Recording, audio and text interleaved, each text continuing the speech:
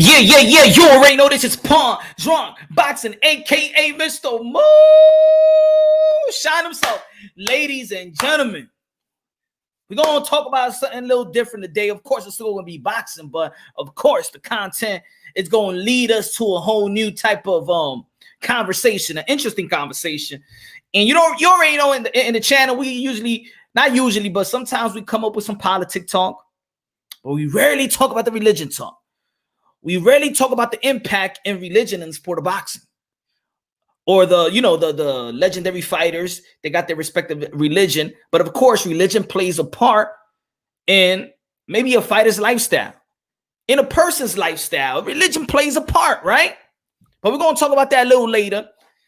Shout out also. Let me begin with shout out to Eddie Hearn, Oscar de la Hoya, Luke Campbell, Matchroom Boxing, Ryan Garcia, Golden Boy Promotions for making this fight.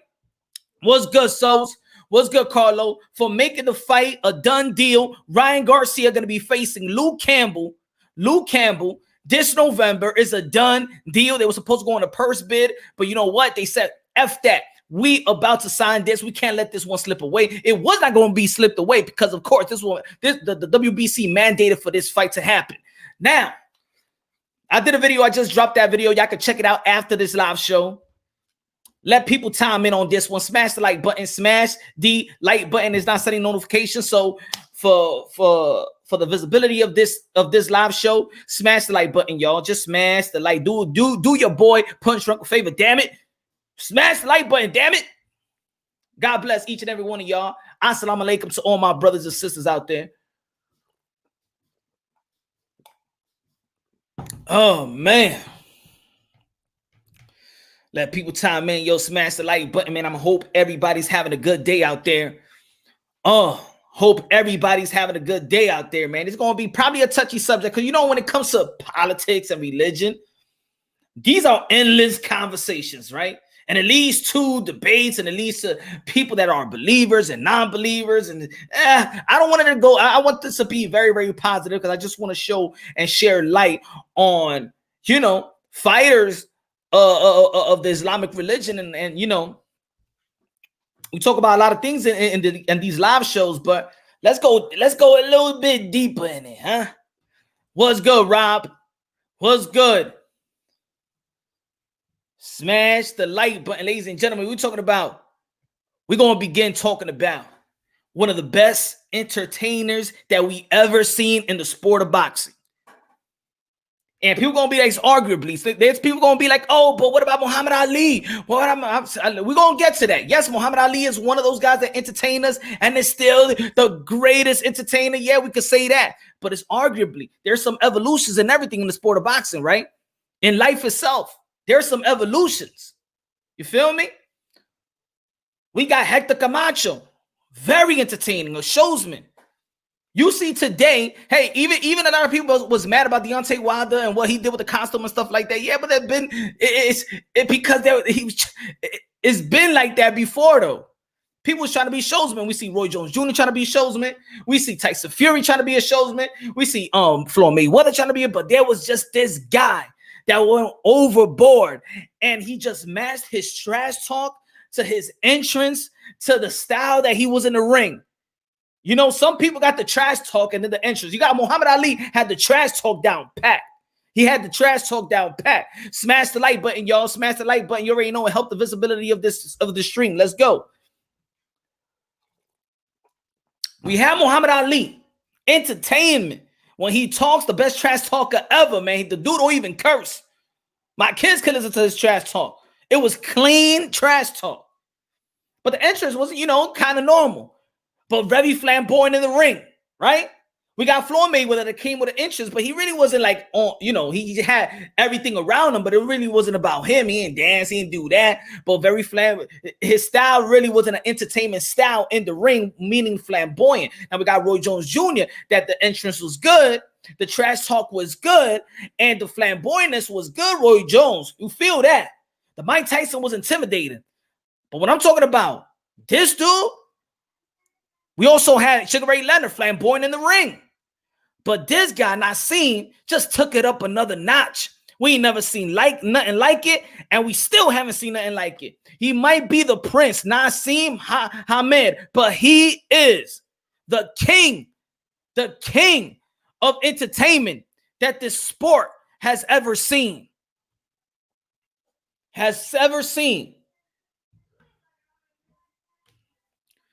Naseem, top 3 all day. Yeah, arguably, for example, Manny Pacquiao, his personality, his religion impact his personality. Exactly, Carlo. Exactly. So you're saying in the ring entertainment. I'm saying everything. I'm saying the trash talk. I'm talking about the promo. I'm talking about the entertainment. This man, remember, came in a flying carpet, ladies and gentlemen. The dude came in a flying carpet. Y'all forgot about that? The dude came in a flying carpet. He was Aladdin before the movie. He was Aladdin, baby. You remember if y'all remember WWE when Shawn Michaels WrestleMania when he's going to face Bret Hart? Yeah, I'm bringing damn wrestling. Yeah, I'm a damn wrestling fan. Okay, I'm a damn wrestling fan. But but that's just entertainment. This guy's about to head to a fight. Anything could have happened to Ahmed. Anything could have happened to Naseem. Dude came in a flying carpet.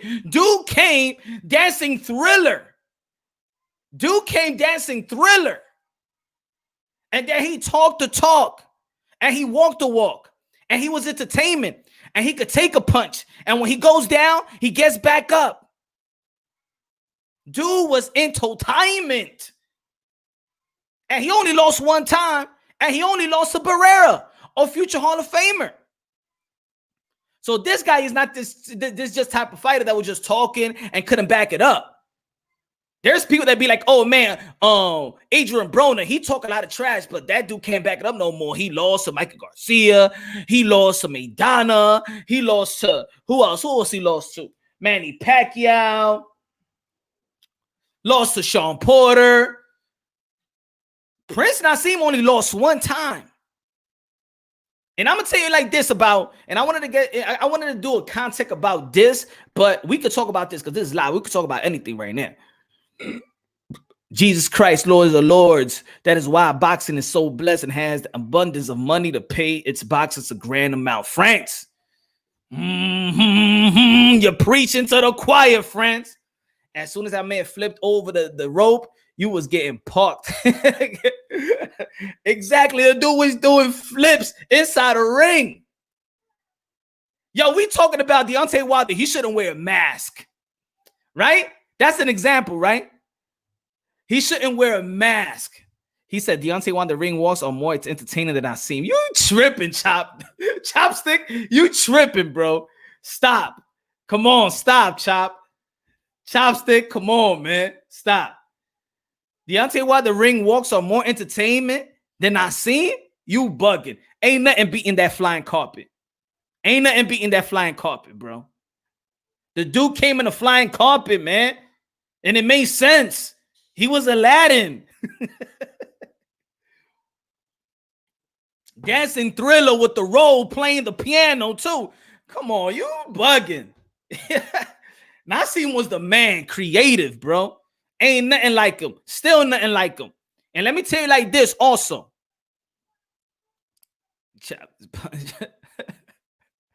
Yeah, Mark. Who would you get, Pac or Naseem fought at a lightweight division, Prime versus Prime, brother? Yo, that's tough, bro. And yo, Carlo, we're gonna be talking about that. So I mean, we're gonna be talking about that a little later, bro. Naseem is no joke, man. Naseem was no joke. People forget. Dude's what, 36-1? The dude was no joke. He only lost to Barrera. And it was a decision. It's not like he got knocked out, knockout. Nah, man. That's his only loss, bro. And he actually won in his last fight and left as a champion. He left as a champion. Probably people are going to forget about his last fight, but he left as a champion. And a lot of people in the sport of boxing do not leave as a champion. And he retired young. And let me tell you this also, because people get credit for going away from their pawn to another pawn And, you know, because this is the difficulties going to somebody else's home, somebody else's country to win a fight. Now, of course, Barrera is not American, but of course, if you're going to be fighting in Las Vegas, you got your people, you got the Mexican fan base right there. Naseem just ain't stay in one place to make his name. Naseem traveled. Naseem fought in Jersey. Naseem fought in different parts of London. Naseem fought in Vegas. It's not like other fighters that just stick to one place and make their name there. This is the world of boxing. And if there's anything I could take away from a guy like Floyd Mayweather, is that you ain't fight across the pond. You ain't fight in places like Tokyo. You stayed in one place and made your career off that one state. I admire fighters that go all around the world. Muhammad Ali going to Africa. Mike Tyson going to Tokyo. Mike Tyson going to London. Lennox Lewis coming from the Ricky Hatton coming to the States. It's hard, bro. Look at Anthony Joshua. He came to Madison Square Garden for the first time in fight, and what happened? He took that loss because it's not easy. It's not easy. Get a little drink of water. Nah, you can't see that, Los. Junior? If Naseem took a Barrera more serious and was more disciplined, I would have no doubt he would have. Yeah. I mean, in the later part of his career, that's what it was. He wasn't disciplined no more. But we can't take nothing away from him. And that's why I said the greatest entertainment at all times. He's just not a guy that was just out there talking a lot of stuff and it can't back it up. And then a lot of people be like, oh, yo, he been stunned before. He been knocked down before. He got stunned a lot. Well, you know what? In his style, he risked it too. He was throwing haymakers as well. And every time he got knocked down, he got back up. A lot of people want to call, oh, man, did he have a chin? Or when somebody got hit to the body, oh, he's weak to the body. Or a person nah, man. Character is built when you get down, you get high, and how you get back up. Character is built when you adjust. Character is built when we see the grit of these fighters. Naseem had grit also. He just ain't had a mouth. He just ain't know how to entertain. The dude could fight. The dude could fight. 3 times champion. Ain't nothing like him. Ain't nothing like him. I'm going to stick to my guns on that one.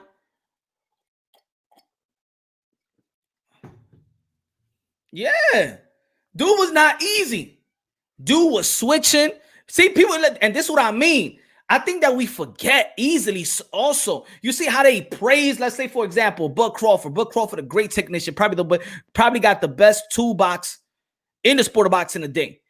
But you see how people be like, and Bud Crawford, he switches from southpaw to orthodox, man. Like, who could do it? Who does it like him? Naseem was doing it. Naseem was switching. Naseem used to switch. Naseem used to showboat. We're talking about Roy Jones reflexes. Naseem had reflexes. Right now, Naseem had everything in the bag. He could jab.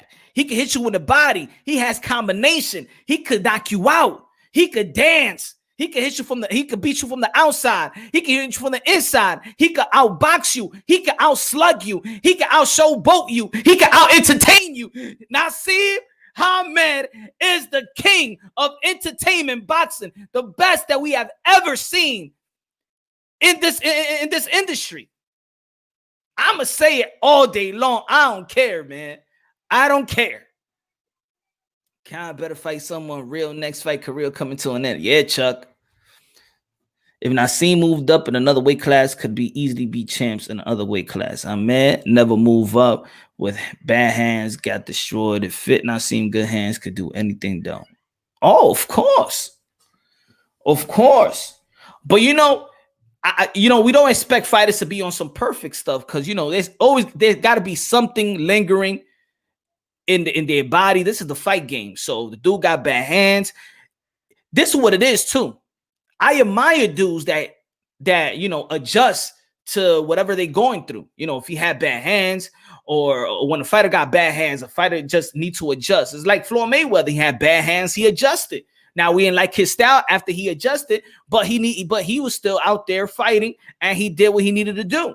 You know, even athletes adjust. Michael Jordan, when he first retired, remember before that, he was flying all over the place. He was ducking all over the place. He came back, he played baseball. His athleticism wasn't at its peak like it was, but you know what? He had to adjust to still be great. Had to get that fadeaway down pack on the post. And then it was a different game, but he became great in that. Our man was great in every aspect of this industry, bro. Naseem retired at the best time, yeah, and he retired at the top too. At the top, meaning that he retired as a champion. How many great fighters could say I left on top or as a champion? That's why I want Manny Pacquiao to actually retire now. Because it's no better way to retire after that win with Keith for Tom Thurman. It was no better win than that. Right? And also, a lot of people don't really talk about it, but I really want to talk about the culture. The culture of Islamic fighters, of Muslim fighters. We're talking about the guys like Muhammad Ali. We're talking about the guys like Naseem. We're talking about the guy like Eddie Mustafa. We're talking about the guys, even Mike Tyson, when he came out of jail, he converted. Amir Khan. Hasim Rahman. Bernard Hopkins. Shout out to J. Rock Williams. Woo, Mufasa. Hamcho. Dwight Muhammad. Matthew Sa Muhammad.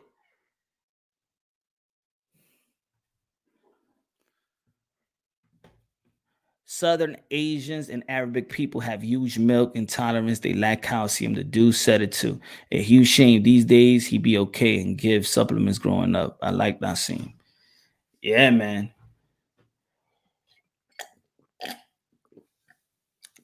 Smash the like button, y'all. Smash the like button. It's not sending. It didn't send a notification, so we're gonna be low on this one. But hey, I don't give a damn. It's just 2, 3, 4. 100, 70, 50, 20 of you. Let's talk about a couple of things in the sport of boxing. Let's just chop it up. Let's chop it up about the culture, the Islamic culture, and what Allah has mean to these, and the religion of Muslim has mean to these fighters. Because there's some great Muslim fighters, man. There's some great Muslim fighters. I'm gonna say, man, and when they discipline, y'all. Muhammad Ali, probably the most flamboyant dude in the sport of boxing. What's good, IBT? What's good, Antonio? Dragon, what's good? Pretty Boy Floyd versus Naseem. Damn. Whew. It's Naseem versus everybody, man. In his prime? Naseem versus... Can you imagine Naseem today? Can you imagine Naseem today? And you know what it is over here in America in this pond? And this is what I don't like. This is the thing that I don't like, right? That and I'm from America. And of course, it's the best country in the world. Born and raised here. I love America. But one thing I know about America is, let's say, when we talk about great athletes and great fighters, we always say the best in the world. If we're talking about LeBron James, we said the best in the world. If we're talking about fighters, we said the best in the world, right? But when Americans like to talk about other fighters and other athletes, we say Naseem Hamed is the most flamboyant British fighter. Like, why they got to do British fighter, right? Why you just can't say the best flamboyant fighter ever? Because you don't say Muhammad Ali is the best American fighter that we ever seen in the world. You don't say Michael Jordan is the best basketball player we ever seen in the world. In America, you say the world. So I'm saying Naseem Hamed is the best entertaining fighter that we ever had, that the boxing industry has ever had, that we ever seen. Not the best Brit fighter or the best entertainment in Britain, That's why I don't like. That's why I don't like. Inoue, the best Japanese fighter that we seen. No, man, because we don't say that. We don't say Bud Crawford is one of the best American fighters. No, we say world. And that's what I mean. Sometimes I don't like how my own country likes to change that type of narrative that way. But I love America. But I can see the BS sometimes.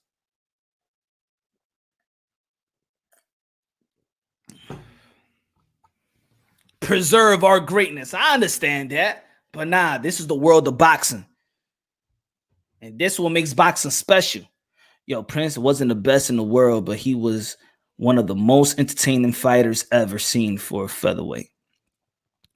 For a featherweight to be stand out during the golden era. Yes, man.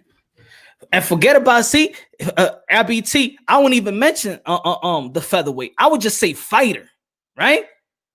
Eddie Mustafa. Hell yeah. Hell yeah. Y'all already know Bernard Hopkins as well. 20 defenses. Something about the religion. That is good. Rest in peace. Naseem Richardson. Again, rest in peace. Hamed was very good. He's not the greatest in his division. I'm not talking about really what he did to fight. When I say the best entertainer, that he had everything in the bag. When he could talk ish, he could fight, and his entrance was by far the best. The flying carpet does it all for me. The flying freaking carpet.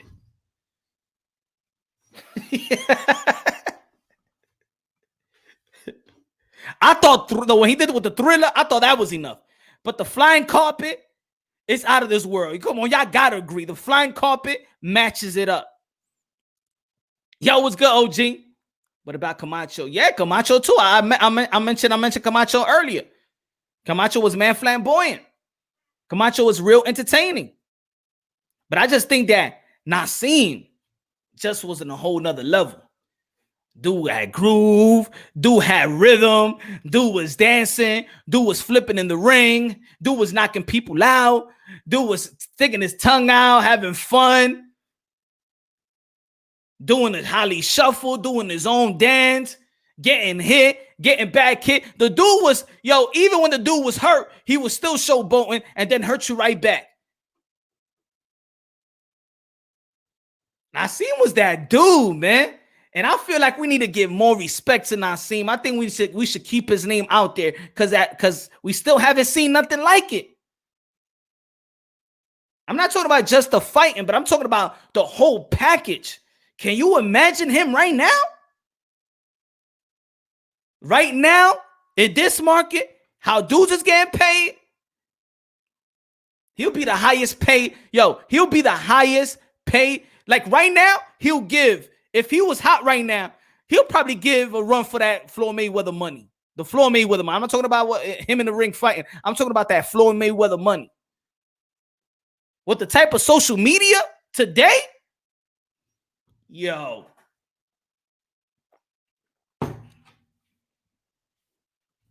already know in his height, they could F with him.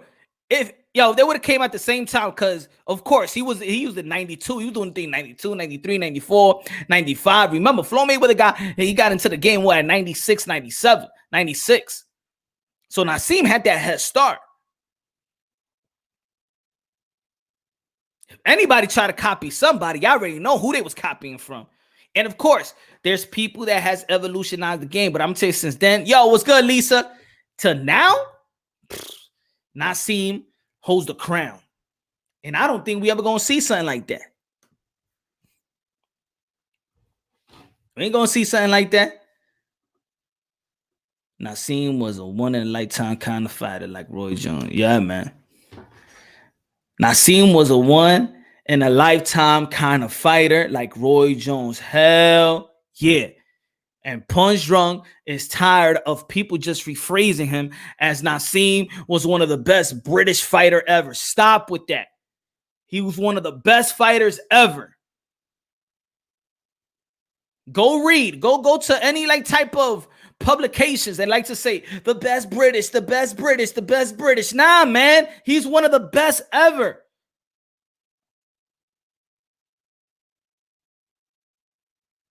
Can you imagine the dude was American? Oh, please. He'll be our golden child. They'll be saying he's the best in the world, but because he's from Britain, they just say he's a good British fighter. They do that at Lennox Lewis as well. He's a good Brit. He's a good, one of the best, greatest British heavyweights ever. Nah. Because y'all don't say Mike Tyson's one of the best American heavyweight ever. Y'all say American. So let's say the world.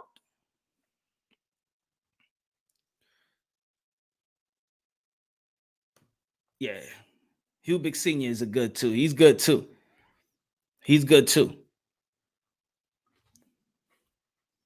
And I know Britain got their own culture, but also within the culture, then you got the Muslim culture also.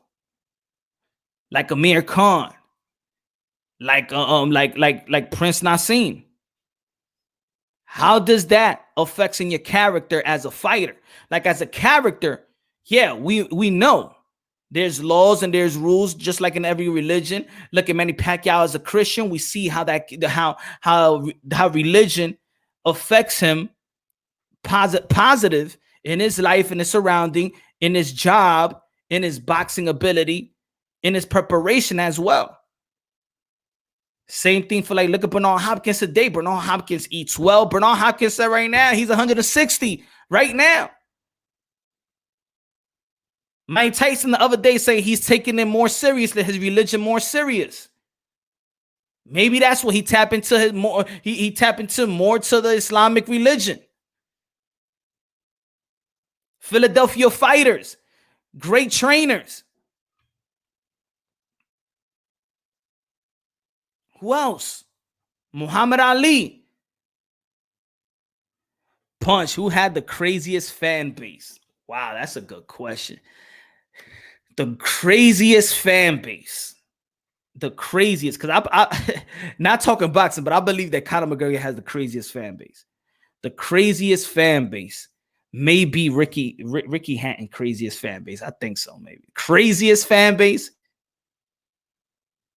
Maybe Ricky Hatton has the crazy in boxing or like combat sports history.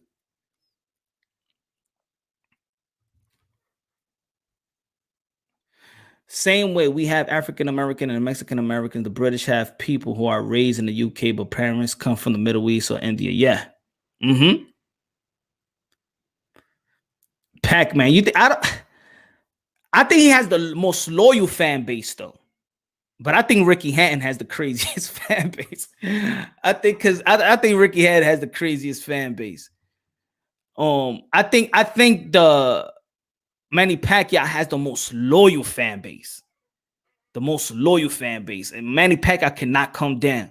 Manny Pacquiao is a king. He's a king, man. He's a president and he ain't even a president.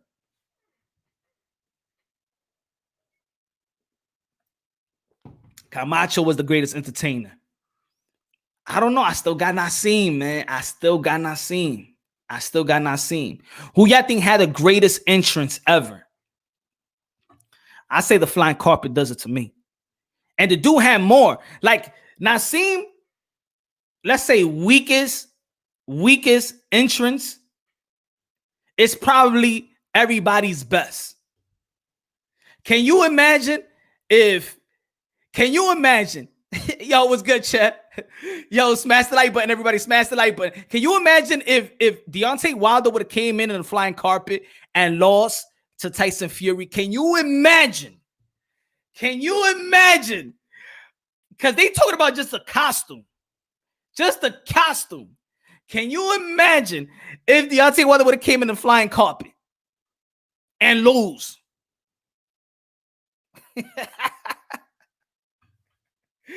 Yo, Tyson Fury best interest. Nah, man. Ain't nobody beating the flying carpet, Antonio. You got to match. Tell me some of that matches the flying carpet. Coming from the rafters, the flying carpet into the ring. No. Give me another one. Come on, y'all. Come on, you can't deny the flying carpet. Top 5 most disciplined fight boxers. I mean, there's a lot. Roy gonna be number 1. Marvelous Hagler gonna be up there as well. Who else? Who else? That I know. I don't know. I say them two is in the top, the most disciplined boxers. Hagler, Floyd Mayweather, and Hagler, disciplined fighters. The flying swing, my dude. Yo, the thing is, you know what the you right? That's what I'm talking about. I told you the carpet win. You know why? Because you got to remember at that time when he did the flying carpet. Remember, it's Naseem, the Arabic, the Brit Arabic with and then Aladdin. The movie Aladdin was out at that time, the cartoon. You feel me? So it matched. It was the cleverish-ish at that time. You feel me?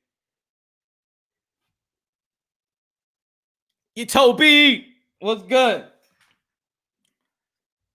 But yeah, so also, like again, like I said in the beginning, I want to chop it up also on how much religion affects a fighter. Does it soften them up? Does it make them more disciplined? Do they have the killer instinct with the religion? Is being a Muslim, is being a Christian, is it different? You know, is it different the way you approach a fight? The way you look at an opponent, the preparation. I think because look, there's some times that Amir Khan won't fight because religion is more important. He won't fight in a date that's going to compromise his praying, his religion, the holidays. The same way Muhammad Ali. There's certain thing that he would not compromise because of Islamic beliefs. He wouldn't do it.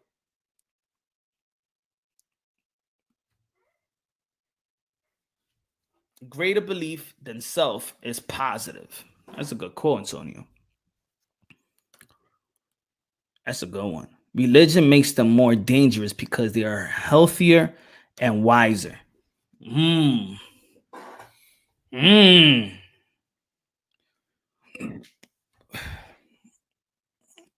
Maybe. I think the wiser part, I think 100% agree. The dangerous part is the one that I may question. I could agree, but I still want to question it. You feel me? Because it's dangerous, because you're still hurting another man for profit. You're still hurting another man for profit. So how much does that really affect the relationship? Does like I was thinking about it before, does when people go inside a ring and they making money to hurt another man, do you think that God is, I mean, does he see it as a positive? Of course you're making a living, but you're making a living while hurting another man for profit and entertainment. Like, do you have to hurt another man? And that's what's like, could it be more dangerous? I don't know. That's something I want to ask a fighter. That. And I'm talking about a fighter that's just not out there saying they're Christian or they're Muslim, but really don't practice what they preach. I'm talking about those guys like J. Rock Williams. I would love to talk to him. With Ash Smith. I want to talk to I love to talk and chop it up with Eddie Mustafa. Would love to chop it up with Amir Khan. Would love to chop it up with and I don't think they probably asked these questions to these warriors before, but I'd never probably never seen the interview, probably never heard what they say. But I would like to know, how does religion affect you when you in that ring? I can understand the preparation. I can understand that. I can understand the preparation. I can understand your lifestyle. I can understand the way you treat your wife. I can understand the way you build your family. But how does it affect you while you're hurting another man?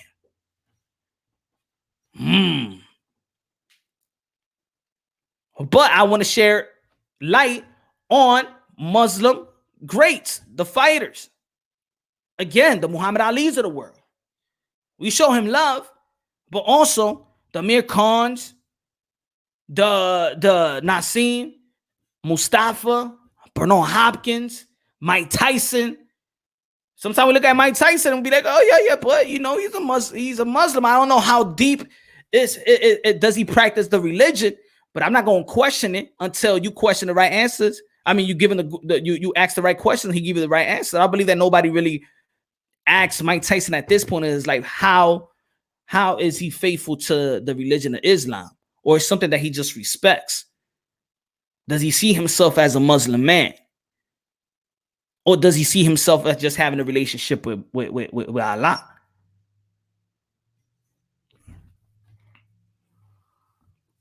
I'll tell you like this, man. A true Muslim dude is a strong-willed man. Same thing with any other religion. When they keep God first, everything second. That's my motto. Y'all already know. God first, everything second. I don't dodge nobody's belief. If it's positive and it's working for you and having you as a great citizen and great father and a great man and a good hard worker and have great moral character. Yo, Muslim in the chat here. So I'm talking about, man. Assalamu alaikum, babe. Baz, assalamu alaikum, my brother. I'll tell you my quick story. I can tell you my quick story. We can go personal, a little personal, so you can get to know Punch Drunk a little bit. Now, I'm not Muslim, but I went through that route. Born Christian, but then I went on my rebel stuff. I was asking too many questions. I couldn't get the damn answers. I couldn't get the answers, y'all. Be like, yo, the preacher be like, yo, this young dude always asking some questions, man.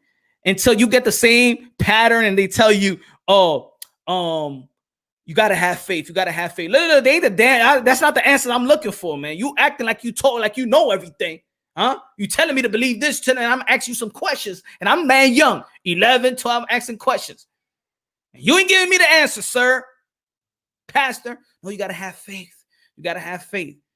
Well, that's the only thing you giving me, huh? Nah. And you know when you start being a rebel to your folks. You know how you get a man. So let's say my moms and my grandma was Christian, right? My pops, they was Christian. But my pop, first book I ever read was the Elijah Muhammad first book, and then the nutrition book, and then the biography of Malcolm X, right? And I was 13 years old, and I started reading that. And I lived in Washington Heights. I lived 5 blocks away from where Malcolm X was assassinated. Audubon Ballroom. I ain't gonna tell you my address. That's 168 in Broadway. So yeah, I live around there. Every time I used to walk past it, thought about Malcolm X. Malcolm X was my hero. Read the book, that my first book, the biography. That's it. I was hooked. So then that was my introduction to the Islamic culture, right? My boy used to be Muslim. He was from Somalia. They used to have the little temple there, pray, used to chill. I mean, I used to go over there. Want to convert myself to Muslim. But yeah, I was still young and still, but I was just still trying to find myself real young. But I was trying to be a rebel because I knew my folks ain't understand the Muslim stuff. I used to bring my Quran, and my mom would bring like a napkin and put it around and put it in the top of it. Like, don't you bring that stuff around here. Jesus. Why you changing? Why are you doing this? I said, "Might you ever read the Quran? Read the Quran." No, I'm not reading. I said, why you got to be closed-minded? If you so much of a Christian, it shouldn't tamper with your belief. If you have Jesus in your heart, it shouldn't tamper with your belief. And when you read, well, what's good, Ed? And when you read something at the age of, like, let's say 13, 14, 15, yeah, you could read it, but the comprehension level is kind of, is not there. So trust me, I've read the Bible when I was young, when I was before teen, when I'm a teen, when I'm a young adult, and now where I'm at right now in life. And I've read the Quran 3 times. Not all the way, not all at the same time, but little, 10, 15 pages. And then the next week you read, not all like trying to like dial into stuff. I used to walk around with a Bible and a Quran at the same time. People used to be like, my people be like, you crazy. What you mean when I'm crazy? I'm seeking a journey. I'm trying to seek myself. It's a journey. I can't figure out who I am and what I want to believe in one shot. It's a journey. At least I'm seeking. At least I'm going out there and seeking. Yeah, Lise. Yeah, Somalia in the building. I'm saying like this too. When my boy used to go to Somalia, he used to come right back and be like, we got the best beaches out there. But back in the days, all you see in Somalia, all you see is just like a bunch of like the infomercials with the kids that wasn't eating and stuff like that. My boy used to visit Somalia. He'll come right back. He used to go in the summer, come right back when school started, and he used to show me pictures, and I'm like, they ain't showing. I'm like, they lying. He used to say that to me a long time ago. They lying, man. They lying. We got the best beaches out here. I seen it. I said, man, I ain't know that was Miami. If that was the Caribbean beach in DR or PR or one of the Caribbeans, and that was Somalia, I was like, hey, it looks beautiful out here. And then knowing people, and this is the best thing that I could tell people. Not sure if Joshua is Muslim, but his characterism showed me where his big possibility after winning in the Saudi. I was convinced he was announced as like Ali. Yeah, the DR. Yeah, exactly, Lisa. Yeah. But this is one opinion I would give. I would give everybody out there. If you young or whatever, have people in your circle that is not just your culture. Like, this is, and if you live in America, this is America, man. You shouldn't just have black friends. You just shouldn't have white friends. You just shouldn't have Latino friends. We live in a melting pot in the world too. You should have everything around you. Like have an Asian friend and talk about their cultures, and it will open up. And every time you see something on TV, they know the truth too. Because back in the days, I used to have my boys from Somalia, and they used to be like, whatever you see on TV, that's a lie. That's a lie. That's a lie. You show me a beautiful beach in Somalia and them in a beach. I'm like, what the hell? That's not what I be seeing over here. Sometimes you be like, this is happening in China. You be my boy there, my best friend in China. Shout out to Will. That's my high school buddy. He used to be like, you should move out here. My boy in Tokyo is telling me, move out here. I be like, things is bad out here. What? I'm making money out here. Have people, have a multi-culture surrounding. It's beautiful. It's beautiful. AJ said his relationship with Islam helped them overcome the mental difficulty of losing to Ruiz and stay motivated to succeed. That's what's up. That's what's up. I tell you like this, man. When I was studying Islam, and I'm not saying I was so deep in Islam because, of course, I was still young and I was still trying to party and do my thing. Put it that way. But I always had conscience of God. Always had conscience of Allah. I was young. I couldn't understand when Jesus played a part. But the more and this is where my enlightenment came. And this is just for me because it worked for me. Feel me? This was good and tangible. This is what my enlightenment came. It's true, man. Somalia has changed. When Somalia has a beautiful beaches, women, and culture. Yeah, man. But you know what, though, son? They was telling me that. I was watching them in pictures back in like 1994, 95, 96. When there was commercials that saying that Somalia is the worst, poorest country in the world. When they used to have the kids all with ribs and flies all over the place. Like that. That's how they portray Somalia. Not knowing that if you look in the history books, what's good, UB? If you look in the history book and see that's when religion and politics plays a part.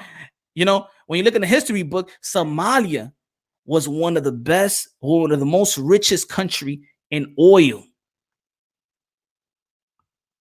So now you know why America went over there. I'm gonna keep it like that because I don't want this channel to shut down. But do your studies around that time when we was talking about AIDS, and they was talking about AIDS, and they was talking about the poor country, Somalia this, Somalia that. We're gonna go into that country and help Somalia. Guess what? At that time, they was the richest, one of the richest, top 3 in oil. So I know why America went over there. I know why they went over there.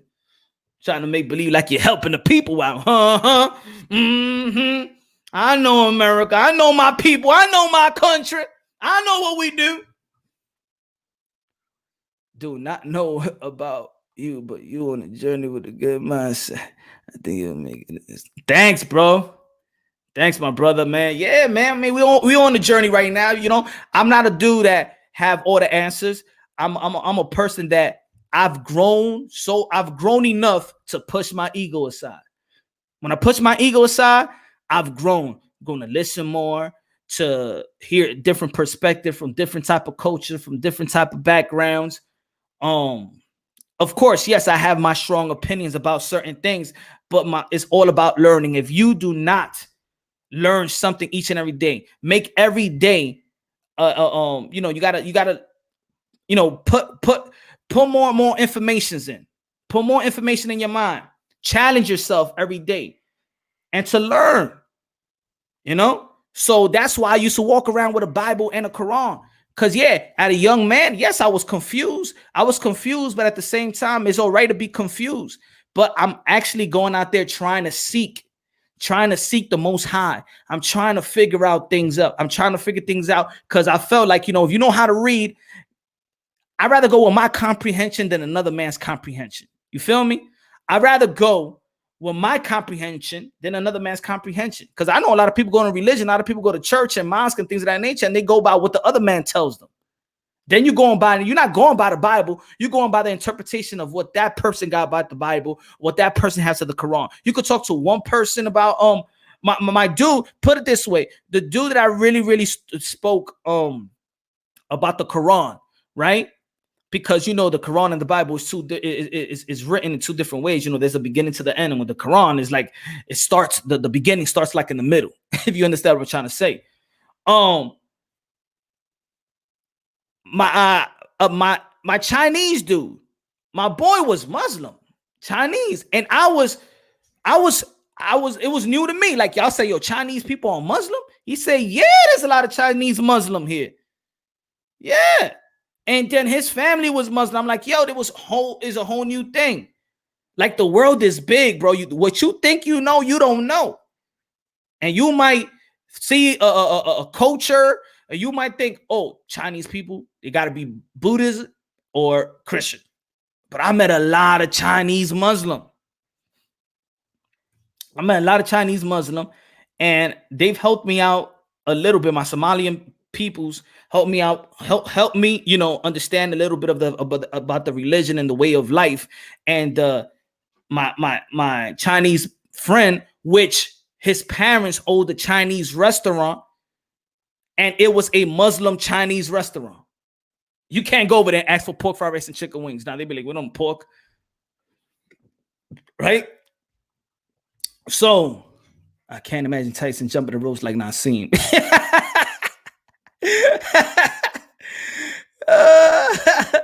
Prince Naseem is one of the most popular fighters of recent memory and is more impressive considering his campaigning. Yeah, intangible. Yes. Somalia Muslim percentage is 99%, top 3 highs in the world. Yeah, man. Yeah.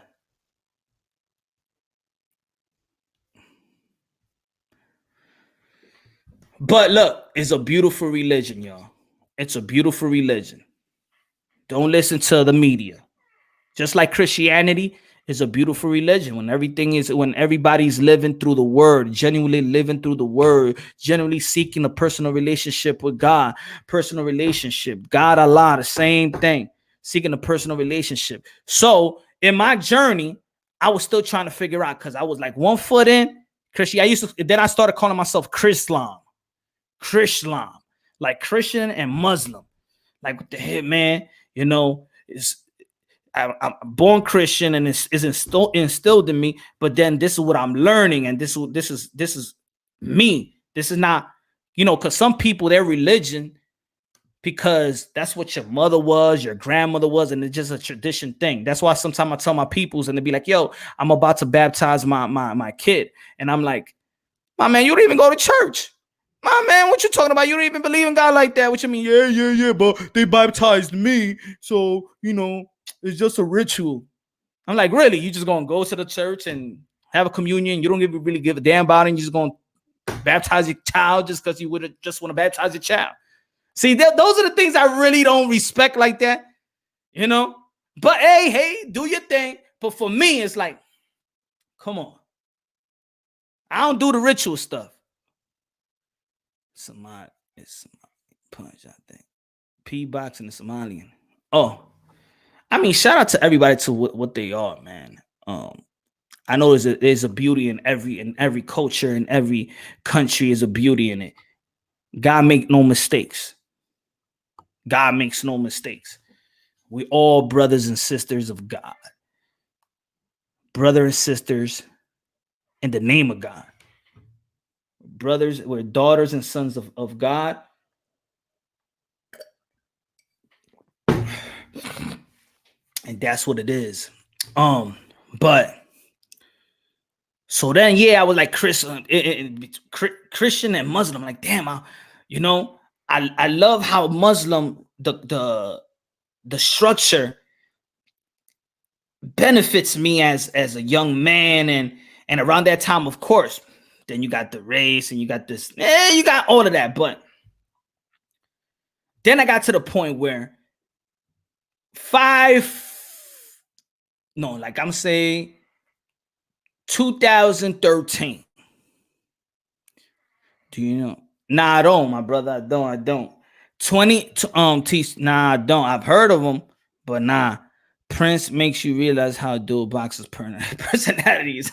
Yeah, exactly. You be exactly, but nah, Zen. I didn't see a video.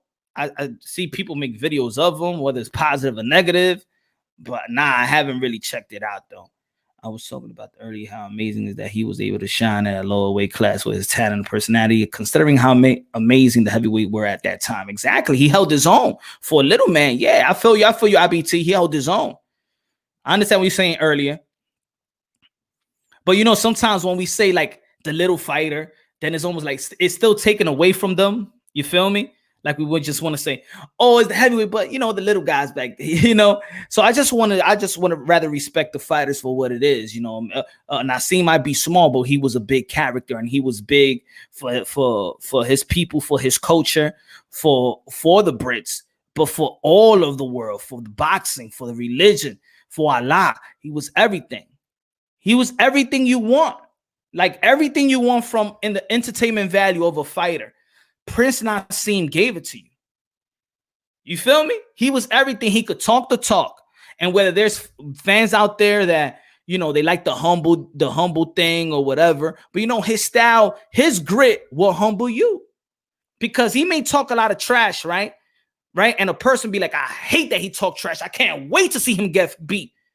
But then you see his grit when he does get pushed to that limit and he stands up, then you be like, I like that guy.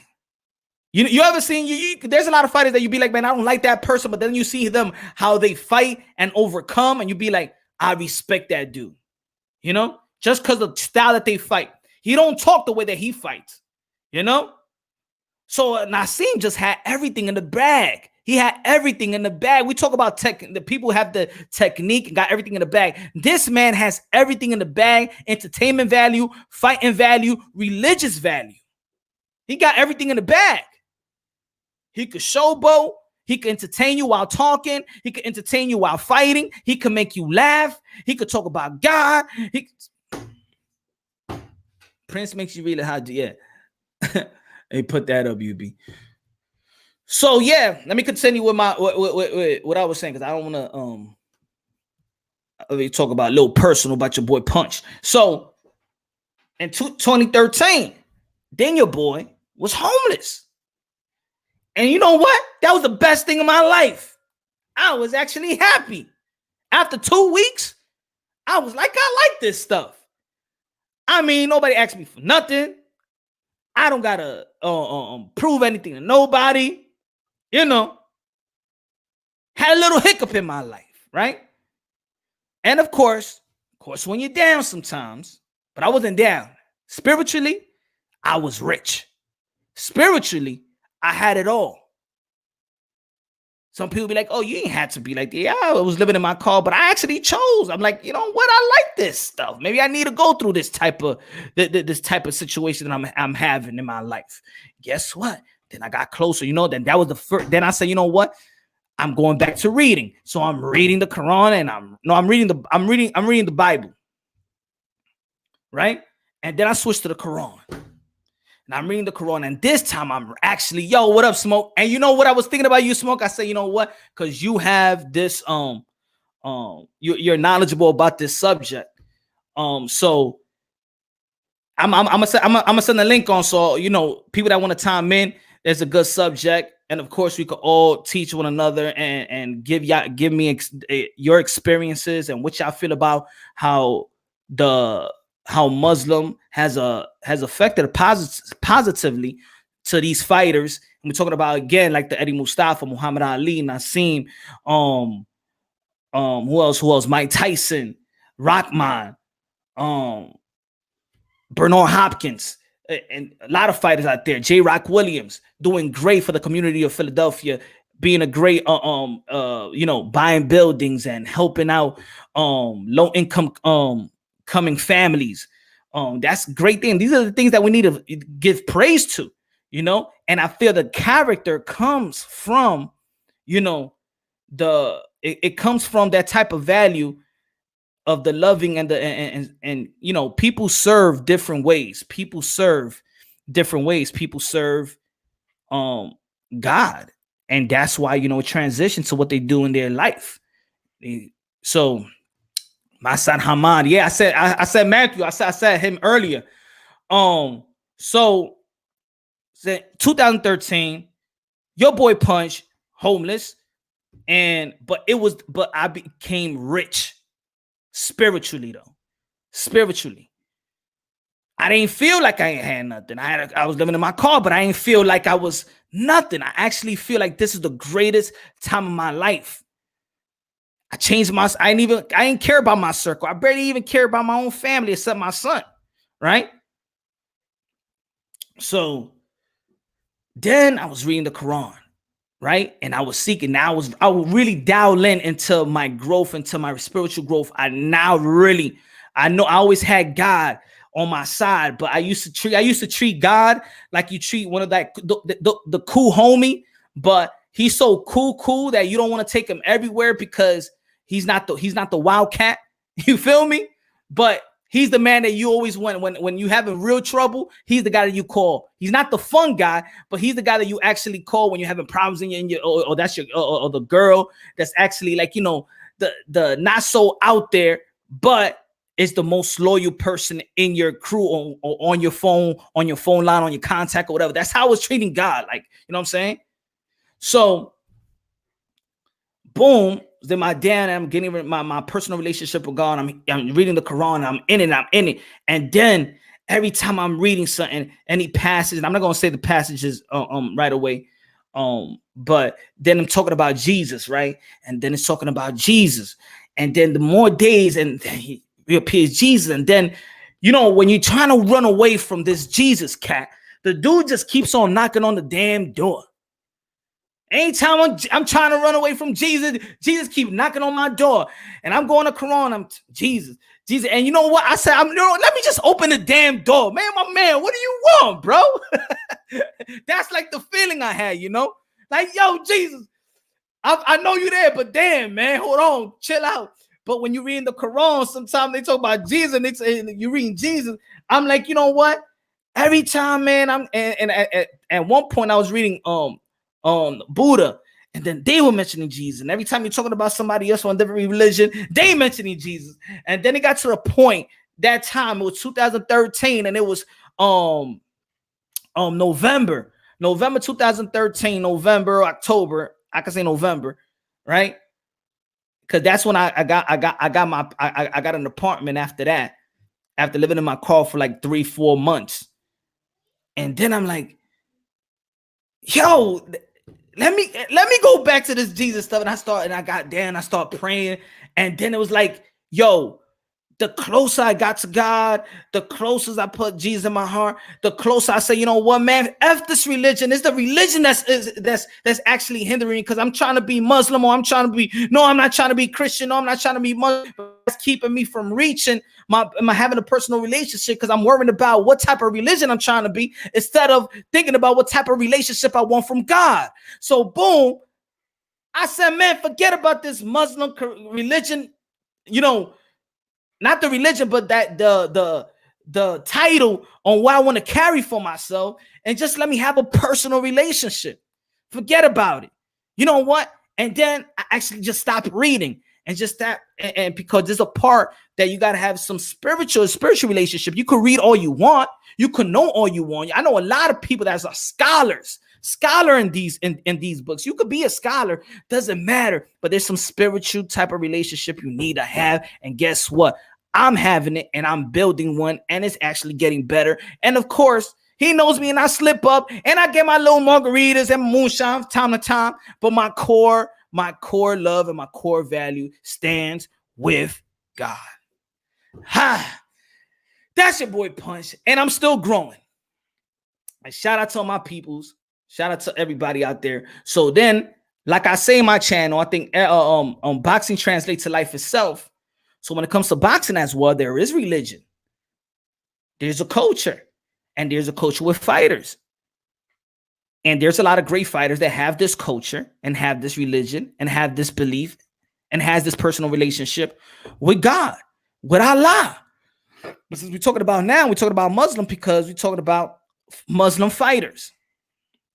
So I want to show love to these fighters. I want to show love to these trainers.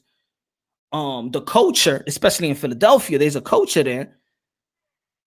And anybody that could time in and educate everybody anybody in the panel, anybody in the comment box, I most likely would love to know people's experience. And of course, you want to bring in some other religion. If you Jew, if you Buddha, Hinduism, if Christian, bring it on. I wanted to focus on Muslim, the fighters that we know of that preach it. And that's part of you. Yes, sir, Dragon. You already know. Thanks, Toby. Exactly, Toby. Sounds like you found it. Yes, it's my own religion. And that's why in my channel, I always say, God first, everything second. Fight plus values, true champions. But I also say seek a personal relationship, because my relationship with God might not be your relationship with God. My weaknesses and strength is not your weaknesses and strength. So I don't believe that, and this is just my own opinion, I don't believe that God sees us the same way. We have to go through this rule of law the same way, because God is almighty. God is so almighty that he knows every personality that we have, each of us. And my strength and my weaknesses is different. So I handle my strength and I handle my weaknesses different from a France or a Dragon or a Toby or a Esteban or a Lisa. So I handle it differently. So I don't believe that God loves us. God loves us so much. God is not going to be like, oh, you got to handle this situation the way that France is handling this situation. No, God loves me with all his heart. He loves me. He's on my side. I have a personal relationship with God, so I know that he knows my strengths and weaknesses. He's not going to try to say, oh, you got to handle this like this other person. That's how almighty God is, that he can have a relationship with you and have a relationship with me, and he can handle me differently that he can handle with you, and still, progress, and still be strong, and still, and all the good things in life. I can't find a word for it right now. You feel me? So that's why I say always seek a personal relationship with God. Don't seek a religion, but then a religion may be your introduction to him. But once you have that, then it's a spiritual thing. It's a spiritual thing. It's not about the knowing. It's about the relationship that you have with this. It's not about understanding me and then you understand God through me. No, you got to understand God through you. It's your personal relationship. And that's the way I feel. So Toby, you already know that's how I feel. I find my own religion that suits me. My religion is my own personal relationship with God. But I love the Islamic religion. I love the Christian religion. I love Jewish. I love the Buddha. I love all the good things in these respective religion and what it does to have moral character. But me, love my Jesus, Lord and Savior. I love my God. I love my boy. He's my right-hand man. He's who I go to. So my best friend leaving San Diego, he was Filipino, Jamaican. He was a Muslim, very good dude. I met him 14 years ago and I have 35 and we are still friends. Yeah, man. Praise Allah, man. Yeah. We all in the journey right now. We don't have all the answers. We're like Kanye West. You ain't got the answers. Yeah, I don't got the answers. You ain't got the answers, man. You ain't got the answers, Sway. You ain't got the answers. Beauty is that we on a road together. We all in a personal road. And trust me, my wife or my kids can't figure this out for me. Just like they're gonna have to figure out by themselves. We're gonna walk in the kingdom of heaven individually. We got to do our work individually. We got to do our work individually. And that's why I love boxing, because at the end of the day, you could have nutritionists that can help you prepare for a bout. You can have a trainer that can prepare for your bout. You can have parents to prepare. You can have managers, promoters, or whatever you want. But then you're going to have to be in that ring. And it's you against him. And most of the time, it's you against you.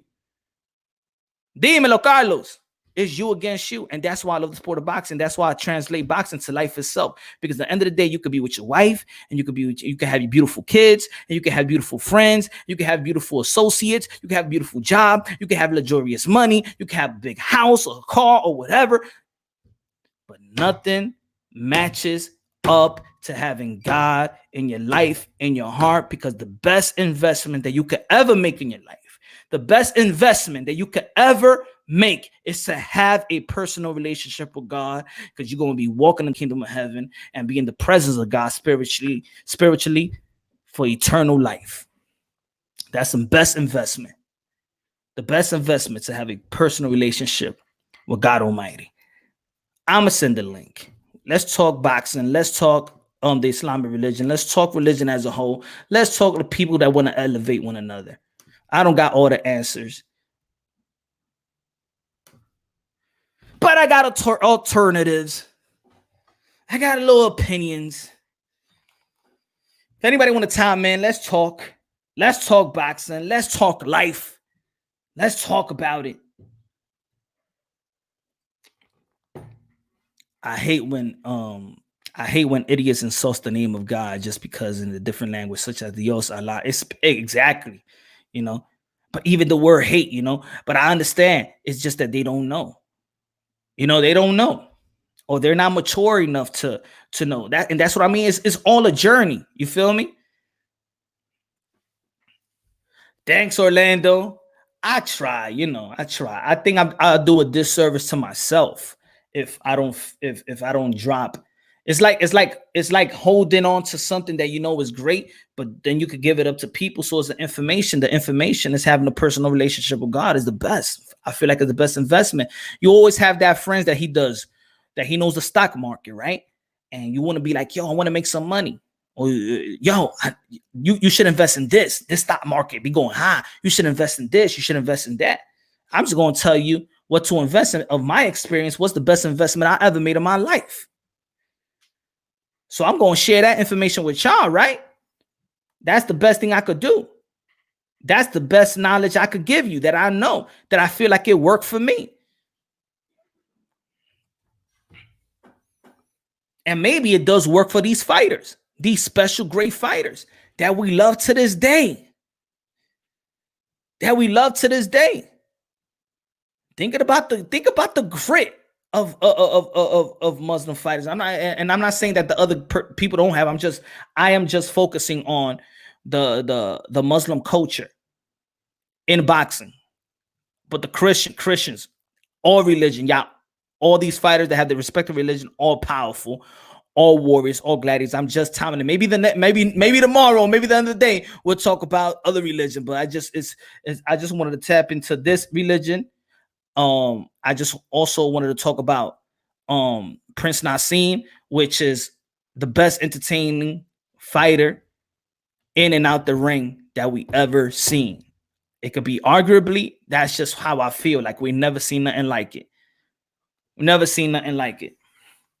And also, if y'all want to talk about other things like we got Ryan Garcia, Luke Campbell.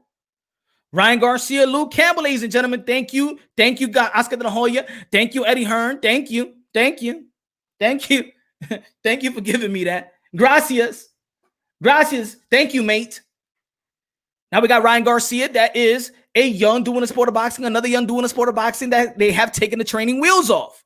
Yes. I'm going through same thing, getting real close to God. Of course, I slip up, no question. But God accepts us for us, who we try to be. Damn right, Ed. Ed. Damn right. Damn right. I agree, man. I agree. It's like, yo, you got, if anybody out there got kids? I got kids. You thinking I know when my son might slip up or you know, you tell him to do something, he might forget. At the end of the day, man, he's my son. I love him. I know he's not doing anything on purpose. Especially when you know your son or you know your kids and you know that you have a great relationship. There's parents out there that, and we could talk about parenthood as well. Let's help each other in parenthood. Let's help each other as fathers. Huh?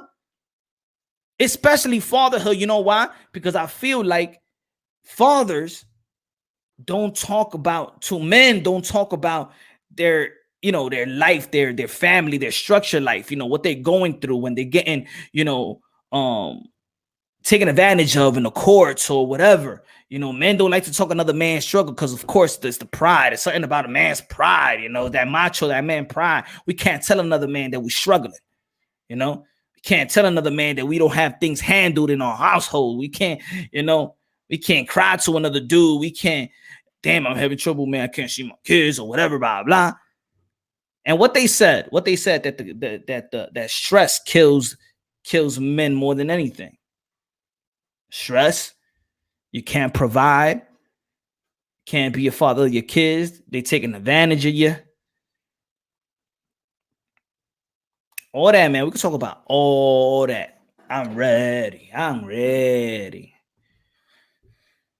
love Patton, but you know which Patton I hate. Relate.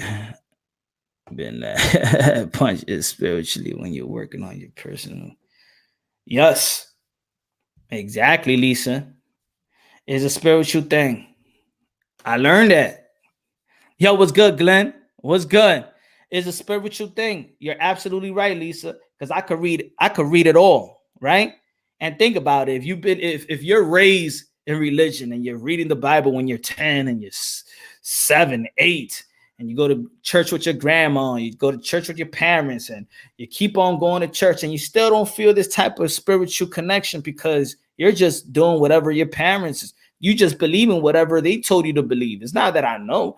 I just believe what they told them to believe until you have to go through your own journey. Everybody got to go through their own journey. Everybody got to seek it for yourself. Do not be something because your mother, because that's your mother's personal relationship. That's your father's personal relationship. That's your grandma's personal relationship with God. You understand? God wants that one-on-one. That's the relationship he wants. He ain't gonna say, group, come over here. This group, this A group, you in there now. He ain't gonna be like that. It's one by one. Uno. He want that communication.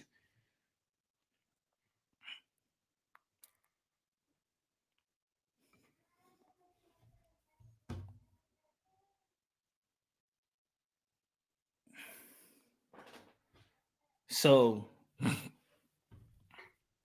me send that link again. Smash the like button, ladies and gentlemen. I know this might be a little touchy subject for many. You know, people want to talk strictly boxing. I want to talk about boxing and life. What's good, Los? So we talking about we talking about the Islamic religion, Muslim great fighters. How does their religion contribute to them as a man, as a fighter? And you can mention there's other fighters out there that I might not that you know I didn't mention, but of course there's a lot of fighters out there in the sport of boxing that's Muslim, do a lot of positive thing in the community. How does religion affect you as a fighter, as a man or woman? Is there any Muslim women fighter out there though?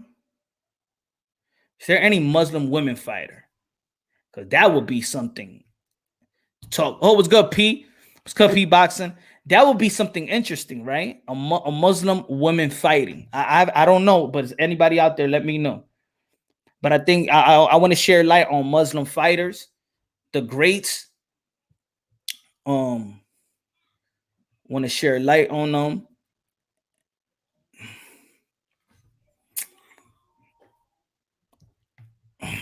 So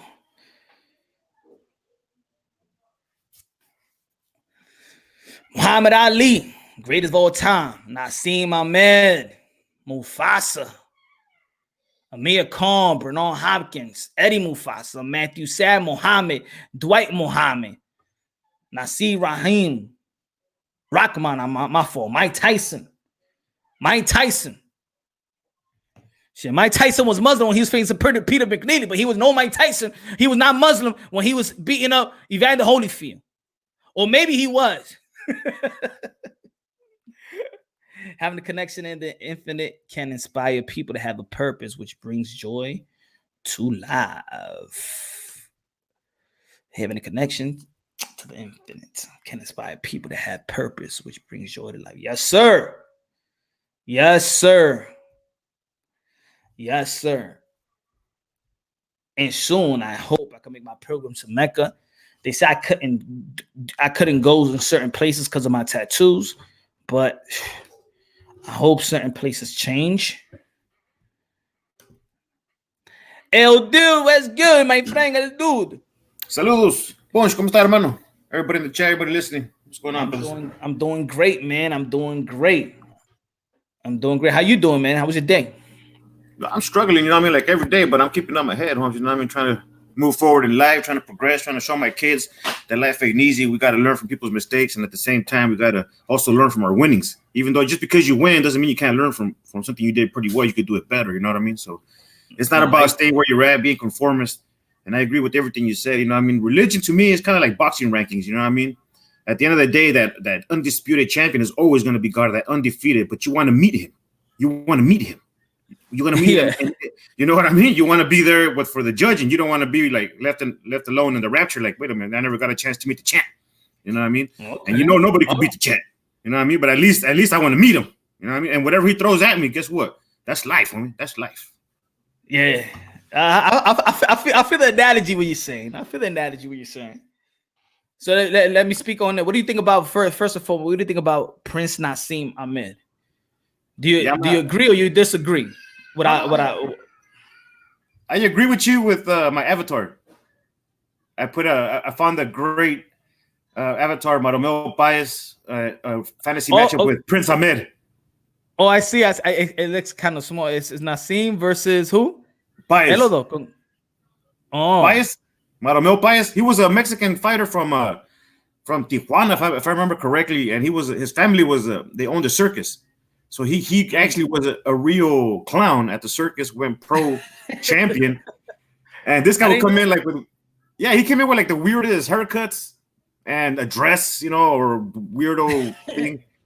So, but no, I give it to Prince, Holmes. I give it to Prince. Yeah. Well, how do you think? What do you think his influence in the sport of boxing? Because of course we know him, but they don't speak of him too much. Maybe in the UK. But over here in America, we don't speak of him too much. Not now. Why he's for me? Because for me, in my opinion, he should. When we're talking about boxing, I think he should always be relevant because it's something like we never seen. Not never seen, but he evolutionized the entertainment of a boxer. The package, the package of a fighter in the entertainment industry. No, he had it all, man. He was able to unite the world and crowds and put on a great spectacle of a show. You know what I mean? And he came to fight. He didn't come to clinch or run around. And there's a highlight, one of my favorite highlights, and to this day, man, I can't see anybody to top when he's yelling at the guy after he's jabbing and going like twisting and going in circles. You know what I mean? That was just, bro. That's a whole different. You talk about Lomachenko skills and this and that. That he was, way above the Lomachenko skills in my opinion. And he was the Lomachenko of our time, you know what I mean, back then. But I don't think Lomachenko was able to beat this guy, man. This guy was faster. You see, but that's what, and that's what I mean is like that. When we talking about like today boxer, I was saying earlier, God, let us say like, yeah, we could use Lomachenko and his angles and the way that he used to, pick his opponents up. And then we talk about Bud Crawford, all the tools in the toolbox, and he could switch up to orthodox to southpaw orthodox. But I'm saying like, Naseem was doing everything plus showboating. He was showboating when he was hurt. Yo, he was showboating when he was hurt. Yeah, you remember when he got hurt by Barrera? He tried to throw that left hook from left field, like and he missed, but he was going wild. But the thing is, the dude was an incredible talent. The dude was an incredible entertainment, and he only had one loss in his career. Yes, he retired young. But people also forget that he retired as a champion as well when he fought for, I think, with that vacant title. Forgot the name. Hey, and I heard he was well off too when he first started his boxing career. It's not like he came from like the slums or something. So I was always under the impression that he was like his parents were well off, and so for him to pull out that kind of heart and warrior number, that's even a harder test for someone at that level if that's true. Because like if you look at Chavez Jr., born wealthy, trying to impress his father, trying to win some fights, but it's that pressure, that privilege is harder to combat for if you come from that world than you do when you're hungry. You know what I mean? So yeah. But hey, man, this guy, man, without a doubt, this guy is truly a Hall of Famer, and every Mexican boxing fan, even though Barrera won, they might say, oh yeah, Barrera beat him, but nobody discredits this guy. Nobody is ever gonna call this guy anything else but one of the best. Yeah, man, that's fact. Yes, I think he's one. He's one of the best boxers that we've seen, especially in the past era, and that's why I say I don't think we've seen anything like him ever since. I'm sorry, and I'm not saying just in the ring, but I'm saying the whole package deal. The package deal. He was the full package, man, and he was the A side too, because he had like a nation and another nation, and like a new fan base growing. I mean, this guy had the world behind his back, so. Yeah, Camacho was a good too. Camacho was good. I just feel like, man, when you're talking about that flying carpet, man, I think he went to a whole nother level. Hey, but Prince had two flying entrances. He had that ring, that swing as well. When he came with Barrera, he came in a swing. Yeah, I know. But I'm just saying that the flying carpet was thing is what, but the flying carpet was the thing is the time of the flying carpet. Is when the Aladdin thing was out. That he was like the Aladdin. He was the prince. He came to fly. So it was the timing of it. It was the timing of it. But that was badass, man. Hey, man, but about that religion part you were talking about, I think it does make you a more dangerous person to mess with.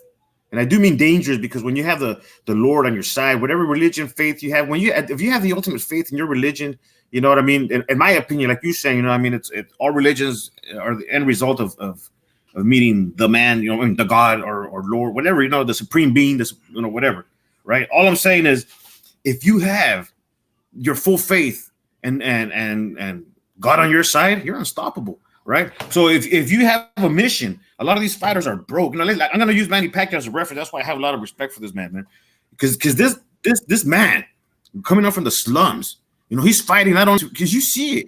He's fighting not only to benefit himself, but he became like a prime minister in his country because he's fighting for the people.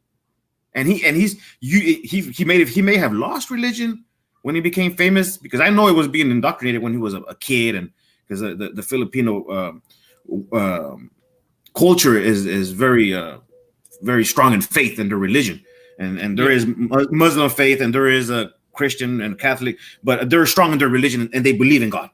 So that's my point. So I know Manny Pacquiao as a child, he was being, even though he had a hard life, you know what I mean? But his mind was, I'm a fighter, I'm a warrior, I could help a lot of people, whether I get hurt or not. But at the end of the day, he's going to feed a lot of people, and he does. You see what I'm saying? So now that he found religion again, and he's focused and he's healthier and he's fighting to prove a point that the Philippines could progress and his economic investment, from fighting and opposition. He's looking at it at a whole different level. Like this is the enemy trying to take away what I got that I could give to the poor. And his and God is fair and he understands people, but we're not a God, man. And for Manny Pacquiao or for any fighter, right, in this position, when you got a God in your belief and you feel he's behind you, and the people are chanting you because they're desperate for a better tomorrow, and you're like a disciple, like one of those you know what I mean, like a soldier of God. You know what I mean? So they're not bowing down to you, but they see that you're like an angel sent from God to fight for you, to help you pay your bills, to help you put some food in the table. Because some people are just fucking broke, man. They don't got this shit. So you feel if we're trying to get into the head of the relationship that, let's say, that God could have with Manny Pacquiao. Let's say, for example, do you feel like he's more of what's good, Smoke? What's good? Smoke. Hey, what's up, man? Just give me a second. Yeah, go ahead. Do you feel like Manny Pacquiao, for example, is more of a sacrifice to help on more people? Do you think that God is using him and sacrificing his body and fighting, but it's more for the help of his of the need? Do you think he's being used by God in that sense, or you could be another person? Like, I question it. Does God want another human being fighting another human being to make a profit? What do you think? What do you think about that? I believe God has sent the world Manny Pacquiao as a reflection that the human beings are more than just are sitting ducks. You know what I mean? We are the soldiers of God, and we have to fight for a better tomorrow. And religion and every Bible has demonstrated there's been wars because there's been, these foes against those who have been chosen from God to make, a life, a better life for humanity. And despite the fact that Manny may have lost his path at a certain time, you know what I mean? It was just like in some stories of the Bible. Some people veer off, and then God keeps calling them, and he keeps throwing more tests and telling them, you got to come back. You got a mission in this world, And because Manny Pacquiao is now into politics, and he's still fighting, only tells me that God has sent this man not only for the Philippines but for the world to recognize that, hey man, you can wake yourself up from it no matter what struggle, what war. But if you believe, at the end of the day, there's always going to be people trying to attack you. But if you got the faith in God, my boys, you know what I mean? If you got the faith in God in your heart, homie, there's nothing going to stop you make this better world a better place. I don't give a fuck what body you live in. I don't give what slum you live in. That's what I'm doing out here. And I'm using Manny Pacquiao, as an example in my life, homies. You know what I mean? I live in a fucking crazy ass motherfucking barrio. I'm trying to call shots out here for a better tomorrow, homies. And I'm waiting to die, homies, to make sure these kids try to reach the ultimate goal of finding God, homies. You know what I mean? So yeah, man, I believe so. Sorry about that. No, it's all right. You're passionate. You just got to find the right words because the youth is listening, brother. What you think, Smoke? Let me know, man.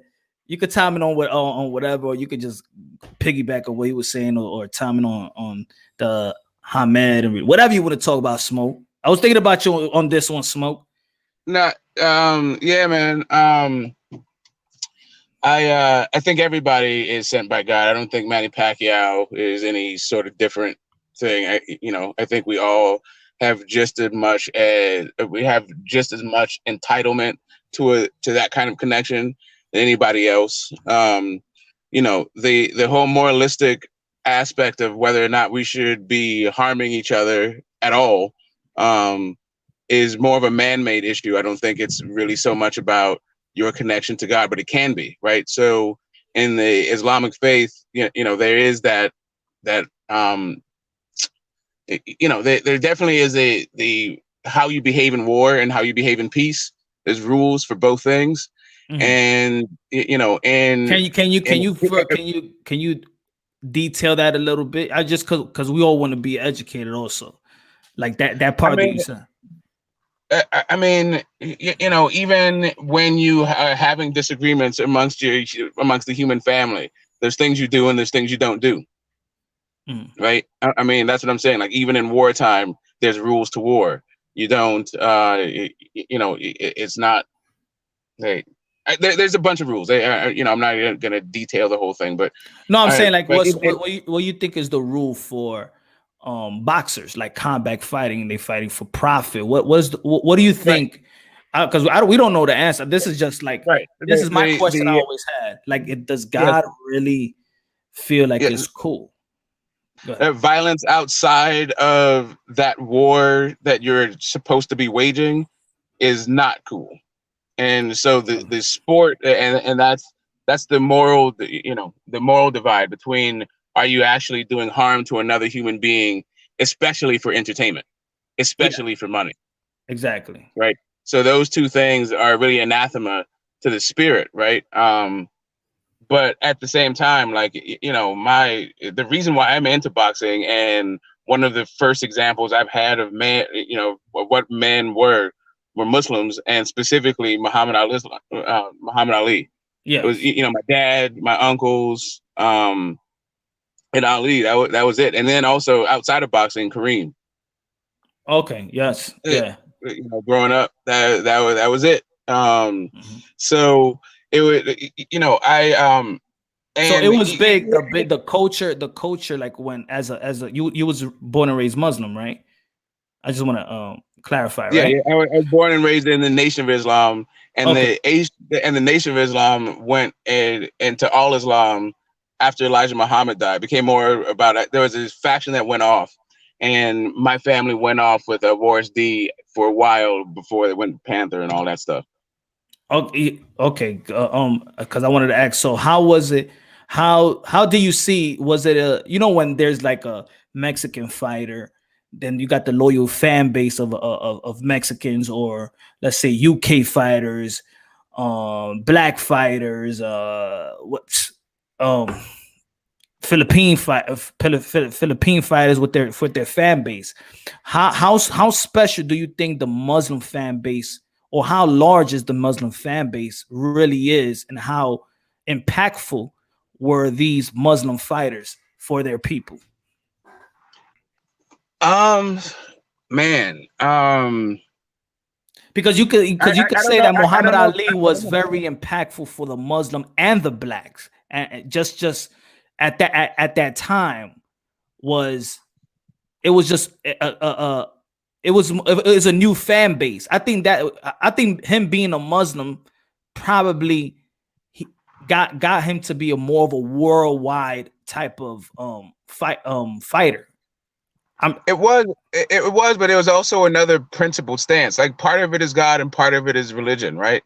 So within the Nation of Islam, they were segregationists, and also didn't believe in fighting for wars for the United States, right? Mm-hmm. So him standing up for his beliefs that was directed to him by his own personal God led him to be a moral compass for the entire world when it seemed like they needed one, right? Mm-hmm. So you know, you can put that on faith, you can put it on whatever, but at a certain point, we as human beings need to stand up for something to make sure that the world actually, you know, becomes the kind of place that we want to live in.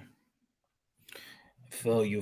Is there a difference? Because you said it yourself, so there was a difference in the Nation of Islam when it came to Muhammad Ali. But what about the culture of, let's say, the Mir Khans and the Naseem? Is a different type of Muslim culture? Yeah, and there is no, you know, overarching. You know, the way that Islam is practiced in Indonesia can be wholly different than the way that it's practiced in India, which could be very different than the way it's practiced here in America or in Canada or something like that. But, you know, the religion is definitely couched in the culture that you're raised in, but it also has its own principles, right? But it also has its own history, the way it developed and how it came to you, right?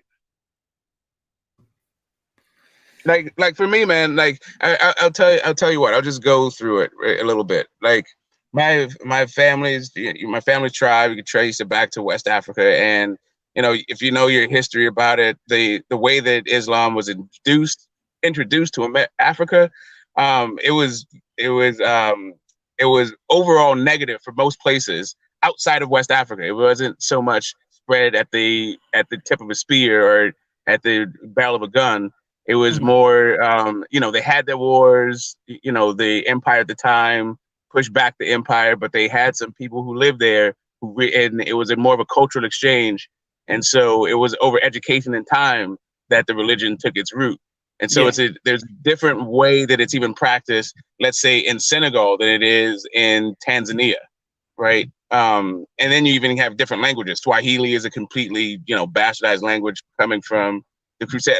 Anyway, it'll get the history of it is a little bit deep. If you can find, and it's really anything about religion, whether or not you're in the great wheel of the Native Americans or like you were saying, the philosophies of the Buddha, if you can find that connection that brings you to like not only the human connection, but to all life, both animate and inanimate, and the infinite, then you're on the way. I think you are. I don't think you need to be Christian or whatever the hell, but as far as Prince Naseem is concerned, the greatest of all times, and I like the way he said it, times is Muhammad Ali for me.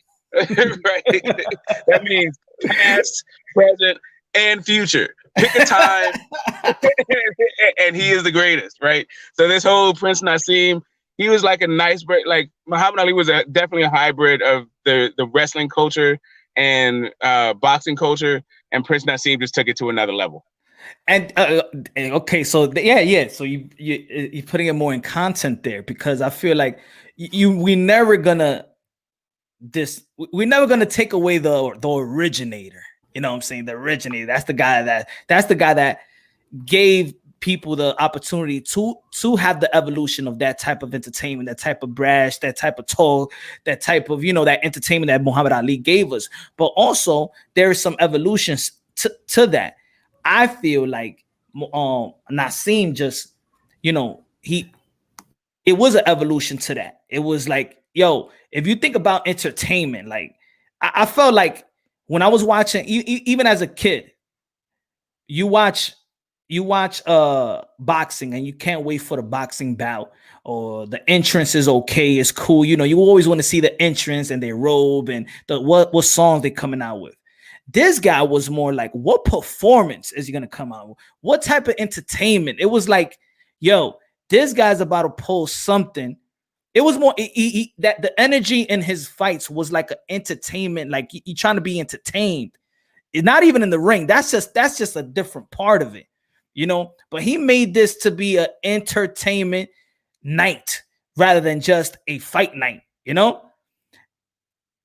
And I haven't seen nobody that could do it like that since Naseem, which he could talk the talk, come with that entrance, perform in the type of flamboyant style, and still pleasing the fan while he's brawling, while he's fighting, while he's hurt, and only losing to Barrea, which is a Hall of Famer and one of the greats. Is I think I just feel I just think that he should get more love. It's like Canelo losing to Floyd. Prince Naseem? Oh, that's because you guys need to transport yourself back during that time. Prince Naseem was doing a lot over in the UK, and he was supposed to come here and conquer. It's a lot like AJ with Ruiz. That Kevin Kelly Barrera back-to-back fight, that killed that whole UK like takeover thing. Like he was not that. Those two were not the best in the market at that point, right? those were the introduction to the market, and that was two hellacious introductions for Naseem. One of them he lost. The other one he got knocked down 3 times. He only fought one more time and got the hell up out of there. I was waiting for him to step up and try to fight Floyd, right? That would have been absolutely murderous. Like, I don't think he's. Like that's almost like Andre Ward, though, man. I thought he was overrated when he was in the UK, and now that he's all done and now his entire career is over, I think he can be appreciated. But if you remember Naseem at the time, like the WBO wasn't even like a recognized belt that he had. Like it was just the beginning. It was because the WBO came in 1988, so it was just the beginning. No, but I'm saying they weren't recognized. They wasn't even started to get recognized until 2007. So even by 2012, it wasn't completely I thought it was recognized. 2000. Wasn't it 2004? I'm just saying that the hype around Prince Naseem was a little bit more than his actual in-ring accomplishments. And that was happening a lot at the time of the sport, especially in the UK, right? You had all these dudes who were WBO, the products of the WBO, which wasn't a real belt. Mm. Yeah, I wanted to say something about what was mentioned earlier about fighting for profit and if it's okay with religion. You know, I'm not going to say that there's not any fighters who join boxing just to beat a motherfucker up for. I'm sorry, just to beat somebody up for profit. I'm not saying that, but the majority of the fighters, you know, they do come from a struggling economic, place, and their true intentions is to better their lives. But my main point is, are these boxers who are trying to better their lives and their community? You know, are they really trying to hurt somebody, or are they doing something? When we're talking to the Bible, is a friendly competition to test the will and skill of men. Because all the Bibles, they talk about war, but they also talk about friendly competition. They talk about long distance running. They talk about boxing. They talk about wrestling. They talk about even wrestling with angels. You know what I mean? So I mean, it's a test of will to see where you're at and what kind of righteous person you are in the world. It's a skill, right? It's a test. But isn't it the fans who are the ones who are following the sport for profit? We're betting, the promoters, they're the ones profiting. But are the boxers intending to hurt somebody for profit, or are they intending to test their skill and will in general to make their lives and those around them a better place? So I believe there's a difference when we try to say who's profiting from trying to beat somebody. I don't think the boxers are with this will. I think in their heart and mind, they're in it to test their skill and will, right, to better the lives around them. But it is the fans, the promoters, and everybody else who are the ones profiting from the blood of these men. So just a couple of things. Like, one is what you're describing as exploitation, right? You're talking about how in our society we have people who have to make these kinds of choices in order to feed themselves, right? So that's just exploitation, right? That's what that is. But that's not necessarily. Mike Tyson, for example. Perfect example. No, I'm just saying, like, so when you say Greek and boxing and all stuff, that's a very sorry, when you say boxing and wrestling, that's a very Greek strain of where this whole thing comes from. And I get it. There is pugilism, and we're following the Greek form and all that stuff. But even within the Greek, there wasn't this connection to it was the concept of religion was different. I guess I'll put it that way. It's a little bit more evolved, and the connection to the infinite was a little bit different, and also they weren't Muslims, right? That's really what it is. And when you're talking about the Islamic faith, that whole violence as using violence and couching violence in friendly competition is an anathema. Those two things don't actually mix, right? And it's a weird sort of stretch to say that somebody has to risk their life in order to get a measure of what another person is born with. Right? But even though boxing, there are risks in their life because they are, entering the sport of boxing where it's competitive. But is it really as dangerous as being a police officer, a fireman, a pilot? I mean, every job has its risks. But boxing, there's rules and regulations. The Bible does, depending on your Bible, but the Christian Bible, if you study that, it would tell you that the rules of engagement, as long as you can't be crowned unless you follow the rules of engagement. You see what I mean? So there is a belief that these competitions and certain religious faiths are okay as long as you follow the rules of engagement. Now, when it comes to boxing, there are many rules of engagement. There's a referee, judges, there's a doctor in the corner, there's your corner, and then there's all these rules in place. There's gloves.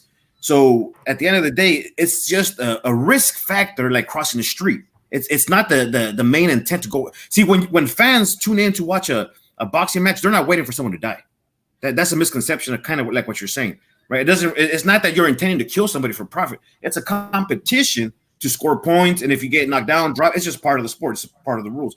But no one is watching. I mean, there's a minority, but there's nobody. It's not the boxing is not to go kill somebody. It's not. That's not the main point of boxing. Boxing is just a competitive sport with risk factors that are of course related because of the competition. But that risk factor is not it's actually lower than crossing the street or driving your car. Right. The issue though is not. I think the death is the extreme part. Getting punched is the part, right? And people tuning in and being entertained by somebody getting punched is the issue, right? That's where the violence is. And sure, there's rules of engagement in a war, but this isn't a war. That's the whole point of it. It's actually it's supposed to be a friendly competition, and you don't have to die in order to have the long-lasting ill effects of being in a boxing ring.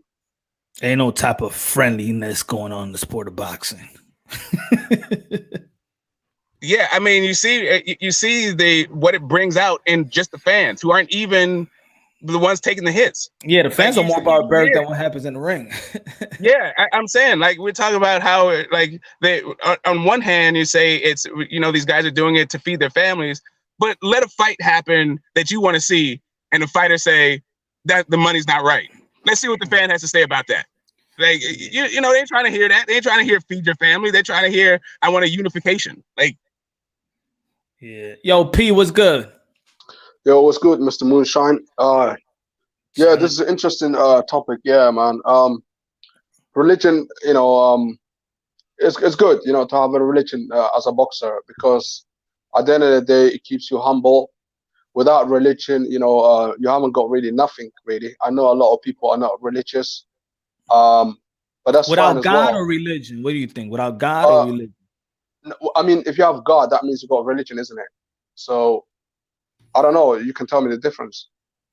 No, I understand what you're trying to say. Let me backtrack, because a religion. Because when you speak religion, I don't want to even pinpoint just a Muslim or Christian or Jew religion. A religion could be anything that you could label.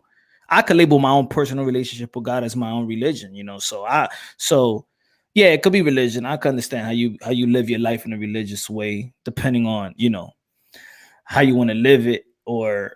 Because I respect I respect the structure of a lot of religions, the genuine structure to lead you to that relationship with God, So I respect the Muslim, I respect the Christian, I respect the genuine, the Jew, the Buddha, the genuine type of religion that builds moral character. And I ain't gonna say the Buddha one, because Buddha don't believe in God, but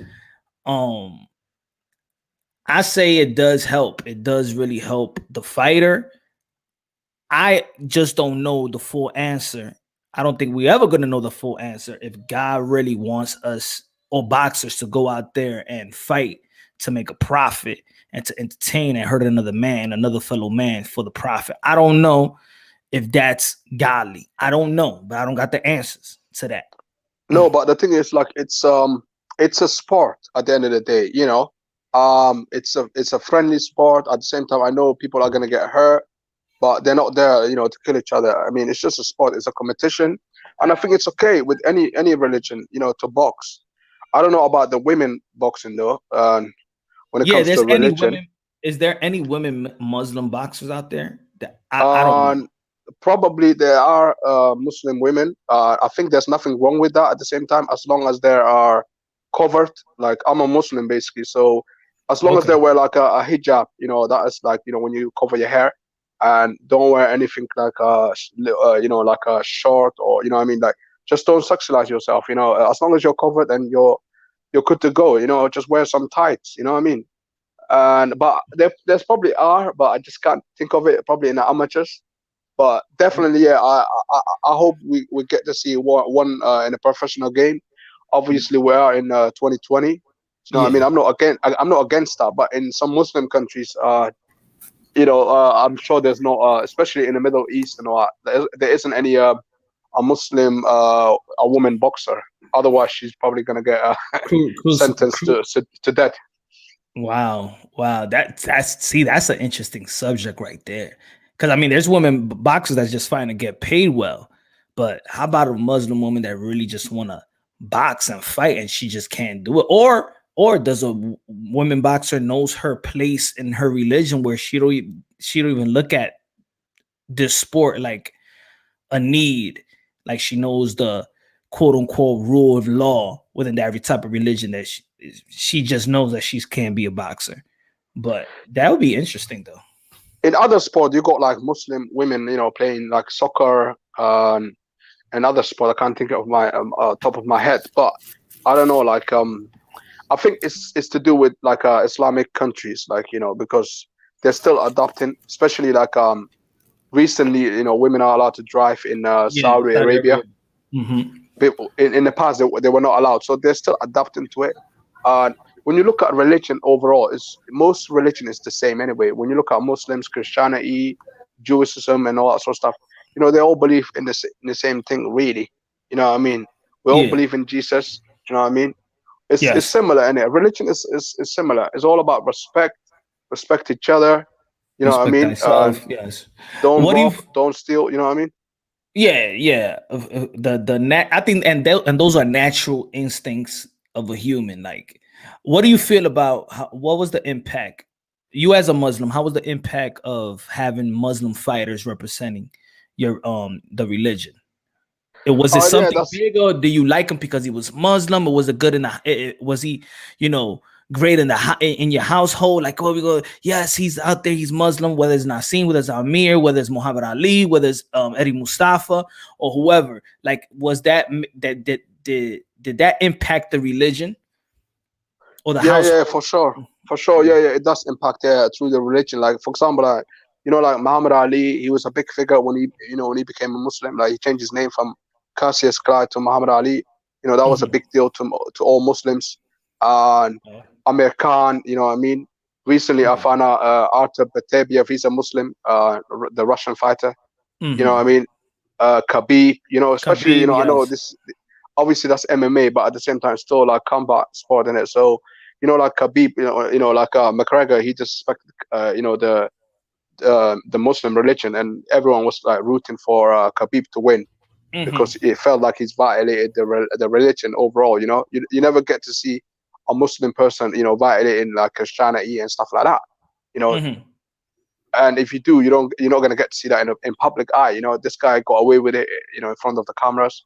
No one said Yeah. anything, but it is what it is. But then, McGregor said that he done it all to sell the fight anyway. It wasn't nothing personal. But But a lot of Muslim people, they root for the Muslim fighters. Which is yeah. it's cool. There's nothing wrong with that. You have to root for something. What I mean, whether it's a country or whether it's a religion. Yeah. It's in our DNA. What I mean, as a human being. What I mean. Yeah. I feel you. What do you feel about Naseem Hamed? Now, Sin Hamed was a great fighter, but like Get to Smoke, where he said that he didn't have that big impact in the states where the money was at the time. Of course, he had a great time in New York back in the '90s when he Yeah. beat Kelly. Yeah. That was a great one, but obviously that was like not the big guys at the time. It was a decent win. I mean, he lost the other fight, but that was like just before he retired. Yeah. Um, he was a great fighter. He was a great guy. He's still a great guy as well. Naseem, he's loved in the UK. Yeah, I mean, like, yeah, he was a great guy. That's all I can say about him. Okay, I want to ask. So I want to say this because it's always interpreted this way, and I'm not. And this is just an answer I want from y'all. This is not me knowing. I got the answers. No, like I said, this platform is for us boxing heads to have a concrete understanding, elevate each other, and stuff like that. Now I always hear that wait till this fighter comes to America and win or such and such, right? But if you think about, let's say, for example, the heavyweight division, I would have to say I got to see this American boxer go to the UK to see what he's really what type of fighter he really is. Just like how fighters used to be like, well, we got to see how Ricky Hatton comes to America and how he deals with things. But right now, I would like to see if American fighter he would have to deal with the guys in the UK. So I'll say this: people say that about Ahmed. People say that about they were saying that about Ricky Hatton. And AJ, Yeah, yeah. So but there's fighters like Floyd who just fought in his hometown. Why? I mean, there is a difficulties in fighting in some place in another country, in another culture, in another surrounding, in another sleeping habit or whatever. Why the talk is not with American fighters when they need to go out there and fight? It's because of the past. You know, like in the past, of course, America was like dominating the sport. Of course, the sport is created by the UK, but Americans have always been dominating the sport. But of course, yeah, I agree with you. Yeah, why don't we see Americans come to the UK? Because it's always, you know, why don't they come to America? Let's see how they are. But the same is not said about the American fighters, because it's not easy to go to a different country, especially where you get the support. Like if, for example, Floyd Mayweather, if he went to Britain, the UK, it would have been a little bit more difficult, because maybe not for him, because he took a lot of abuse and everything, and he got it done. Everyone wanted him to lose, but maybe another fighter like we need to see him like maybe like someone like what's the next big name, like probably like a Wilder, like maybe let's see him in the UK. Let's see how he does it, because the fans, they will go against you. You had obviously Marvin Hagler. He went to the UK and he won. I forgot the opponent. But he got a lot of Mentor. Basically, he got a lot of abuse. He couldn't even celebrate his win because he was getting stuff thrown at him. So I want to see other fighters coming to the UK, because the UK is a big when it comes to boxing. You know what I mean? Yeah, and so, if I can just jump on that. So Wilder did come to the UK, right? And so did Crawford, so did Tank. But it's when they come to the UK is the thing, and I think it has to do with the size of the markets, right? And that's really what it is. Like Floyd is in Vegas. I mean, his hometown is really in Michigan, right? But he moved to Vegas when he was a kid, right? He moved to Vegas when he was a teenager to be with his uncle Roger while his dad was in jail, right? Yeah. But with Vegas Jeff, is also Jeff, really. There you go. Whichever, he's living with the uncles. You're good. Like when it comes to boxing, like moving around is cool, but everybody comes there to box. Like it's not like you're in, you're not like you're Boo Boo Andre that needs to lure people to Rhode Island, right, or Boston or wherever the hell the dude's from. It's just not a boxing town. The guys are like everybody is trying to get to Las Vegas, and the entire sport because of the money involved. So if you're from Las Vegas, you don't really need to go anywhere. When it comes to, but I think if you're a big enough star, I just feel like you don't need Vegas. If you're the biggest star, you could go anywhere and they'll follow you. If you're that much big of a star, then Vegas shouldn't make you. Nah, then you don't get Vegas then, because Vegas makes everybody. Like Vegas, there's not anybody that Vegas isn't making. Like there is no bigger than Vegas in boxing. No, but I'm saying as a fighter, like let's say Floyd made all his big fights in Vegas, but Floyd is already big. If Floyd says I'm going to the UK, and could he pack the O2 Arena? Could he pack it? Yes, the O2 Arena has 2,000 people in it. Like it's hella small. That's the point. 20, like, the O2 20,000 is about 20,000. Yeah, 20,000. Okay, so right. So yes, he can pack the O2 Arena for 20,000. Now the question is, can he charge $200 a ticket, $5,000 a ticket? Can he pull a $70 million gate out of the O2? If he's a big star, if he's a true world champion, because this is what I want to lead to. This is boxing. We're not talking boxing like this is the NBA. This is a world sport. So if you really a big star and a world champion, and I'm not talking about just world champion like Caleb Plant. No, we're talking about Floyd Mayweather type of status where it's world renowned.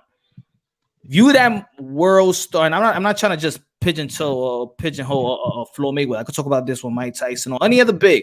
I expect that everywhere you go, that you should sell out any type and pull that type of money and put the tickets up because you're that type of guy.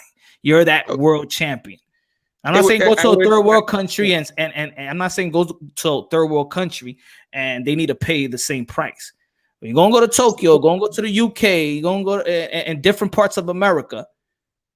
you could bring Vegas into any other state. That's how I feel. That type of Vegas, you could bring it. Right. The issue is, where is this happening, right? So if that was the case, just test it. Like, where else has anybody pulled the Mayweather Vegas money out of? Where else in the world does it happen? Well, that fighter need to go somewhere else and pull it off. I'm just saying that if you look at the most lucrative fights in boxing, they're in Vegas.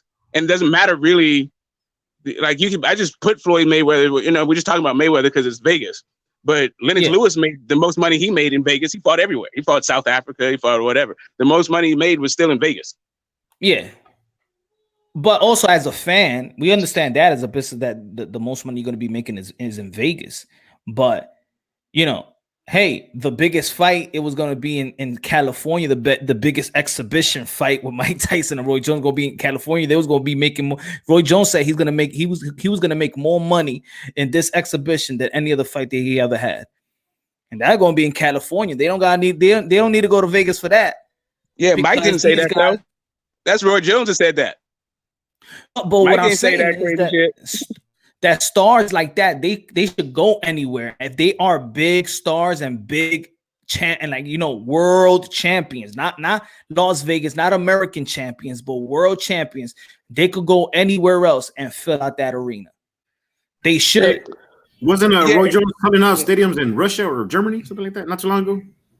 I'm trying to tell you, like, filling out the stadium is a UK thing. Floyd didn't fill out stadiums. He still set records for attendance because of how much he could charge. You don't have to sell it. But I'm just saying, it's still a difficulty for another fighter to actually beat him in his own home. I wanted to see Floyd Mayweather actually fight away from Las Vegas. Like, that's just your home. That's not even that you're in the country. You're home. You're comfortable. Everything that you want is there. Your people is there. The money, you make a lot of money for that community. You have all the advantages in your own home. That's like you trying to chase me in my own house. And my neighbor might come out and help me out. How about because we're talking about and we could just talk about other champions. We see like guys like Manny Pacquiao. When the last time he fought in the Philippines?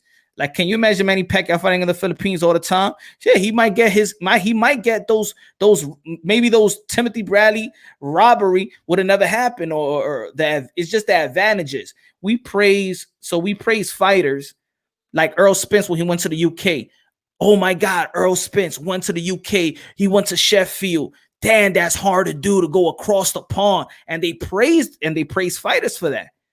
So, man, they're still discounting that fight, though. They're still saying he got his eye broke by Triple G. No, but I'm just saying, but they also give him credit by going across the pond and doing it. He's still got that resume. He's still got a resume of going to the UK. Although they say, he was an injured man. Yeah, I'm saying, like whatever praise you get, it's not really that deep a praise. Like Muhammad Ali ask a fighter how hard it is. Muhammad Ali and going to the UK and fighting Burt Cooper, right? Like, yeah, he got dropped. He's still picked around. It's not. I don't know. No one's like, oh yeah, Ali went to the UK. Like, it's not really a thing. Like, that's okay. I mean, listen, you're wrong, because back then it was a big thing when he went to the UK. Muhammad Ali fought, for example, how many times he fought Joe Frazier 3 times? Where it was in the same spot or different parts of the it was a different spot. It was a different spot. Like, he had the Thrill in Manila. The first one I think was in Philly, right? I'm not quite sure where the first one was. It could have been Sahir. It was Sahir in Africa. No, Zaire is Foreman. Oh, sorry. I'm talking about Frazier. They were talking about Frazier. One was Manila. The other one, I'm not sure. One was MSG, right? Madison Square Garden. Yeah, one was MSG. Yep, definitely one was MSG. And I think that was actually his comeback. And I'm not quite sure where the second was. Okay, but even in the States, even Muhammad Ali didn't fight in the same spot. He didn't fight in the same spot against the. It's just one thing about if a fighter just stays in one spot. I would have loved to see a guy like Floyd Mayweather fight somewhere else. Just to, get out of that comfort zone. You got to be a world champion.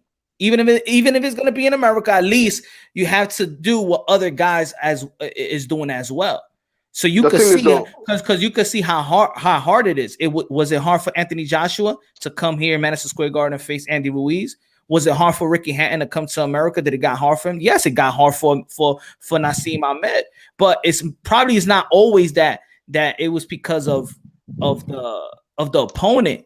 But it's also the culture differences, it's the sleeping patterns, it's all of that. Like I go to vacation, I go to Europe. Yeah, if I'm not in the club, I'm comfortable in the club. But after that, it's like I don't know where to go. I don't feel like eating the same food. It doesn't even. It's just even if you buy the same. I mean, if you buy seasoning food, you can't. It doesn't even taste the same because they don't probably got Goya over there, and it's like yeah. So I mean, let's take a guy and let's flip this. Let's just flip it on his head. Let's take a guy in the UK who didn't really come over, right? Well, you got two guys. Let's take Joe Calzaghe and Chris Eubank, right? Yeah. Chris Eubank Sr. Joe Calzaghe, he did finally come over for Bernard Hopkins. Do people give him credit for coming over? No. Like Roy Jones went over to the UK and lost to Calzaghe.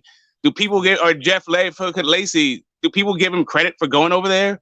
No. Like it's just not right. It's just not like it's kind of a thing, but the real issue is about opportunity, right? So if you are big enough in the UK and that you've created a buzz for yourself in the UK that you can bring over people to fight there, then that is a boon to you. But chances are when you go to the UK, you're going to be either fighting a guy who you are an opponent for or is an opponent for you, right? There's very few examples of like, the Spence Brook kind of thing, where it's like two guys, 1 and 2, like in their primes, functionally in their primes, at least age-wise, that are about to battle it out for divisional supremacy, and the American went to the UK. True. I mean, in the sport, go ahead. In the sport of boxing, what I get it is like they don't really go there to different countries, for legacy. I think they go there more like for the money. That's the way I see it. Like in other sports, like soccer, for example, they go to different countries all the time, for World Cups and European Cups and stuff like that. So that's normal. But in boxing, I think it's to do with the money. Where can I make the most money and stuff like that? But in the past, like people like Muhammad Ali, it was more like legacy. For the money, for the money and the principle at the same time. Because remember, let's say when Andy Ruiz wanted to renegotiate, it was because they wanted a neutral ground, right? It was not really. No. Well, the second one, the second was neutral ground, but the first one it was because Eddie Hearn obviously, he wanted kind of to take over kind of America. No, but I'm just saying on the zone and stuff like that. The second fight, that was neutral. But the second one, But having the neutral ground was more of the principle, not really the money, right? It was that nobody they was looking out for each other, not to get cheated, not to get robbed, right? Yeah. That's fact. So that's what I mean. So that's the importance of it. Because let's say if Andy Ruiz will have to go to the UK, then people will have you already know the boxing culture. Is he gonna get robbed? Are they really gonna let him beat AJ for the second time or whatever? So they got to find a neutral ground. But that also what makes a world champion. It's big. It's big to say Anthony Joshua. It's always gonna be like this. Anthony Joshua beat Andy Ruiz that time when he went to the Saudi Arabia. They just not gonna say, "Oh, AJ just beat Andy Ruiz." They always have to mention that he beat him in Saudi Arabia, just like they mentioned Muhammad Ali. Ali, when he fought in Africa versus George Foreman, they always add where they actually fought because it is something different. It is something to implement in the title or whatever when we talking about these type of fight. The Rumble in the Jungle, When you go to neutral ground, I think it's a bit different, right? Because then it becomes, Hasim Rahman and Lennox Lewis in South Africa. Yeah, and that also, I don't want to pinpoint it just on one side. I feel like even neutral grounds should be, if we're having a big fight and a big event, I think a neutral ground should happen more in boxing. I feel like it should happen more in boxing. Like I could see two UK fighters fighting in Las Vegas.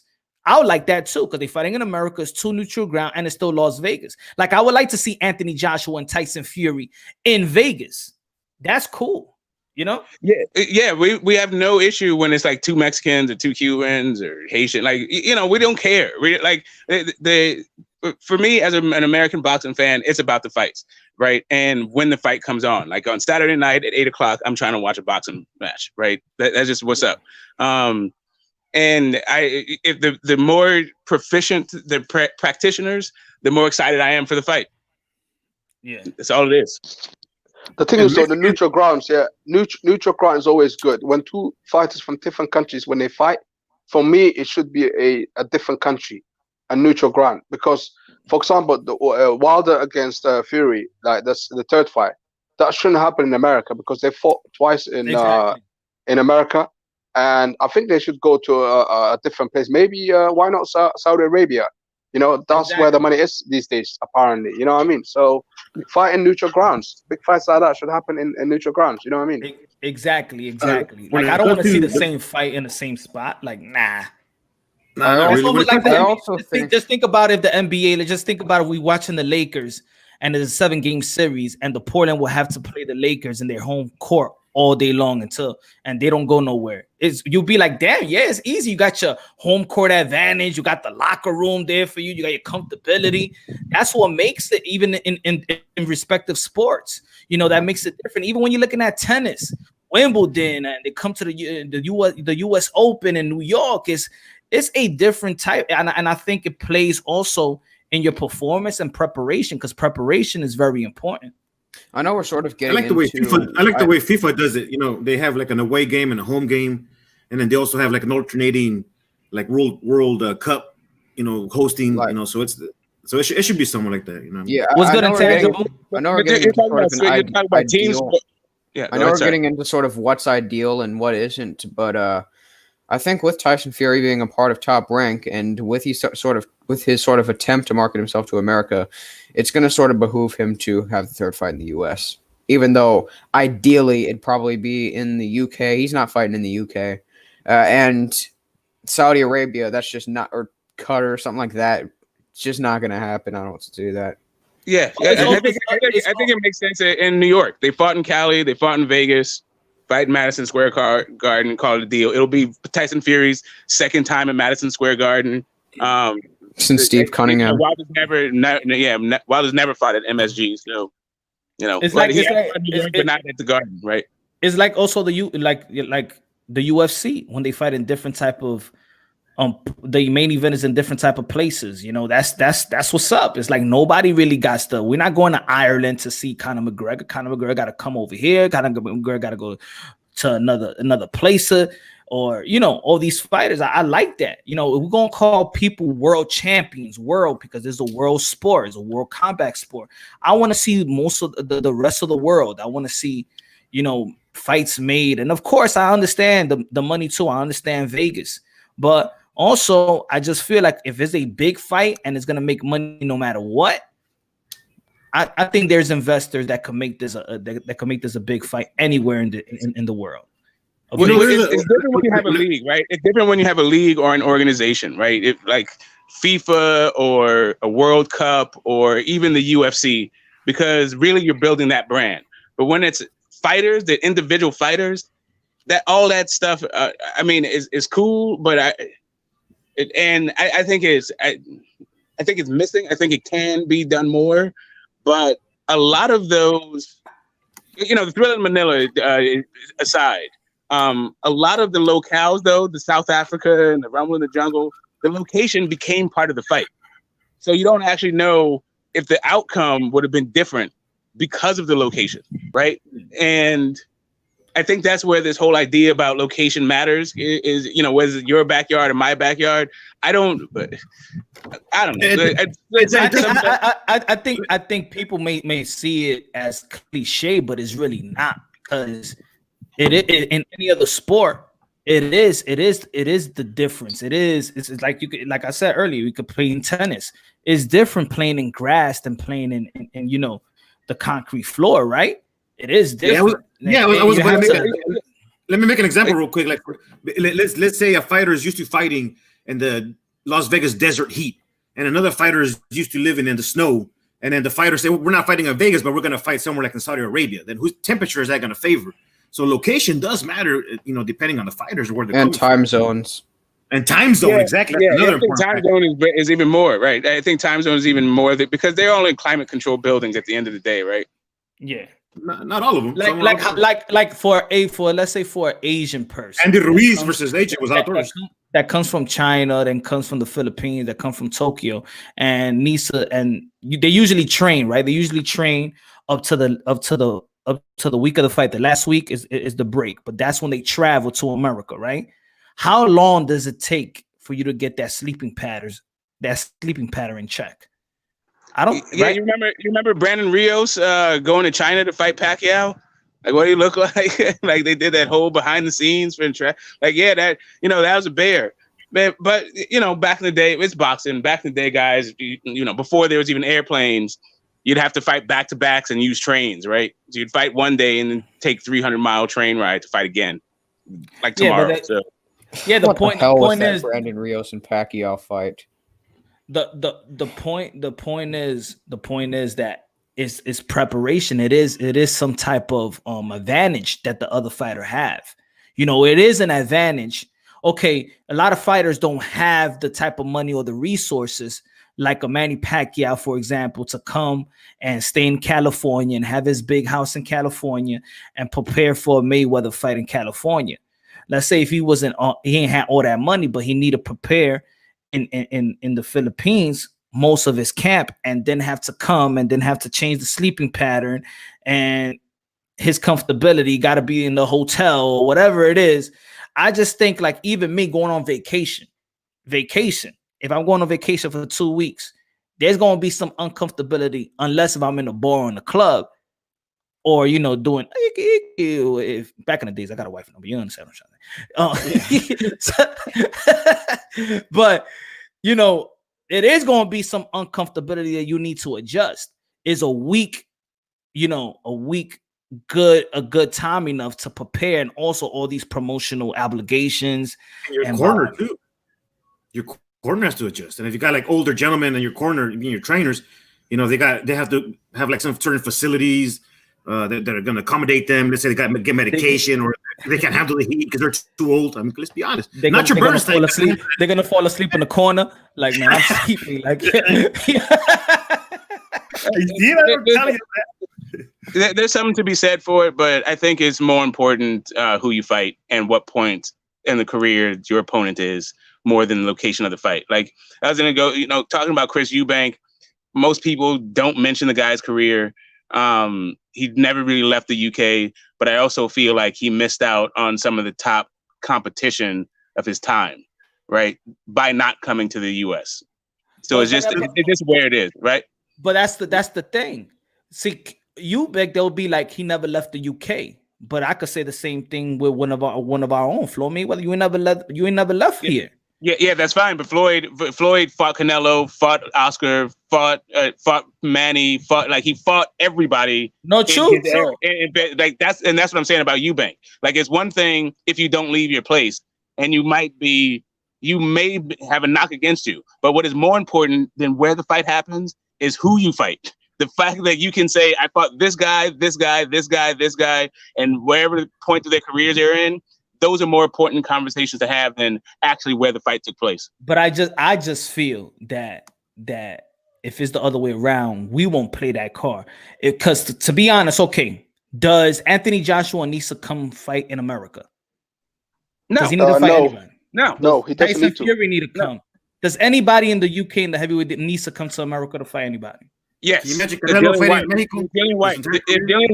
If Dillian White had fought more, if he had more of an American foothold, then his problems would be different, right? I'm saying in American, does Dillian White, who does he need to fight? He just needs to fight if he's a mandatory for Tyson Fury, but they could do that in the UK where they at. Yeah, if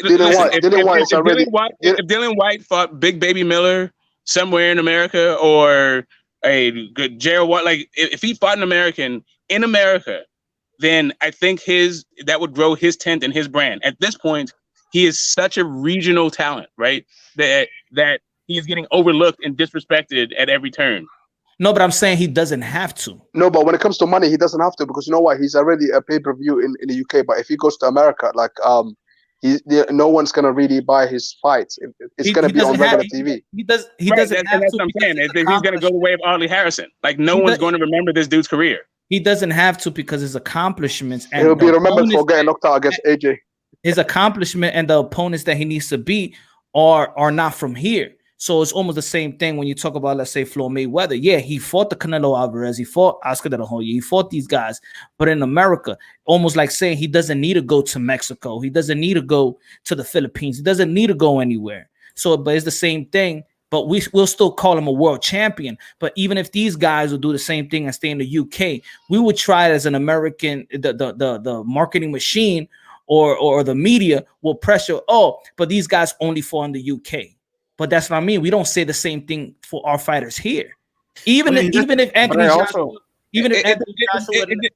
I think it depends on how you get a guy out of there, right? So like AJ was starting to pull, like he was calling his own timeouts against Parker. He was just getting away with it. He was getting a bunch of like early stoppages. So it became a narrative that he was getting hometown gifts. But if you're just getting the guy out of there, I don't think, and it doesn't matter where the fight happened, I don't think it really matters. Like, no, like everyone remembers, like no one is shorting Klitschko for fighting AJ at Wembley, right? At the most, they say he's old and was out of the ring for too long. They had ring rust. They don't say, oh, he was going to AJ's backyard. It wasn't about it being at Wembley or it being a hostile crowd, right? It was just, he was old and coming off a loss. I think British fighters, British fans and the boxing respect American fighters more than the fan base and the media respects British fighters. I think so as well. I think we respect, being from the UK, I respect obviously the American fighters, but I get sometimes the sense that not all Americans, but there are some large of American fans. They don't really respect the British fighters. But like, let me say about Klitschko and Manny Pacquiao, if they fought in their countries, I don't think their name would be that big. So they have to go to to UK or America. You know what I mean? But someone like Dillian White, you know what I mean? He doesn't need to. At the end of the day, let's be truthful.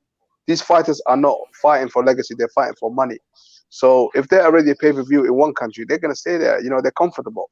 Why start from the beginning? You know what I mean? Okay, let me just ask this question. You said Pacquiao and who else? Pacquiao and who else? Pacquiao and who else? What? The other guy you mentioned.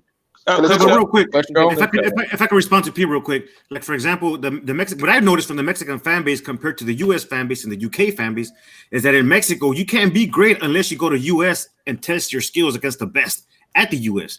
Because no Mexican star stays only in Mexico. If you look at Chavez Sr., any fighter, they want to come to the U.S. and prove their battlegrounds. You know what I mean? But no one, with all due respect, no one's talking about going to the UK from a Mexican perspective. Oh, I want to fight in the UK. No, like usually every Mexican upcoming boxing star, their dream is to fight in the U.S. Because the U.S. because that's what you guys know. Because that's what everybody knows. But real quick, this is even though the Mexican.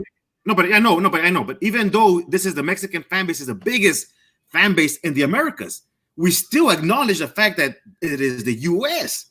who holds the crown of establishing your faith. But dude, let's be honest. Let's be honest with this one. When we're talking about when the Mexican fighters need to come up, yeah, they'll come to America, but they'll come to a state where mostly the people there are Mexican as well. Like we're not gonna say two Mexican come and fight in Wyoming or Chicago. It might not be the same. It might not be the same turnout. Yeah, but you do get Mexicans at Madison Square Garden. You do get Mexicans at the Garden, and some iconic fights of Mexicans at the Garden, right? But I don't know. You know why? Because I'm gonna say like this with the Andy Ruiz. Andy Ruiz ain't had no Mexican fans coming out for him in Madison Square Garden. This is New York City. But Ruiz is not that guy. That was an AJ fight. He was a late replacement. Andy Ruiz got a fan base off of that fight. Andy Ruiz didn't have a fan base before. You see the fight that he fought right before that in Carson, right? Which has a bunch of that is right there in between Long Beach and LA. There's a lot of Mexicans in that area, and there was nobody there. Well, there were, but I would say even if they wasn't promoting Andy Ruiz and they had that 3 weeks to promote the fight and they would have fought in California, you would have seen a cult of Mexican fans out there supporting just for because they're very knowledgeable about the game and the possibility of having the first Mexican heavyweight. There would have been a turnout over there. So it might not be as big as it was, but it would be a turnout. What I'm saying is that, yeah, when we talk about these Mexican fighters, they need to get out of Mexico. Yeah, I believe so, to get their names popping. But they're going to a large market with a large Mexican fan base in Cali or in Vegas. I don't think they'll pull it off. And let's say if you go to Florida and have a fight. Pull it off in Texas and Chicago, they got a huge fan base there. I mean, but not like a Cali or Las Vegas. Yeah, like, and that's the thing. There's levels to it. There's levels to boxing, and then there's also levels that there's zones that boxing lives in, and there's ethnic groups that dominate in that zone, right? So if you say Florida, you're going to be looking for Cubans and Dominicans, right? You're not going to be really checking for Mexicans. If you're looking for Latin fighters, maybe some Puerto Ricans scrambled in there. But in New York, you're going to be looking for Puerto Ricans. You're gonna be looking for Puerto Ricans and then also some Cubans, right? You're not really gonna be checking for Mexicans. But in New Mexico is not really a zone, but Texas and California, Texas and California are huge, right? Arizona has a nice little community, but it's not like Texas and it's not like California, right? They'll come out if you promote it well, because even Kawanaki, when he performs in New York, he brings all the Polish people out. But that's what I'm saying, right? But the Polish people are starved for a guy, right? The Mexicans are not starved for a guy. If you take a look at Ruiz is just one second. I'm gonna land this plane real fast. Ruiz is from that part of California, and he didn't have anybody at his fight before the AJ fight. Mm-hmm. Yeah, what's good? Stop the BS. A brother commented in your chat. He said that Pacquiao wouldn't be big in his own country. That's a lie. Pacquiao became. I didn't even see. I never said that. I never said. Oh, me. He said as big. He said he wouldn't be as big if he only fought in the Philippines. I said he wouldn't be big in the world. He would just be. He'd just be big in his country, not in around the world. That's why Klitschko and Manny Pacquiao, like they have to go to like UK or America. That's what I said. His first two title shots were international as well, even at lower weights in America. The second one, and in Thailand. I think Manny Pacquiao fan base got bigger because of the Mexican battle that he had with a Mexican. The Mexican fans adopted Manny Pacquiao as well. 100%. Yeah, with the Morales, Barrera, Juan like that whole Mexican assassin run he was on, that they were promoting. Yeah, but that goes to prove your point, Punch. That your main point about how it doesn't matter where you fight. If you're a star, the fans will follow you. Exactly. That's what I'm saying. Like if you're if you're that that big that champion, that guy, you could go anywhere. And exciting fighter, you could go anywhere and you could adopt, but you got to take the risk. You know what I'm saying? Let's say Manny Pacquiao has taken the risk to go to another country, even though they'd be like, "Oh, smart enough for him." But all his big fights are in America. Go ahead. If he doesn't have a Filipino fan base in the U.S., but that's just fan base. You know what I mean? If the fan base shouldn't. If the fan base is going to follow you regardless, you know what I mean? Like Canelo being from Mexico and fighting in the U.S., this is not his country. Just because he has a family that follows him, it only promotes boxing bigger. And it goes back to the religion. It goes back to the religion. Real quick, it goes back to the religion topic. Hold on, because my fault, dude. I just want to stop the BS. What you were saying?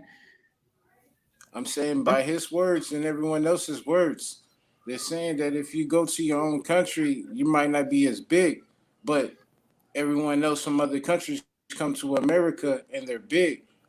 Why isn't Floyd Mayweather as big in America as he is in everywhere else? There's too much competition in the U.S. though, with like soccer, football, basketball, NBA. No. Yeah, we got tons of celebrities. Yeah, because we have too many celebrities. In the boxing world, you don't get bigger than Floyd Mayweather in the boxing world. No, you can't. And Floyd was the biggest paying star in the U.S. You missed my point. Floyd Mayweather doesn't make as much money in America as he do everywhere else. outside of America? You mean fighting? I don't think. I think that $100 million check that he got. I don't think he's getting $100 million check. Like I think the residual income is still great, right? And it's still probably in the hundreds of millions. But I don't think it's just in one fell swoop. I think that the most money that he makes in one night is probably in America. But the most money he makes over time is probably from everywhere in the world. But I don't think anywhere in the world is going to equal the amount of money that he makes in America. You might have to combine everywhere else, and maybe but he would need that big fan base from that other fighter's country. Yeah, that's correct. Yeah, right, exactly. His biggest fights were against guys who also had a fan base, who also did pay-per-view. Can I say this? Would you agree that majority of the people that pay for Floyd Mayweather's tickets wants to see him lose? Opposed to his actual fans. No, I disagree. I think it's a nice split. I think it's even.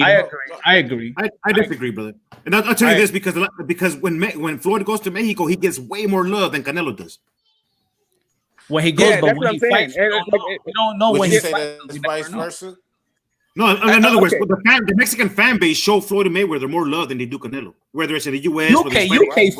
UK fans show more love than Floyd Mayweather. When he go to UK and has his tour, they all over the place. Yeah, but they love him. It's just that there's a lot of fans that go on social media and hate Floyd Mayweather, but that doesn't represent the whole nation. You know what I mean? Go ahead. Okay, so I want to know his point. Hold on. My fault. These gentlemen are making my point. Floyd Mayweather gets more love everywhere else outside of America than his own country. People might love to hate Floyd Mayweather, but they will pay to see him win or lose. That's how he's a winner. I'm not bagging him. I like him, but at the same time, American black fighters get more respect in other countries than they do their own country. Hey man, check this out. I'm in California. Hey, Point, check this out. I'm in California. And this is how I supported Floyd Mayweather. I got the TMT hat. Okay. I see. I think there's maybe a disconnect between, whether or not a person is paying to see Floyd or paying to see or is an actual fan of Floyd's opponent. And I think Floyd's biggest fights, his opponents actually had fans. They weren't just there to see Floyd get knocked out. But I think that there is a contingent of people who weren't fans of Floyd's opponents, right? They were just there to watch Floyd get knocked out. But as far as love in other countries for boxers, I think boxing, people are fans in other countries, I think, are more passionate in general about boxing than fans in America. I think fans in America are just a little bit, we're a little bit jaded. We're a little spoiled because we have had excellence. We've had numerous examples of excellence over the last 100 years. Like we were talking about the heavyweight division in the UK, right? In the last 100 years, I think there's 4 UK champs. Like I can name 4 US champs like in a decade, right? Like forget 100 years. It just we've had so many great guys come through fairly recently that is just a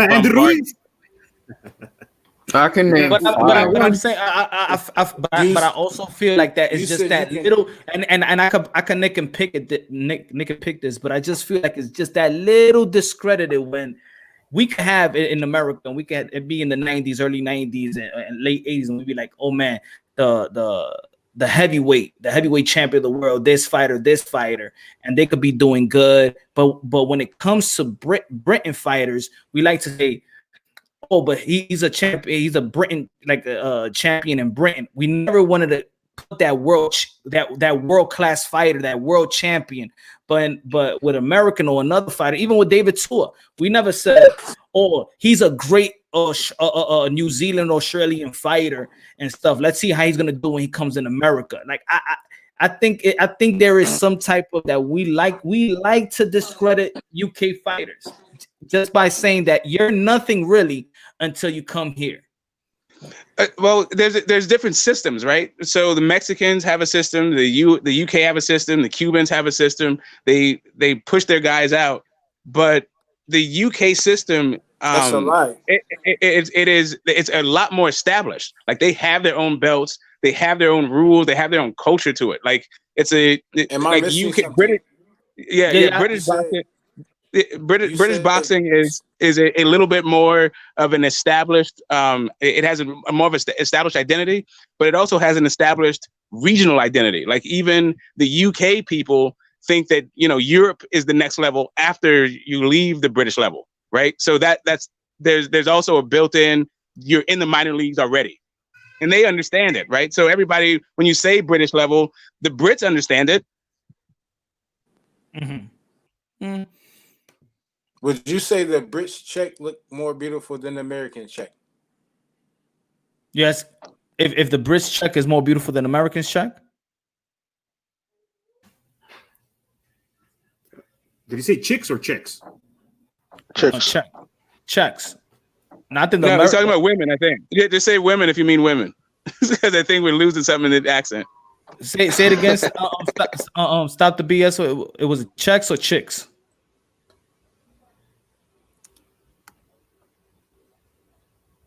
I don't know. I mean, if he says checks, if he was talking about checks, then I feel like probably the American check, but it's always depending on the fighter, right? Depending on the fight, depending on the main event. I just feel like, maybe there's certain fight that could happen in the UK that the respective division, all the fighters might be in America. But then let's say, for example, in the heavyweight division, none of these UK fighters will need to prove nothing to these to the American fan base or an American fighter at this point.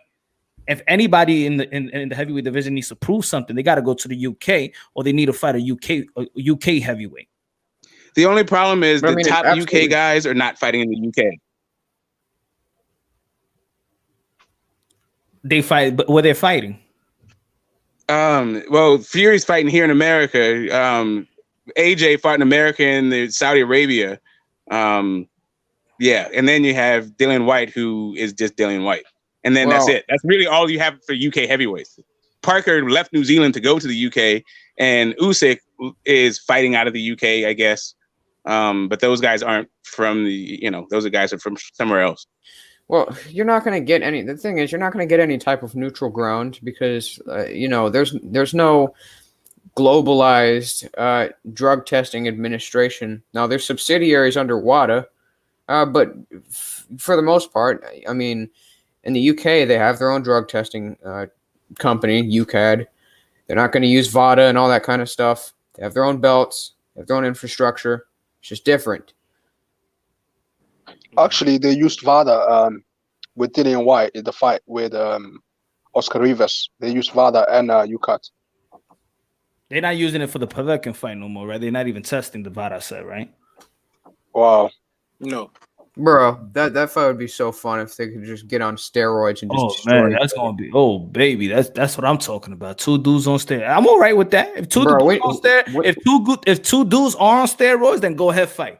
If not one guy could be on it, you two do go ahead. Nah, dog. Yeah, we need a pride type of a league in boxing where they could just do roids all day and just destroy each other. I feel like Povetkin and White both will have a wink. Oh, sorry. Go ahead, man. If you allow two fighters to come in the ring on steroids, do you care about the sport of boxing or the fighter? Nah, that's just joking. Of course, I don't want no steroids. I know. I'm just bullshitting. We're messing about, man. But if you have two guys who are repeat offenders who keep getting off on technicalities, meeting up in a ring in a place where the rules are not like where the process is not transparent, it is what it is. I can't. I can't. But it's okay to give people steroids to live, but not to compete. Yes, I think it's okay to give people steroids because to live. One you're supposed to be the picture of health, and the other one you're supposed to be trying to get healthy, right? Yeah, like my boy, he had cancer, he went through chemo. They give him steroids so he could get better. So that for me, so he could stay alive and take care of his family, and right. Yeah. Right. The older you get, your testosterone will drop. So you also got to take testosterone replacements and shit. Right. But if you give people steroids to get well and to be a better them, What's the problem with people taking steroids to be a better athlete? Not because they're using that. Well, you talking about athlete or fighter? Because for me, a basketball player using steroids to me is way different from a fighter using steroids. Right, and also the steroids still compromise your health. Right, you're talking about a person who already has compromised health having a better outcome, versus someone who is completely healthy that you're taking something that now is going to diminish their health. But it's also like 70 different type of steroids. Like cortisone shots is a steroids, but it's still. But the answer to that brother's question, sir, if you're taking steroids and you're compromising your health, isn't that the same thing as driving a car, getting in traffic, and risking an accident? No. One is a risk, right? Like your car. If you can figure out how to navigate your life without a car, right, then you can do that and avoid being in a car accident while you're behind the wheel. But you can still get killed by a car walking down the street, right? So the idea of when it comes to steroids is it is 100% you are doing something to diminish your health. There is no odds to it, right? You know that the steroid degrades health. And the edge to there's an advantage to it. There's not an advantage to being the next car in traffic. Exactly. If you're using the car analogy, I mean, you could blow a head gasket. I mean, if you're a well-tuned machine and you put nitro, and you go full blast, you could blow the engine, right? But if you got a car that needs an engine replacement, a tune-up to bring it to specific market specifications, then guess what's going to happen? The car's going to be running smooth and no problem when you accelerate because there's governors reducing the RPMs. I understand that. You're talking about your own personal car. I'm talking about everyone else that's driving their car. Yeah, you want to have your car to specifications of the automaker, but if you alter the car, you could blow the head gasket. Yeah, you can blow anything.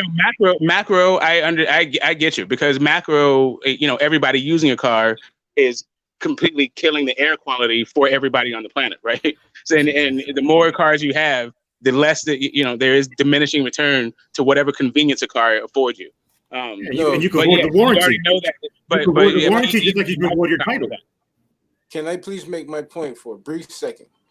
When I we're going on cars. Go ahead, brother.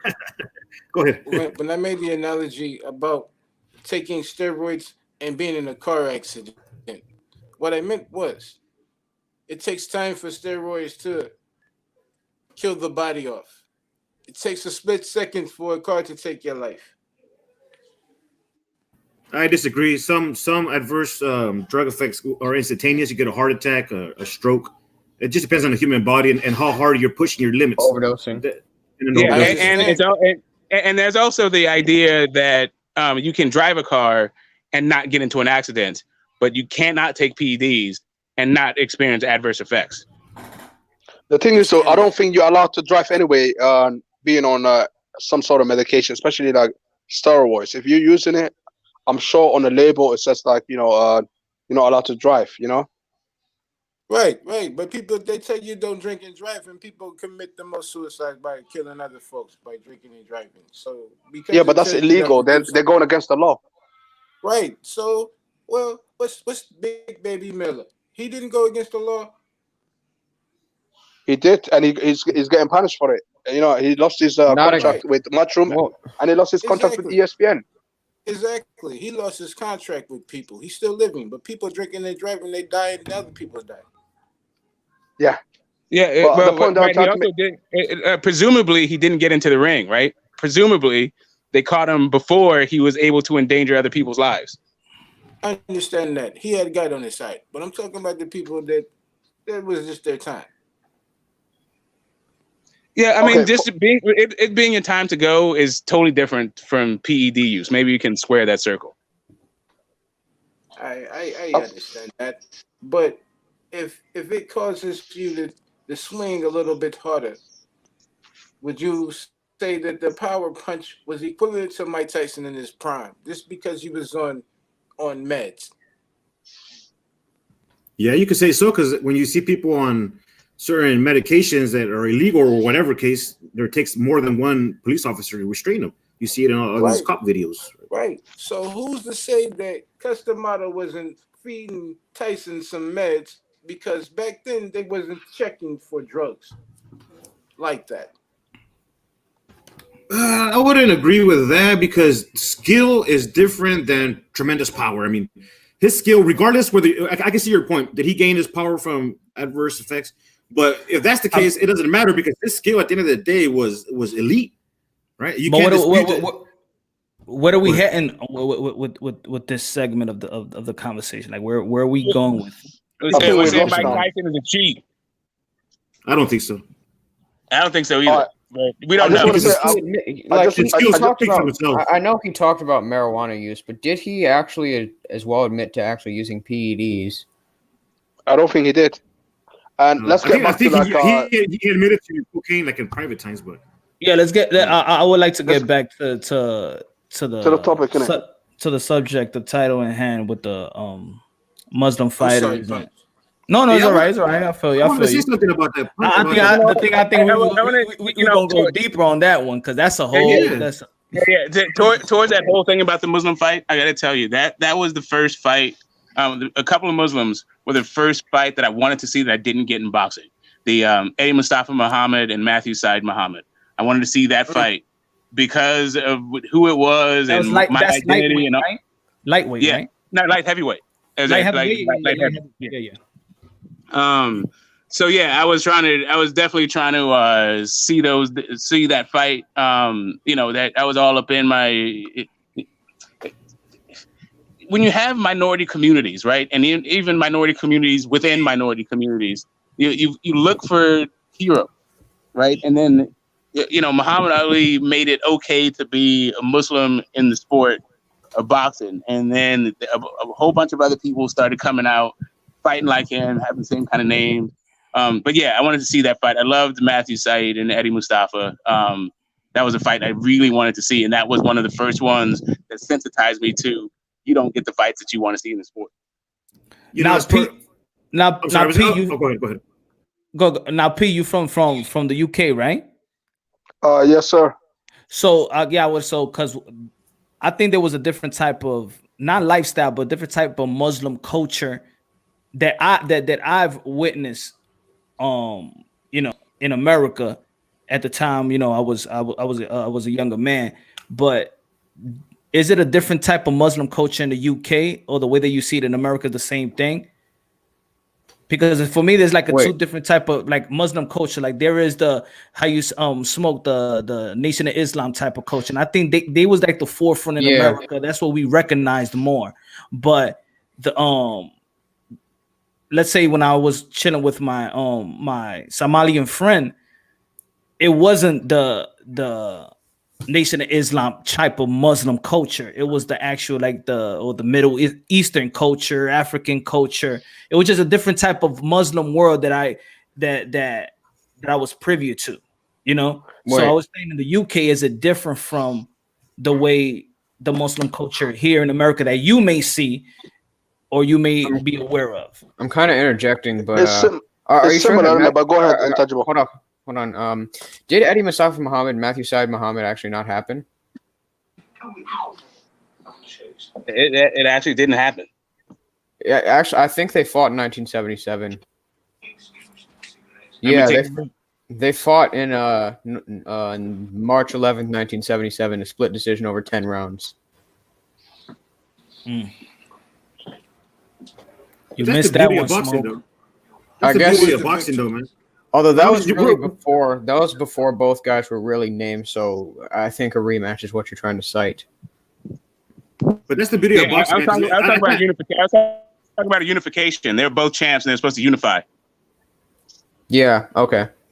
I see. I just wanted to say that the beauty of boxing is that, for example, I can't speak for the boxing fans in general. I can't even speak for the Mexican boxing fans in general. But in perspective, I could say this: for us Mexican boxing fans, fighters like Muhammad Ali, Prince Hamed, Anthony Joshua have only helped us to learn more about the culture and to respect these fighters and where they come from. Because when Prince Hamed was going to fight Barrera, no one was talking about his religion or religion Barrera was. They were talking about the two best fighters facing each other. And when that end of the fight, we knew that there was going to be one person going to be come out victorious in that particular fight, and we didn't care about the religion.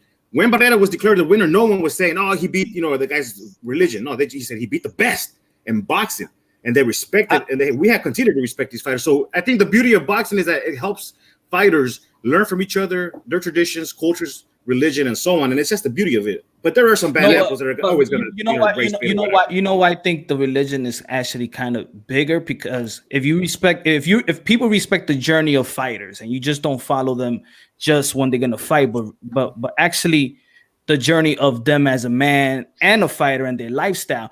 Like, let's say, for example, you will know that Amir Khan wouldn't take a fight, whatever, how much money he's going to get paid if it's going to be during an Islamic an Islamic holiday, when he needs to do his thing, and he wouldn't jeopardize, he wouldn't fight. So religion is highly important. Now there might be I respect the more for that though. I feel like in boxing though, it's actually my fault. But that's why even a promoter, even his manager, they will understand that even there's a big fight that he could fight Manny Pacquiao, and Manny Pacquiao want to fight this day, he wouldn't fight Manny Pacquiao on that type of day, because religion is very important when it comes to this fighter. Now, so that's so Muslim. I mean, religion, especially Islamic, that me following boxing, is very important for these guys. That's why I said, how impactful positivity does the Islamic religion is for these great fighters and fighters that come before them. I think it's important. I don't necessarily think that as a result, and I don't think Morales and Hamed is necessarily a proof to how boxing allows people to disregard that kind of stuff. I feel like it actually exploits it even more, and in many cases does help people to desensitize themselves to it.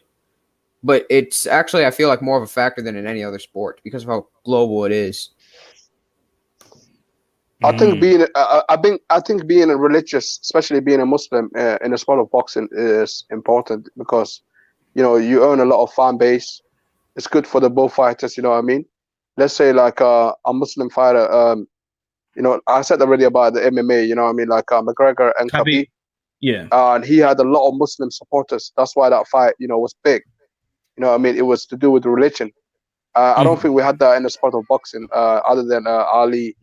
The Ali days, and when he became Muslim, he had a lot of fans from all over the place, from Middle East to Africa to Europe.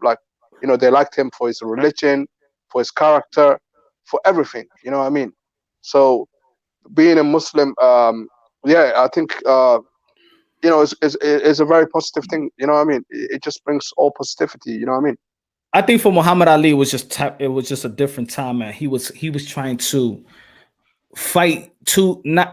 I don't think he was trying to fight the battle with Muslim, but at that time he was trying to fight the black empowerment, the black movement was going on around that time, and him being accepted as a Muslim as well. That was like two at that time. You could tap into that more smoke, right? It was two different type of battle that he was fighting. Yeah, one was about the negative black stereotypes that Americans had at the time, and even some of the stereotypes that they thought was positive that black people didn't think was right. So he was bringing forth the idea that there's a different kind of the term they used today was Negro, right? That was part of it, but the other part was the Vietnam War. And that's what made him global. And why he didn't go was a religious exemption. He was saying his religion didn't allow him to go. So stepping out from the Vietnam War along religious lines brought the religion to a forefront beyond what was going on with America and black people. And on top of the fact that he joined the Nation of Islam, and they were considered as potential terrorists at the time, it took a lot for him to desensitize people's image of him. Yeah, that really, yeah, that too, and that's what I'm saying. Was the culture the same? Was it a battle over there in the UK the same way it was over here that you was privy to, probably watching TV? Because I don't know too much of the culture in the UK, but I know that it has similarity, but the culture may be way different. The Islamic culture may be way different than it is here, or the Muslim culture, or the Black Muslim culture?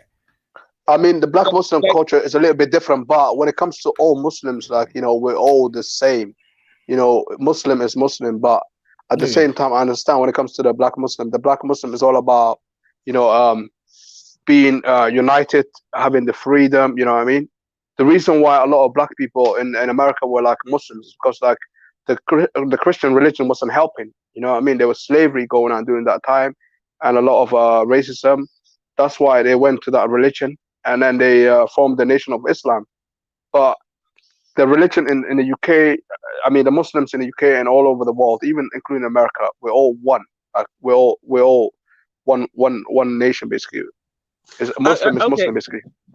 All right. So if you want how deep you want to go into this whole thing, right? So after, you know, one of the way that they perpetuated slavery was to completely erase your identity, right? Your place in life, your place in history, your place in the world, and replace it with this whole this idea and mentality of subjugation, of you aren't worth anything. Your lot in life is to be a slave, right? So once slavery ended, there was this huge movement to reclaim your identity, right? And that happened in America, right? And I'm only speaking about the American slave experience. I know it, you know, and I know it's multicultural and it goes a bunch of different countries. But in America, there was this huge appetite to find out history and place in the world and in society and amongst the human family. And part of that was adopting the religions. Like the African religions were outlawed once they left the continent. Once those people left the continent, they couldn't practice the religion of their fathers, right? So trying to find out what that was is what led to the forming of the Nation of Islam. That idea about what is our true identity, and also what is the religion that we had before our captors forced the religion on us. What was that, right? So that's sort of the genesis of the Nation of Islam. And also, I guess there's a benefit to structure and there's benefit to religion, but knowledge of self is probably the hugest thing you need in life as a human being, and also definitely as a fighter. Yeah, I totally agree. Hey, real quick, I just want to say thank you, Punch, for inviting me. Everybody in the chat, everybody in the panel. I gotta take care of some stuff, and so I'm gonna be in the next one. Thank you very much, and I agree with everybody. And I want to salute, and I want to send a good blessing to all the beautiful religions of the world and all the peoples. God bless you. God bless you too, brother. Yeah. Next time. My fault, man. Eating watermelon. But yeah, so yeah, man, I just want to shed light to these fighters, man, because I don't think too many people really talk about, especially these fighters. I mean, they come from a good cloth. Is they have a type of will, the way they fight. You could see it in their type of style. You could see the demeanor. Like you can even see it on their trainer. You could see Naseem Richardson. You could see, well, not like Naseem. Naseem was a character, but you could see even Tyson when he came out of jail and he converted. You could see the Hopkins. You could see even the J-Rock of the world. You could see the Eddie Mufasa. It's like there is no games, no play. It's nothing like that. It's on serious mode, and it's like they have this type of aura that I do see when they have that. When they have that religion and they're warriors at the same time, they just have a different aura. I don't know. Is it just me? I don't know. I just see something that is very compatible to all these great Muslim fighters. There've been so many different personalities that I don't know if you can connect them to the religion, right? Like I think that the fact that you had flamboyant guys like Muhammad Ali, and P Boxing was saying that Muslims are all the same. Like you have to understand, like Muhammad Ali, like even just the name in the Muslim world, that's like being named like George Washington, like Julius Caesar, like like the historical guy Muhammad Ali is a huge figure in Islamic culture and Islamic history. Like it's a big name. But even just him having that name and being flamboyant and being American, all that, I don't even know like how many Muslims are that way, right? So, you know, you look at your Dwight Muhammad Qawi's or your Matthew Said Muhammad's or even your Eddie Mustafa's. Those guys weren't flamboyant. They were more along the lines of your like Andre Ward's, right? No, I wasn't. It's not too much of the flamboyant. Is that we can see the flamboyantness even with their fight, but when you get them into that grit type of fight, when you get them into a fight, they'll fight when you knock them down.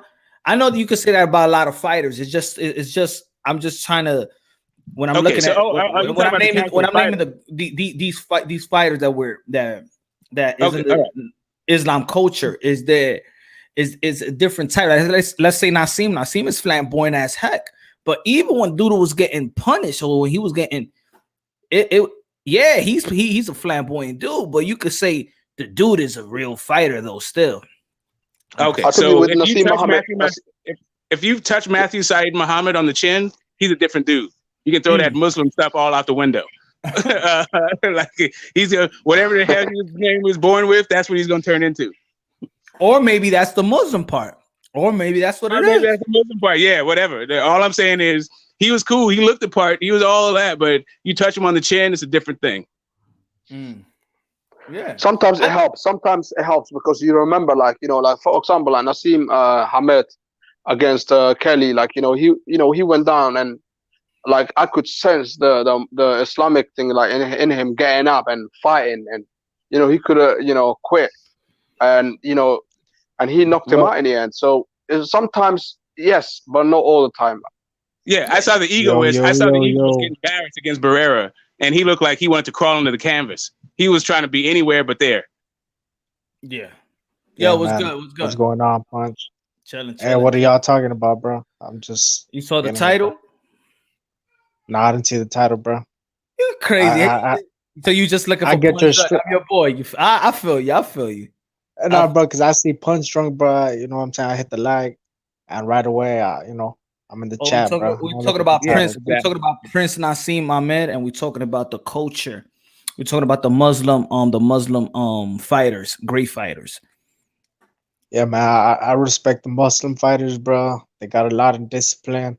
Not only the Muslim fighters, bro. You got to give Muslim people props, man. I like how they stand their ground, bro, to Western ideology and degenerate ideology, bro. They stand their ground. They're real. How you say it, bro? Real loyal to their religion, man. They have a lot of respect to their religion, bro. And that's something we could all learn from, bro. Dedication, discipline in life, through the sport and outside the sport, man. But there's been a lot of great Muslim fighters throughout the year, whether they're born into the Muslim ideology or they grew into it. There's been a lot of great fighters. When I think about a Muslim fighter today, bro, I think about Amir Khan. I think about I think AJ, he's Muslim too, bro. Has he come out as a Muslim? It's not confirmed. It's not confirmed, but I have a suspicion that he could be a Muslim. He has been seen in a mosque praying several times, but it's not confirmed. But I'm a bit suspicious about it. I hope he is a Muslim, though. You hope? Yeah, there's a lot of great fighters, bro, and maybe his family from Nigeria, right? Yeah, Nigeria. Yeah, like there's Nigeria is like half Muslims and half Christian. Yeah, bro. Me as a Christian man, bro, when I see anybody that has faith, bro, in a true passionate way, in a true way of dedication, bro, I got nothing but respect for that, bro. Yeah, me too. I have respect for genuine people that are you a Christian, bro? Or Muslim or something? No, I study both for no, it's not about studying, bro. It's about I have my own. Yeah, I have a personal relationship with God. I don't have a name on it. No, there's no such thing as personal relationships with God, bro. To me, it is. No, there isn't, bro. No. To me, it is. Hold on, no. We got into this before. You're not gonna tell me what I have. You could read all the. Nah, bro. I'm trying to help you, bro. I'm trying to help you, bro. That's all I'm trying to do, bro. No, we could all help each other in ways that we think that we're helping one another, but you can't tell me no or yes. You don't know my journey. You don't know my road. You don't know me. You don't know my relationship. You don't know that. No, but if I could help you, bro, I'm giving you the hand right now, bro, to help you, bro. You could only help somebody if you listen first. You can't help nobody like that. I've been listening, bro, for a while now, man. So tell me my road. How did I come with this conclusion? I see a man that needs God. That's all I see. No. I said, tell me. You said that you've been listening for a while. How did I come with this conclusion? What happened to me 2013? But it's not a competition. It's cooperation. Exactly. You wasn't been listening. See, I've been listening, bro. But I see a man that needs God, bro. That's all I see, bro. I feel I preach it. I preach that I feel everybody needs a personal relationship with God. That's what I say. So I know that I feel like you need God. Yo, Punch, can you tell us what happened in 2013? I missed that one as well, please. Is it like if you want to do it or not? It's up to you. Oh no, briefly. That's when I was homeless at the time, and that's when this is like the third time I was actually like, because I was saying earlier that you born into a religion. Let's say I was born into Christianity, right? But am I really Christian, or am I only Christian because my grandmother, my mom, or my father is? It's just something that how we all raised. Your father might be Muslim and you're automatically a Muslim because your father was Muslim. But is it really, did you choose that, or they chose it for you? So of course I'm going to church. I'm going to church. I'm reading the Bible. I'm interpreting all these informations while I'm 8, 7, 10 or whatever. I read the Bible, when I was young, but my interpretation was not in the level of an adult. Then second time I'm reading the Bible as a teen, and that's when I picked up the Quran at 13. But the level of grasping everything in is I'm still young, So then around 2013, but I always have the belief in God. At around that time, it was more about Christ, or God is Christ, and his that was the type of. That was a type of hold on. That was the type. That was my fault, Carlo. I think he was having an echo. I got you right now. So I was trying to the confusing part of Jesus and Jesus is God and that, but my mind was still okay. It's God is mine, but it was still confusing to me. So around 2013, when I was homeless for months, that's when I actually like really picked up the Bible and the Quran. I used to walk with a Bible and the Quran ever since I was like 15. People used to think I was weird, but it wasn't about being weird, or it wasn't about me being confused. It was still in the process of me in my journey and me trying to understand what I want to understand, or what I feel I may have in my heart around that time. So then I'm reading, and that's when I'm reading the Quran a lot. And now I'm like more to this, to the Muslim. Yeah, I'm gonna be a Muslim, but it was more instead of just worrying about the spirituality of it, it was about me trying to read everything, trying to me figure it out and study. No, this is this. So when you're talking to somebody, it's almost like we're talking about sports. I need to know this. I need to know this. So then when I talk to this person, I'm a Muslim and I read this. It's like, we just go scripture for scripture, but then the spirituality part of it hit. And you can't get all this stuff without spirituality. I could read. We have a bunch of scholars that know a bunch of stuff. They know from the Bible and the Quran from A to Z and try to teach you everything, but they might not have no spirituality. So I might be reading all of this, but I'm not trying to gain the spirituality. But in that setting, then that's when the spiritual awakening came, but not all the way. Then let's say 4 years, that's when I was just reading, and it was just it was this Jesus that was just popping up every time I'm doing something and whatever, like I said earlier, there's something I was trying to run away from. I was just trying to run away from Jesus Christ. That's it. My mind is I'm on this Muslim tip, but then it was like Jesus. And every time I'm reading the Quran, every time I'm sitting around or whatever, it's this Jesus passage. And we talk about Jesus. And it's like this dude that's knocking on my door that just keeps knocking on my door, and I don't want to open it. He's cool and everything. But I'm like, yo, my man, I love you. But yo, chill, relax, until I got that spiritual awakening. And then I'm like, Jesus. I mean, I got on my knee, I started praying, man. I said, man, Jesus, my Lord and Savior. And I went from that, and that's how it is. Yo, Punch, how'd you get into the like the Quran or that? Because you were saying earlier you had like a Somalian friend, you know what I mean? Like, is it because of them? So yeah, I used to chill with my Somalian friend. Also, I had my one of my best friends at the time named Will. He was Chinese, but he was Muslim Chinese. So there was I said when I was young, you wanted to become sometimes you're young and you're a rebel to your family or whatever. I knew that my family had this thing with Muslim or so I came with the Quran. I'm chilling with my homie, and I came, and one time I was just eating on the table, and my mom put like a napkin across it was that like why you bringing that, huh? I don't want that stuff. And I said, what? Why you don't want it?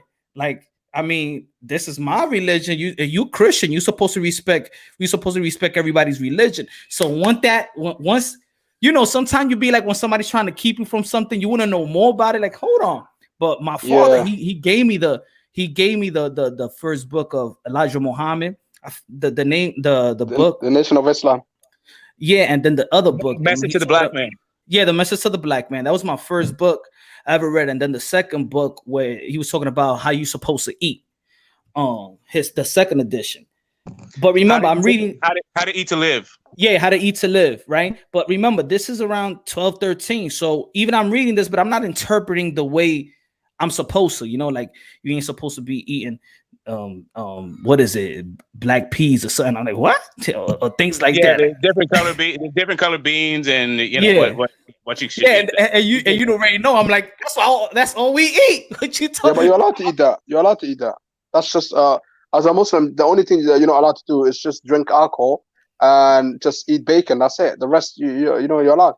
No, but what about pork chops? In that book, there's a lot of stuff. Yeah, see, the thing about religions, right? They're in the prophetic tradition, right? If you have a prophet, it's a guy who has a message to his people in that place, right? So Elijah, and I'm gonna go like I'm not trying to give no history lessons. Oh, the point is the Elijah Muhammad's this whole message to the black man. It was about the black men in America, right? So in America, the diet was all messed up because of slavery, right? They only had the scraps. And so in order to build black people, they had to start from the diet up, teach you like how to be in a relationship when, your children or your spouse could be sold from you the next day. Is that entire thing, like just getting back to normal, right? Exactly. At that time, remember, so my pops gave me this book, right? My pops was on this type. You got to read the newspaper every day. My father, at one point he was on that, it was early 90s. You on that Malcolm X type, you know how there was the colors, it was the necklaces, it was the that's clean, baby. It's a black thing you wouldn't understand. Yeah, exactly. So that was like around what, like, early 92 and stuff. So my pops was on the hype of reading a lot about Malcolm X. So my third book I ever read was the biography on Malcolm X. That was my third book. I was stuck on that book. I had posters of Malcolm X. That's the only dude I ever had a poster in my life was Malcolm X. So then with me reading that, and then and mind you, my pops is Christian, but he respects. He had an open mind. My mom had an open mind, my grandma, but he had an open mind. He could read anything, and nothing phases his belief. Anyway, whatever. So I live 5 blocks away from the Audubon Ballroom and where Malcolm X got killed. So that was like I used to sit right there, and I would just read the Quran, or I just that was like my spot where I take time to read. So that was the introduction of Muslim. It was going like through the Elijah Muhammad book, and then it went to the Malcolm X biography, and then my boy that used to play ball with, he was Somalian, and through him, that's when I got into that religion that politics, because he was telling me about Somalia, that Somalia is not what you see on TV. And every time, and when he went in the summer, he was showing me the pictures and the beach and it was beautiful. And all I thought that Somalia was a bunch of people that was like hungry and got flies in their face. Remember, this is like 93, 94 that we, and all you see is a bunch of commercials of, and he's like, nah, Somalia is not like that, you know? So, what you see on TV is not the same. Like, you know, the TV, obviously, like, they want, like, you know, donation and stuff like that. So they're trying to take your money and stuff like that. You know what I mean? But really and truly, Somalia is much more better than, you know, what you see on TV. Do you know what I mean? I said America was stealing Somalia's oil because they was like top 3 in oil. And that's when I'm like, yo, oh. And that's what I was saying earlier, that it's good to have your surroundings, to have people that's multicultural from even different countries. Because, you know, I could be in a trap. I could only think one way. You know, if you're just stuck with people that's just in your block or your community or even just your own race, you just think that one way. But then when you have people outside, different cultures, different religion, and then they travel out. Yeah, you need to expand. Then you start like, so when I used to be like Somalia, he'd be like, man, he used to be like, Somalia got the best beaches. I'm like, what? Fact. Get out of here. And then he used to, when he come in the summer, he come back from the summer and he showed the pictures. I'm like, people used to be scared of him when he used to come back. Matter of fact, the school used to make him, he used to like reevaluate because he's coming from Somalia and then he didn't need to do all this tests if he got AIDS on some discrimination shit like that. Wow. Yeah, Somalia don't even have AIDS. Somalia is not known to. Somalia is not known. There's probably is some sort of percentage, but I think of all African countries, I think Somalia, the AIDS is kind of low. It's really low. America probably got like a higher percentage. Probably. It was invented. Oh yeah, America, like AIDS blew up, and then everybody went crazy. If you could, like, it's funny that you were going through that at that time because I was going through a similar thing, but with Christianity. I grew up Muslim, and I was like, you know, I was in college and all that, and yeah, this is, and I was like, and this is, you know, I'm the child of revolutionaries turned corporate. You know, that whole thing, I was just trying to get my own identity, and yeah, I definitely went heads all into the church, was one of the church leaders, you know, baptizing people, the whole thing. Preaching, I did all that. I just think a lot of people, it's still a journey. Yeah, I think a lot of people, man, they've been through that when they grow up, bro, and it's some sort of rebellion from, you know what I'm saying, from where you come from, bro. It's some form of expression, man. You divert into many things, bro. Like I've been through a lot, bro. The penitentiary, especially, it changed me, man. Many people think the penitentiary changes you for the bad, bro, but to me, it changed me for the good, bro.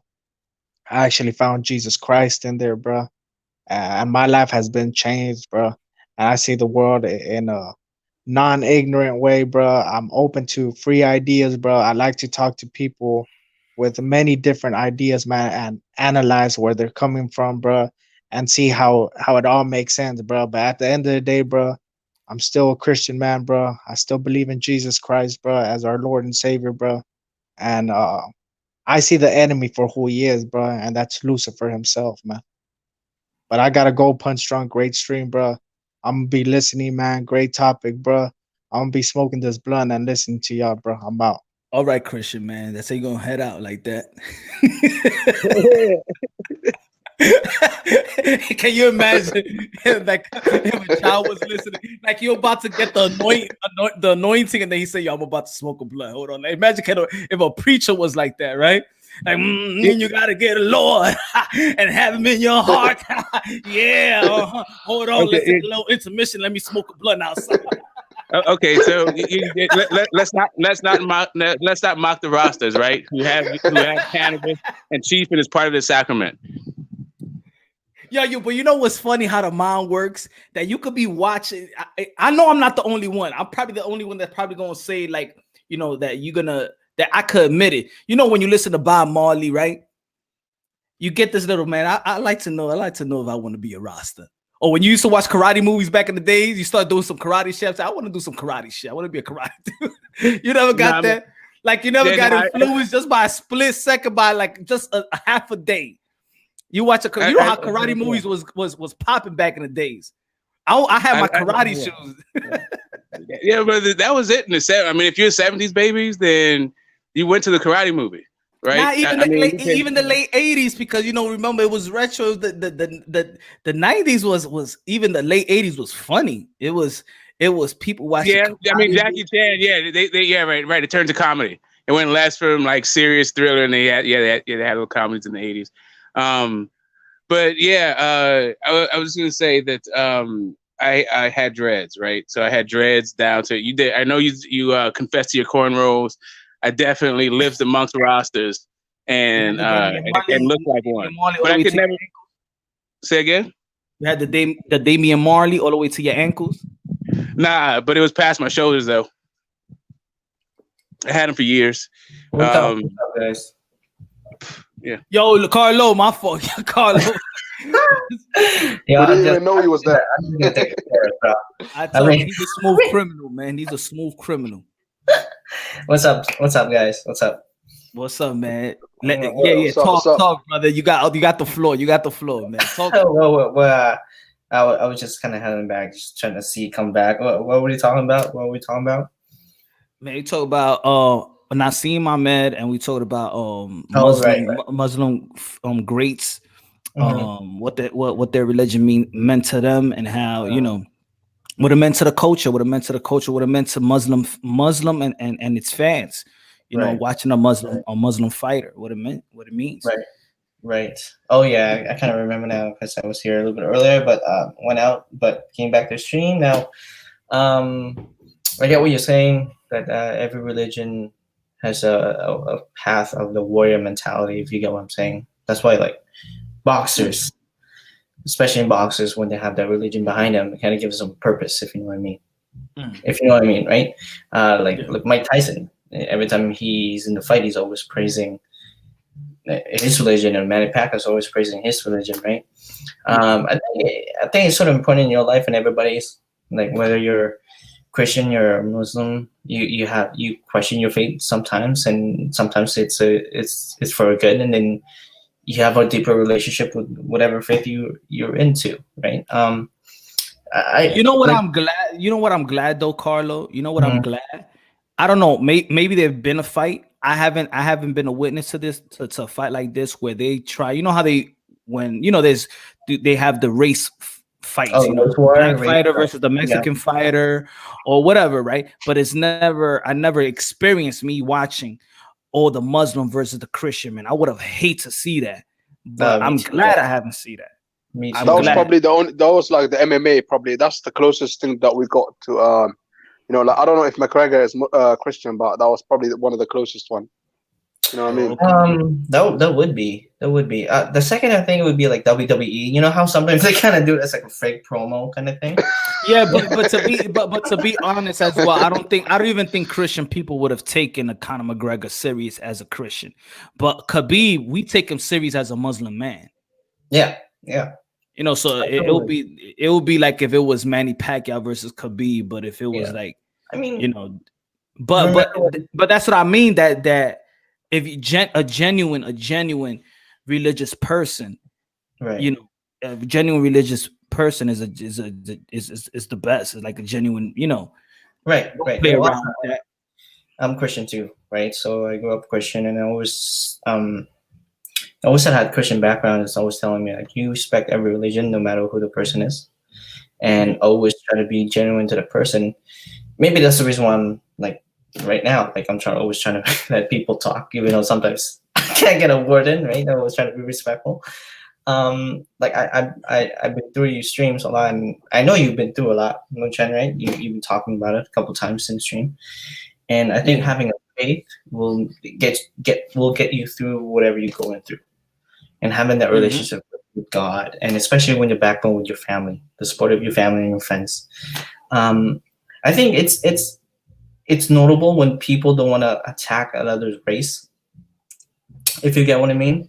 Do you remember when Keith Thurman attacked Manny Pacquiao's Christianity? Like, oh, I'll crucify you, kind of thing. I think it's one of those things you can never cross. You know I don't what I mean? think I don't think he went after the but I think he went after something. He went after like for him to understand his trash talk. You know, it was like a clever to it was clever, but it's borderline because some people don't play with that. You know, it's borderline because people don't play with that. No, and that's the problem. Yeah, you shouldn't play again. You know, with religion and what Keith Thurman did. I don't think he meant anything nasty, but it comes across, of course, as nasty because you know you're saying that type of stuff to a guy that's religious. Yeah, that was wrong. But he was only trying to promote the fight. I think but politics can work that same way with what Conor did to Khabib. They're just weird. Like he was drunk too, but the whole thing was just so odd. Yeah, because I don't think it's all promotion. I don't think you will. Would you play that that Muslim card in front of Naseem Richardson? I don't think so. No, I mean, you know, he's not here with us, so rest in peace. But a guy like that, nah, yeah, you don't want to play with that type of, or let's say, I don't know how deep Bernard Hopkins was. I know he's a Muslim, but I don't know how deep he is in as I don't know how deep he is in religion, the religion. So to me, someone if someone says they're Muslims, they're Muslims. Even if they drink, whatever they do, I'm not gonna judge them because only God can judge them, and that's it. You know what I mean? So if he claims to be Muslim, then to me he's a Muslim because I'm not a God. I'm just a human being. I'm slave to God. You know what I mean? So I got you know what I mean? I got no place to judge. Yeah, you do. And we're still in there, and that's it. Yeah, and we're still in our journey too. Like, you know, it's the introduction. Some people will have to be reintroduced. P, did you become Muslim? You was born into Islam, or you decided yourself? Like, I heard what my mom and my dad told me, or whoever. But let me figure it out really if I'm truly am inside. Or no, I was born into Muslim, but then again, like, I've done researches as well. I've been to churches, I've been to temples. I find out that all religions the same, and Christian and Muslim are one of the closest. You know, they're both identical. The only thing that we disagree on is Jesus, and Jesus. We believe that he's a prophet. The Christians believe that's God. That's God's son. So we just believe God's too powerful, to have a child, and that's why that's the way the disagreement is. But yeah, I was born into the Islam religion. Yeah, to answer your question. Yo, peep this. So I think when people been on my stream before they seen me smoke go at it with religion, but also to understand people more and more. I even said on my live, I said, I'm going to give myself I'm going to talk about my personal life a little more and more because it's good to, so people understand why you may think this certain way, why you say it's only one race. Punch is not everybody thinks like that. I think it's one race. Put it this way. I come from a neighborhood. I'm going to tell you like this. On the same block, 2 radius, there's a mosque. Across the street from the mosque is a Catholic church. Up the block in the corner is a Christian Baptist church, and across the street from the Baptist Christian church is a Jew temple. Wow, that's crazy. Wow. What was it? And never there was a problem in my life. I'm telling you like that. That's some crazy stuff, right? When there's a problem, when there's a problem in the UK, like for example, if there's like a hate crime or a terrorist attack happens, like all the religion leaders will come together. The Jewish, the Muslims, the Christians, the Catholics, they always come together. You know what I mean? And that's what it's all about. It's all about respect. You should not disrespect anyone's religion. You know what I mean? You shouldn't try to convert someone else. You can tell them about the religion, but don't say that, oh, do this, do that. You know what I mean? Don't disrespect their religion. Just respect everyone. You know what I mean? The way you want to be respected. So now I will understand. That's why sometimes I gotta humble myself, right? And I'm like, okay, I can't think like every experience is like a New York experience, because even New Yorkers, we get into that type of think that New York is like everywhere else, when it's really not. I know it's not. You know, some states are way more segregated than New York. This is a melting pot. So my perspective, especially my neighborhood, is different, because down south it just could be black and white, right? But where I'm from, it's everybody. It's Asians, it's everybody. I'm from the city, so it's everybody. And then in my own block, it's there's three religions on each corner, you know? So my thing is, why can't we get along in my own block? My own block, everybody get along with every religion and every race. So when I say, come on, man, we got to make it, there's no excuse, there's no this, it's not that. I can understand why some people may not like how I say it, but I just feel like, because I see it, I know there's a way, you know, there's a way. And the way is that don't let other people on the outside try to divide who we are. And we're one thing that we are is humans and sons and daughters of Christ, of God. That's how I see it. Yeah, people like to divide people. For example, if something happens, like let's say like a right wing does something, and then people be like, "Oh, look at these people, they're bad." Or if a Muslim does something, you know what I mean, they get labeled. So we shouldn't let other people divide us. Just because one person done something from a different religion, don't mean everyone is bad. So yeah, just have your own mind. Don't think for yourself. Don't listen to others, even if they're family and friends. Do you know what I mean? Just don't you know what I mean? Don't listen to any negativity, because we're all different.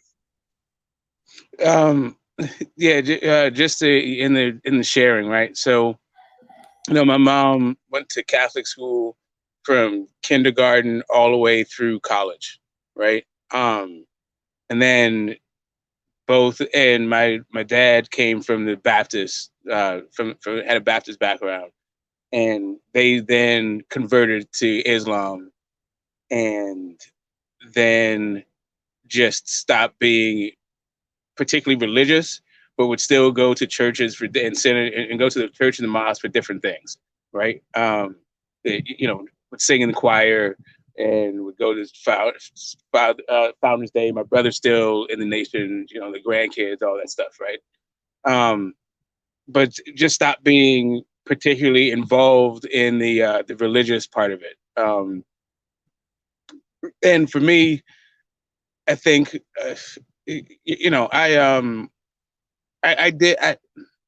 coming from a place of having just several religions being practiced in my house growing up, and then also identifying with several myself at different points in my life. Like I get how you like the power that it has whenever you are connected to something that is larger than yourself, larger than your family, larger than your community, and encompassing of both, and has an explanation of both life and death, right? All of that stuff is very centering and very grounding, and gives you I think a space to start to chart your own life and be more of who you are, right? But it also can give you a sense of, it can crystallize your sense of right and wrong in ways that I think can be outside of your own understanding, if you just go along with the herd, right? So if you just follow dogmatic, if you just join a religion just to be not only because you agree with the tenets and that you practice the behavior, but also because you're looking to interact and socialize with people with your same ideology, like only that I feel like you can actually lose a bit of yourself, and that connection that I think religion can have, right? I think you can actually close yourself off to one of the better parts of religion. You're on mute. Punch, you're on mute. You mute, bro. You're on mute, Punch. You're on mute.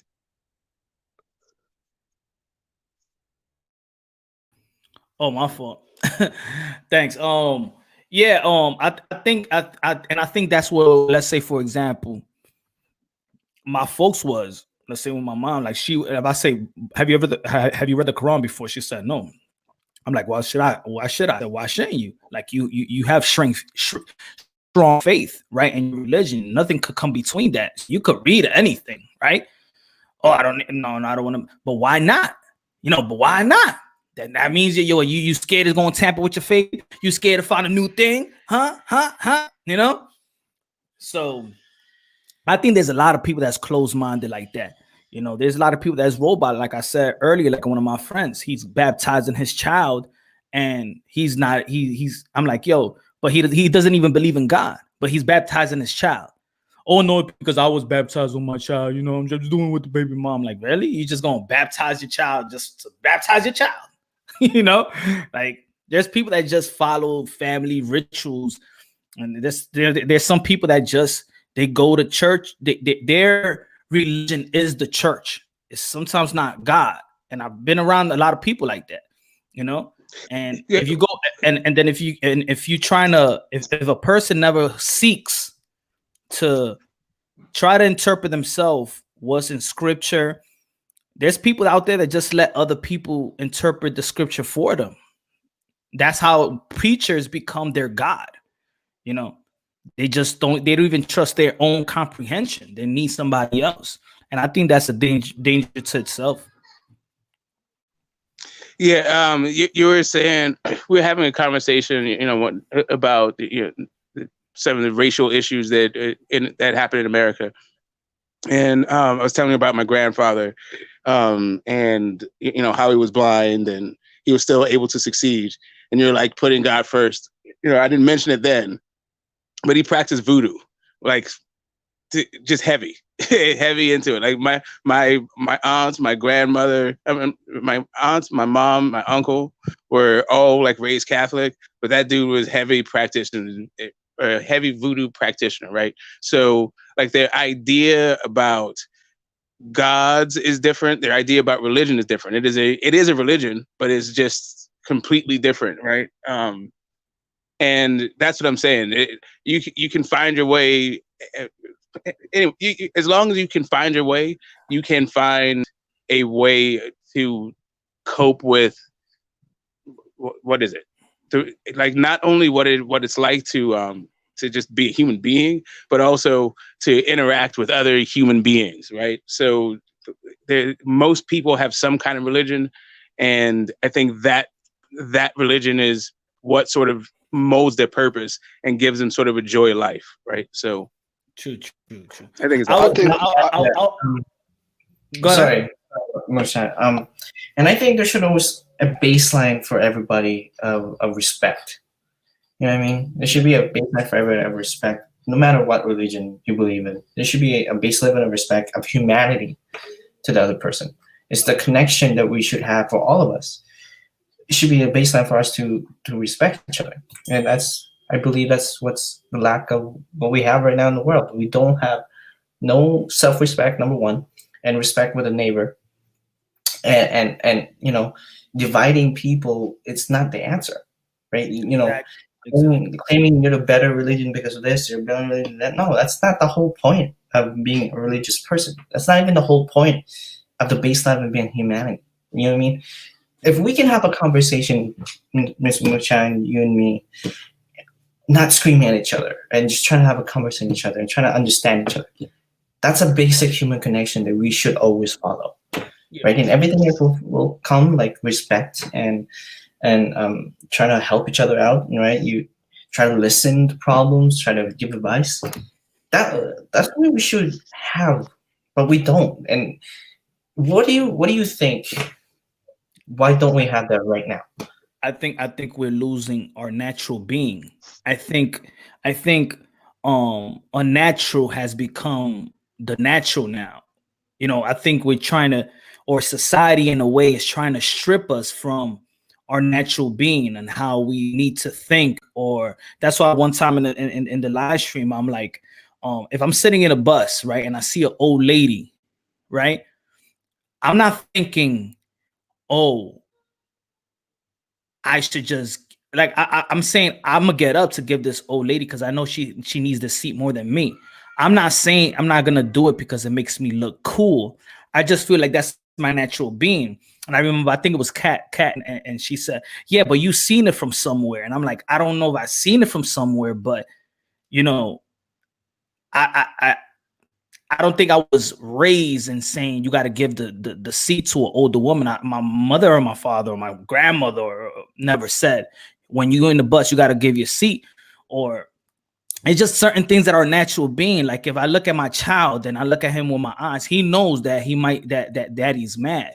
Or you know, even children at a certain age, they know something when it's bad or not. You know, they don't know everything, but it's something natural being that they know what's natural. Was, you know, I just feel like society right now, we're trying to make unnatural become natural, and we're losing ourselves. We're losing our moral standard. We're losing our moral compass, and we try to kick God out of society as much as possible. That's what they're trying to do. And you just the thing is that basically a lot of people nowadays, when they do stuff, they do it for like to look good.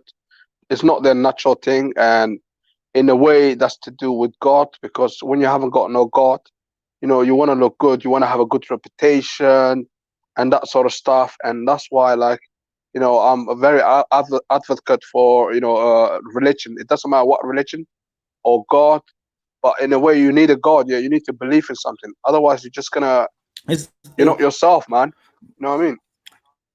It's like people say, when you take the father out the household, most people be like, oh, you know, it's not good. Is, you know, is you're gonna you know, you're gonna it might be hard. My life might be harder than it's supposed to be, right? You take the father out the household or whatever.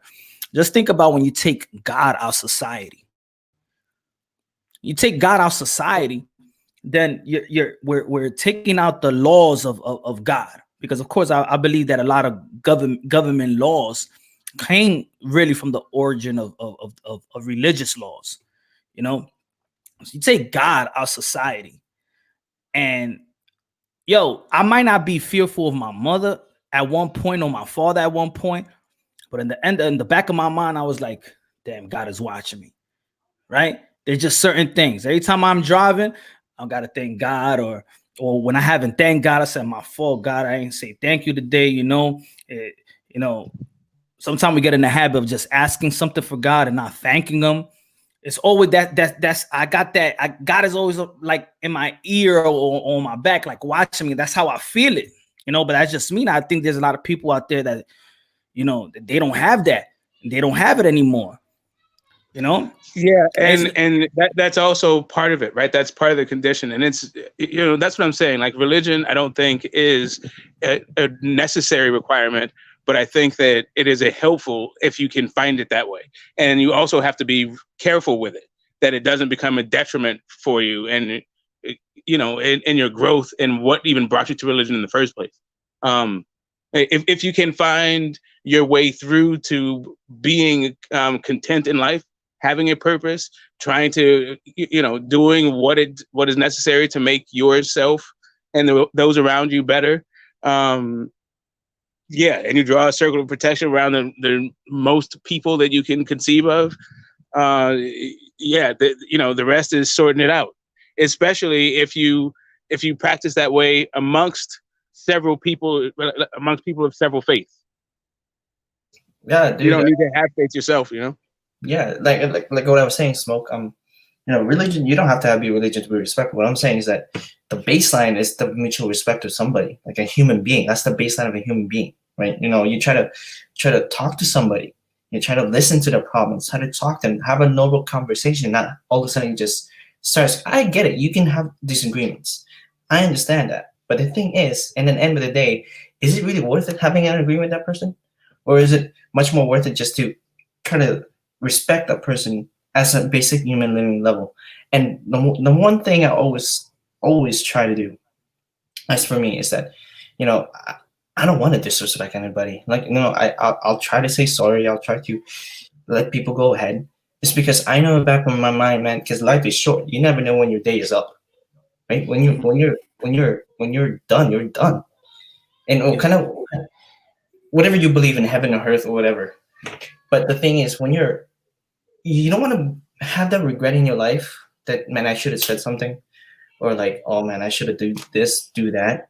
Because at the end of the day, you don't know. I mean, you probably said something to somebody and it saved their life, or you said something and next thing you know, they're gone, and you can't take that away. You can't take that back, if you get what I mean.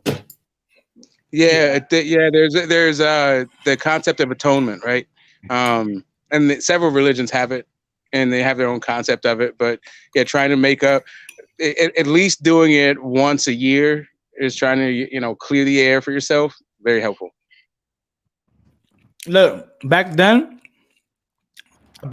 you used to start school, and pledge allegiance of the flag, United States. So remember kindergarten and public school? They don't even do that no more. They don't care. My son tells me they don't do that no more. They don't do it in the United States anymore? I mean, they don't even, even the... Glenn, that's you? Yeah, that's me, bro. Okay, because you got two. Guido, my fault. Guido, my fault. Oh, so yeah, like nowadays you don't sing the national anthem in school, pledge allegiance to the flag of the United States of America, to the republic for which it stands, one nation under God. They want to take that, they're trying to take that part out too, Smoke. One nation under God. Yeah, I don't need for my kid to become a patriot at school. Anyway, I didn't send my kid. Education is a completely different thing. I don't need indoctrination in school. No, I need education in school. Yeah, I feel you, but even with that, I will even keep that. Some people need it. The thing is though, some people need it, but like for example, someone like Smoke that knows a lot about religion, like Muslim and Christianity and that sort of stuff, and Rastafarian. He doesn't need it, but like some people, that don't have none of that, they might need it just to have a bit of respect. But I see why a lot of people are against it, because it's a bit of a diversion. You know what I mean? There's so much. There's so much that our kids are fucking inundated with, man. Like, yeah. I really school, like, teach them. I don't need them to become Americans at school like that, right? I can teach them how to be patriots. I don't need for the school to do that. Yeah, man. What's good, Glenn? Guido, talk to me. What you got? Yo, chilling, man. Listen, so my whole thing is like what you said earlier, like maybe like an hour and a half ago. You was talking about basically to sum it up. You know what I'm saying? Religions are like roadmaps. You know what I'm saying? They give you character. They give you a sense of direction as far as developing yourself into walking a righteous path. And so me myself, I'm a very spiritual person. I'm not particularly religious. However, from kindergarten, first and second grade, my mother sent me to Catholic school, right? I went through communion, I went through all that. Then I went to public school after that because we were in New Jersey, and then she moved me back to the Bronx. You know what I'm saying? And in the Bronx, I went to public school. Started hanging out with my homeboy. His family was Pentecostal. I used to go to church in a Pentecostal church like freaking 3 to 4 times a week.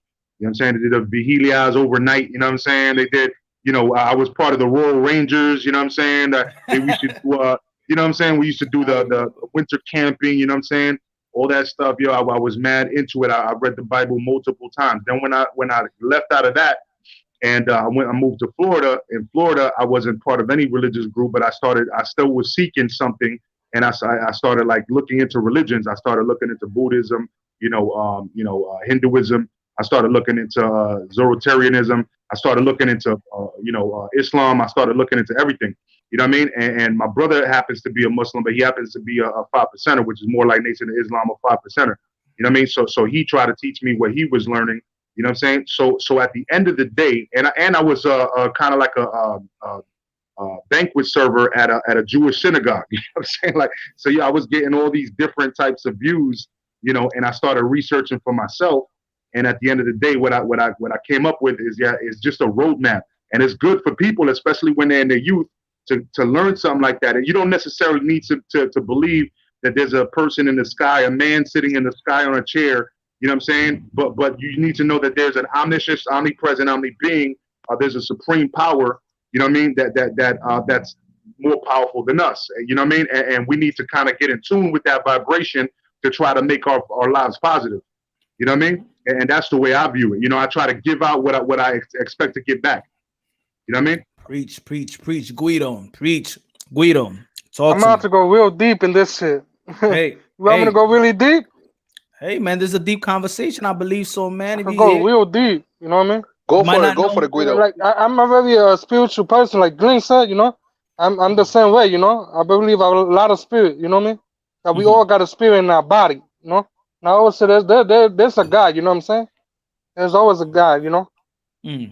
I want to make a point. But I'm not a hardcore Christian or Catholic. You know what I mean? I'm not a hardcore like that. But I believe there's a God. You know. I believe you guys be good in life, and if you're good, you get good things. You know. If you do bad things, you're gonna get negative stuff around you. You know what I mean? Yep. All right, I want to make an interesting point. There's a lot of Christianity, like people that are born into Christianity and Catholicism, and for some reason they're leaving the religion of Christ, and I don't know why. Why is that? Because there's not that many Muslims that are leaving the religion. There are some, but not the amount of Christians and Catholics that are leaving their religion and becoming non-religious. But they are still believing in God, like Glenn said. Like he believes in there's something there, like God, but he doesn't believe in any sort of religion. So why is that? Like, why is there so many people leaving? If I may, I can respond to that. P. I think that is because keep in mind that over here, you know what I'm saying, in the United States, where it's a free world and we have freedom of religion, you know what I mean, you're going to get a lot more people that can open their mind and have these different experiences, or they can research and not be frowned upon, because in this country you're going to have different sects, different sex, SECTS, not different sex, right?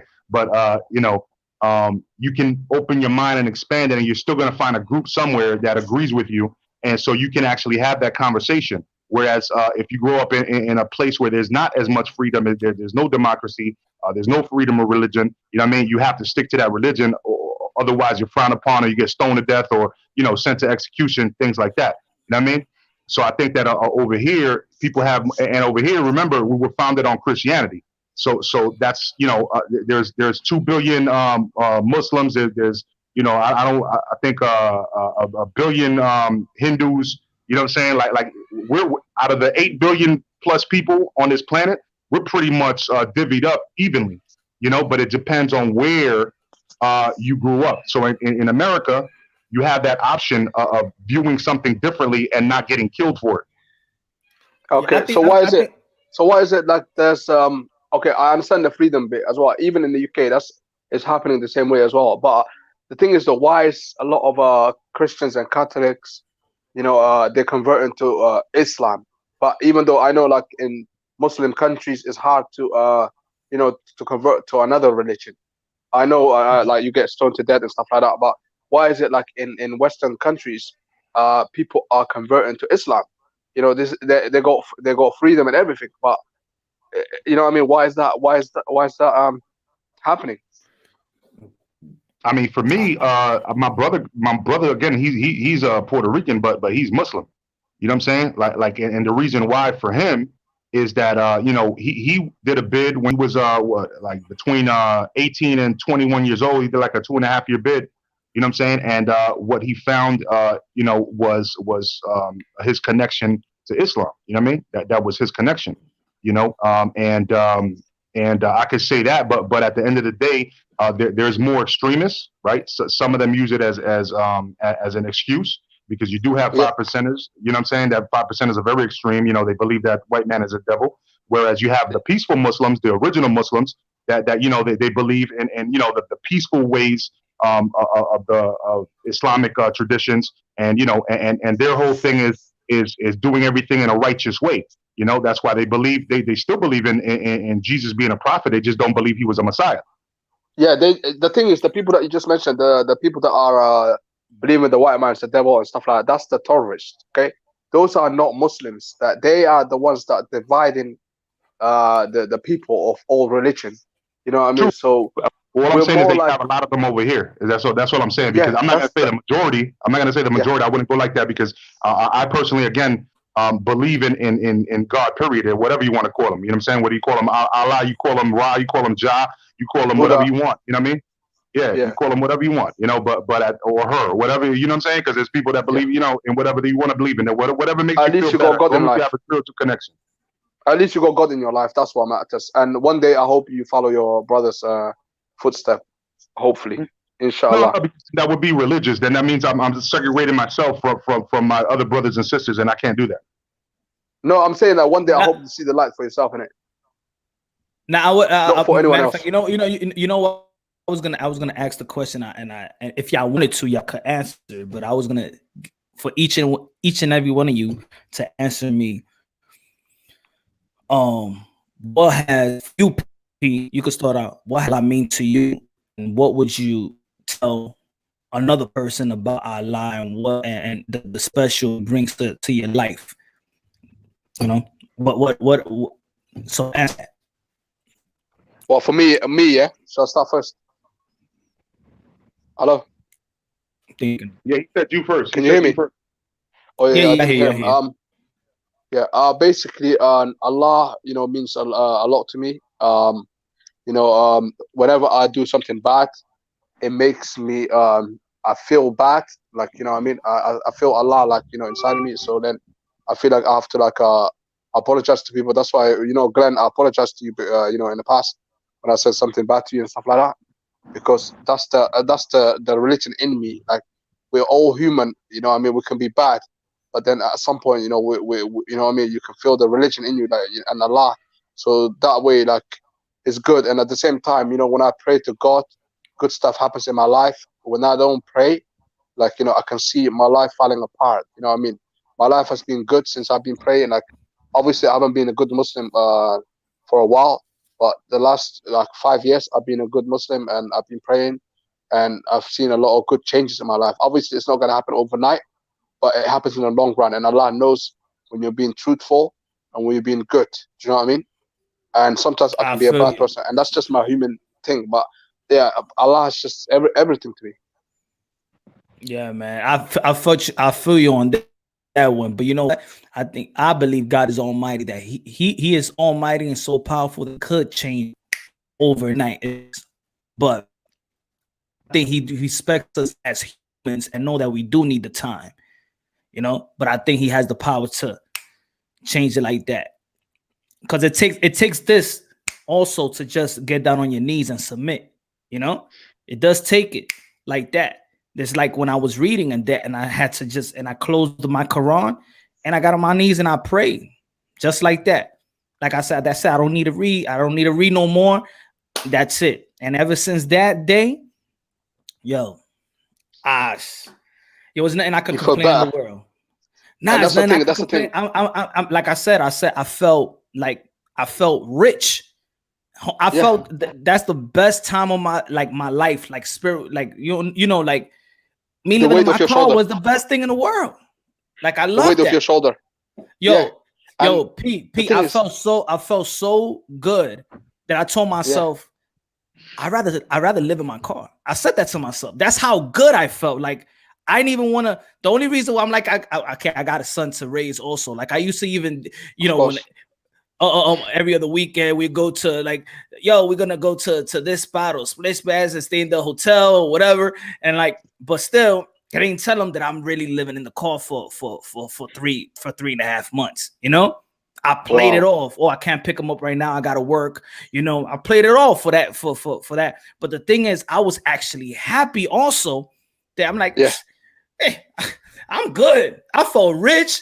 No friends. Nobody calling me. I'm like, I don't care. Like, it changed my life, man. Oh, Punch, earlier, did you say, like, you know, because of your tattoos, you're not sure if you can go to like Makkah and stuff like that? I don't know if I heard it right. Yeah, cause like a couple of years ago, I wanted to do the pilgrimage, and I wanted to go to there was like a 13-day tour, and then they say I can't go to certain Muslim spots because of my tattoos. You can go. No one can stop you because that's your previous life. You know what I mean? Look at there's a lot of Muslims that got tattoos. There's even like current like Muslim people from like Turkey. They're born Muslims and they still go to the mosque. They got like earrings and stuff like that, and necklace, and they still go to the mosque. At the end of the day, no one will ever stop you from entering a mosque. So never listen to people, man.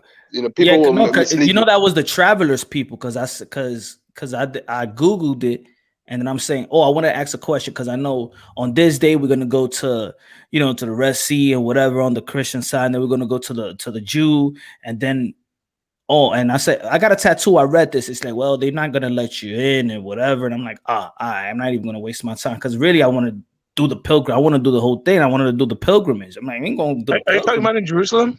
Yeah. Yeah, I did. No one will stop you. I did that. No, but I don't have no tattoos, one can stop you. Oh, okay. No one can stop you. No one can stop you from going any mosque or pilgrimage, Makkah. You know what I mean? Like the same thing, the same way as if you go to church, no one can stop you. You know what I mean? Of course, you know it's not a good thing to write stuff on your body, but that's your previous life. You know what I mean? Just like in Christianity, when you get baptized, you know, you're all forgiven. You know what I mean? Because you submit yourself to God. Muslim and Christianity is exactly identical. Did you go to other places in Jerusalem, or just not the Dome on the Rock that you're talking about, right? No, I was trying to figure out when to go, so I was talking to the traveling the travel agent, that got this 13-day tour. Oh, okay, gotcha. No, you should but go. Then every time I'm trying to do like my research, there's this.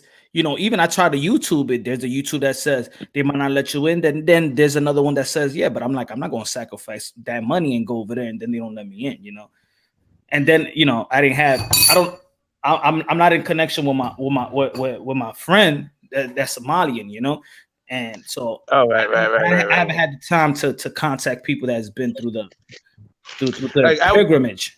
I know a lot of Muslims that haven't even gone through a pilgrimage. I haven't been pilgrimage yet, but I will do it sometime in my life. I got a lot of things going on, but I would say like do it maybe if you can search up the UK or something like that, maybe that'd be more. I think the UK people are more easier to talk to. I don't know, like maybe in America, it seems like you get judged a lot. You know what I mean? That's the vibe that I always get. You know what I mean? Maybe. Yeah, I went to. I was there a while. I just found like I wound up in Jerusalem. I wasn't even trying to go to Israel at all. I was there for something totally different. I was in Egypt.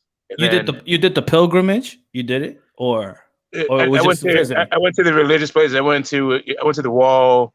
I went to the Dome on the Rock. I was in Tel Aviv. I went to a bunch of places, like a bunch of sites. I was there with the Jewish guy, right? Yo, that's my bucket list. That's it. Yo, I do that. Y'all, I do that, and I'm good. I won't ask for nothing no more. Yo, I'm gonna chime out, yo. You know what I'm saying? I snuck in here real quick because it's my anniversary today, but I snuck in here. Congratulations. Because it would, thank you, bro. Because it's a deep discussion that needs to be had sometimes, you know. But you know, all of y'all, my brothers, regardless of instances in the past where we disagree. So peace to y'all, mad love. You know what I mean? Yo, Glenn. Before you go, I want you to forgive me. I forgave you. I already have. You know what? I've been the thing is though, I've been pushed by other people. Like you know, what I mean, they try to stay things up. Like I'm not about that life no more. I ain't gonna say nothing bad to you anymore. To you as well, Guido. You know what I mean? I don't wanna. Life is not about that. You know what I mean? Life is just about being humble. Do you know what I mean? Sometimes you get lost in this internet shit. You know what I mean? Yeah, well, I appreciate that because, you know, at the end of the day, man, like, you know what I'm saying? Like, there's some people trying to be puppet masters, man. Don't let them do that to you. You know what I mean? Like me, myself, I'm going to tell you right now, a lot of times they want to talk shit about my family, my kids, you know, and I feel like right there, I'm blessed. I wake up every morning feeling blessed. So, you know, that's sad that they think that they got an upper hand on me. You know what I mean? That they're just trying to grip my legs and pull me down, but I'm kicking them off. You know what I mean? It's the internet, bro, man. You have to be careful. Me down, bro.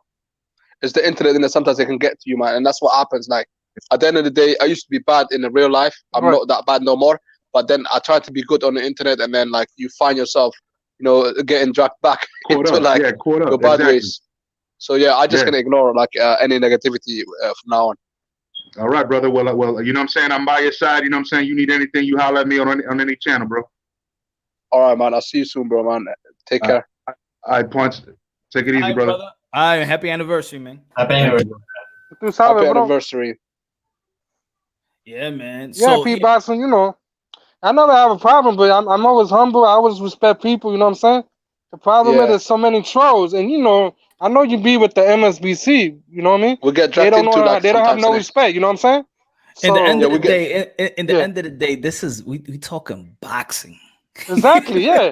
That's the thing. They take it personally, like I'm attacking their moms or father or somebody, you know what I mean? Like they taking it very personal. Even boxing don't care about us. For us to even yeah, that's what I'm saying. They want to take it crazy. What we want. Yeah, you know what it is. I think people are so mad about boxing that they take it out on everybody else. I think so. Yeah. That's what it is. Boxing don't give me nothing I want. We're going against each other now. You know, this is what happens in these. It's not even about that. It's like if people get mad, if you tell them the truth in their face, they can't handle it. You know what I mean? It's not that I'm trying to insult you. I'm just telling you what the truth is. You know, if you can't handle the truth, I don't know what to tell you. You know. And then we argue, but what we theorize, like our theories. We want to argue our theories because when we talk about this boxing stuff, we're not even arguing facts. Oh, this person is better than this one. No, this person will beat this person. Nah, this person is better. They haven't even fought. And we will let's say for example, Teofimo Lopez. Nah, he ain't better than Devin Haney. Nah, Devin Haney is better. Nah, he'll whip him. And you could stay there for like 4 months talking about a fight that might never happen. And you this is the thing. Yeah, this is the thing. We advocate for fighters. At the end of the day, I don't care about Haney. I don't care about Teofimo Lopez. I don't even care about AJ. That's one of my favorite fighters. He's just a fighter that I support. But at the same time, you know what I mean? I wouldn't care less. Like a lot of people, like, you know, they slayed him. They say a lot of bad stuff about him. But at the end of the day, it's just they're all fighters, man. These people, man. They don't care about us, man. Like we take it too personal sometimes. You know what I mean? Exactly. It is what it is, man. Exactly. I mean, it could get fun and get with the trash talk. Of course, we only arguing for bragging rights. That's all we argue. If you're a fan of respect the fighter, we're just arguing over bragging rights. If I'm watching the Lakers and Blazers game and I got the Blazers and another dude got the Lakers, I'm only arguing for the Blazers for the bragging rights. So I can't wait for them to win so I could tell you was wrong. That's what it is. Yeah, but that sport is different. Basketball is different. Soccer, football, you know, they're all different. You can do that. But when it comes to boxing, that's the only sport that things become personal. Do you know what I mean? That's the only sport. They take it very personal. Yeah, they do. Because it's the fight game, so you're thinking yourself that you're the fighter. You're fighting, debating. That's like that's. I was listening to. I forgot who I was listening to, and somebody goes, well, you see, I won the debate, and I'm thinking to myself, and the other dude goes, yo, I wasn't even in the debate. What are you talking about? Like, I'm not even debating. Like, what? Like, he's thinking he's in the competition of talking boxing when the guy's just talking like he's just explaining something about the boxer. He's not even debating. Like, what are you talking about? Like, some people are like that.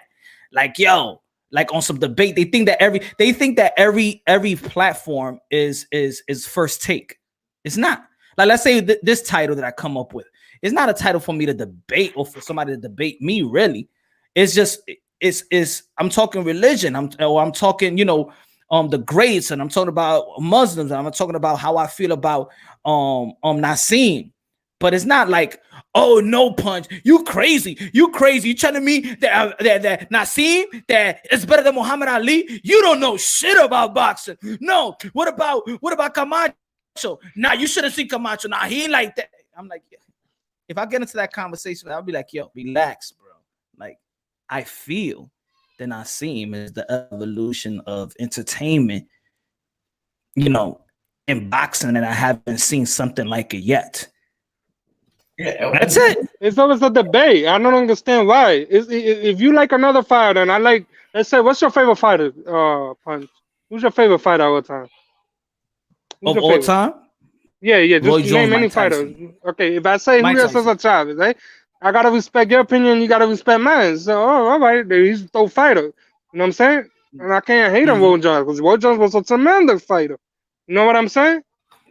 Yeah. People gotta stop with that debate. You know what I'm saying? Just respect everybody. Be like, oh, Roy Jones was a motherfucker. Yeah, Chavez was good too. You know what I'm saying? It just you know, it just everybody got their favorites. Damn, you know, everybody picked their favorite fighter. As far as the showman goes, as far as go ahead. As far as the showman goes, no, go ahead. John goes. As far as showman goes, Prince Naseem is like sort of a definitely a class by himself. So like build up to fights, like you know the Sugar Ray Leonard and Hagler, that build up, like fight of the century kind of stuff. But also one of my favorite build ups in a fight was a circus fight. Ultimately, you're breaking up, but you're breaking up bad. Sorry. I was just gonna say my favorite build up to a fight in recent memory. It was a circus fight, but the McGregor Mayweather build up, that was fun, man. That was some entertaining stuff. I really liked that entire thing. Like, you know, Prince would have his walk-ins, but that whole press tour, how they did it around the world, and it was different flavors, different time. Like that was a good time. And you know what? If can I add, when everybody started debating because of the fighters, we're not even expert, guys. We're just giving our own opinion, right? And then when we give our opinion, someone will get hurt. You're wrong, Carlo. I am an expert. Right? Yeah. When it comes to scoring fights and pound for pound lists, apparently there's a right and wrong answer. Yeah. I mean, that's what I mean. Like, there should be like an understanding and dialogue or some debates. Like, okay, let's debate, let's have fun, but then come with a concrete understanding in the end of something. Mm-hmm. You know, that's what I like to. It's good to wrap things up into in the end of the day, we're fans. We don't know. We may feel that this person could beat this person, but we don't even know they're even gonna fight. We don't know shit. And that's what I was saying earlier. Remember, it's a basic human line. That's the baseline, dude. We're just having a conversation. We don't have to. You ain't got the answer, Sway. You ain't got the answers. Yeah. Yeah. Like, you're not Max Kellerman, man. You're not Stephen A. Smith. But exactly. We're just people giving our own opinion, and I think we should always have that respectful way, just saying, okay, we can disagree in this and this, but it doesn't have to be personal. Exactly. I don't want it doesn't have to be personal. But break it logically, right? Yeah. We break it logic. If we're gonna predict something, let's predict it logically. And especially right now, like especially at this point, especially with the pandemic, when we're talking about boxing, now we're not even acting like we know exactly what's going to happen in the ring. We think that we know what's happening contractual, all these fights. Oh, this person, he asked for this type of money. And then Bob said this. Oh, no, he deserves this because that's the value market. And I'm like, how we became the business manager and the accountants of these guys all of a sudden, when in boxing, we don't even know the actual numbers of nothing. Yeah. There is no actual numbers in nothing in boxing. Yeah, that's right. That's my stance always. You never hear me say like, that's it. Like when guys say that's enough for you, that keep it pushing, fight. That's not my stance. I don't get it. And to add that, it's if you're like arguing in person, it's not even a debate anymore. It's more like your feelings are hurt, and you just want to prove the point of your opinion. Now you just pushing your opinion at somebody who doesn't have to agree with you. But the thing is, like I said, we're not expert. We're just giving an opinion. But it should never be at the point when you started screaming at each other and saying, "Oh, you're wrong," or "You're wrong," or "You're wrong." What we can do as fans is appreciate each other's opinions and try to get, like what Muncha said, break it down and try to put your opinion, try to make sense, and hopefully we can have that debate. But that's why you think that notion of boxers and the Roger Mayweather words that you don't know shit about boxing.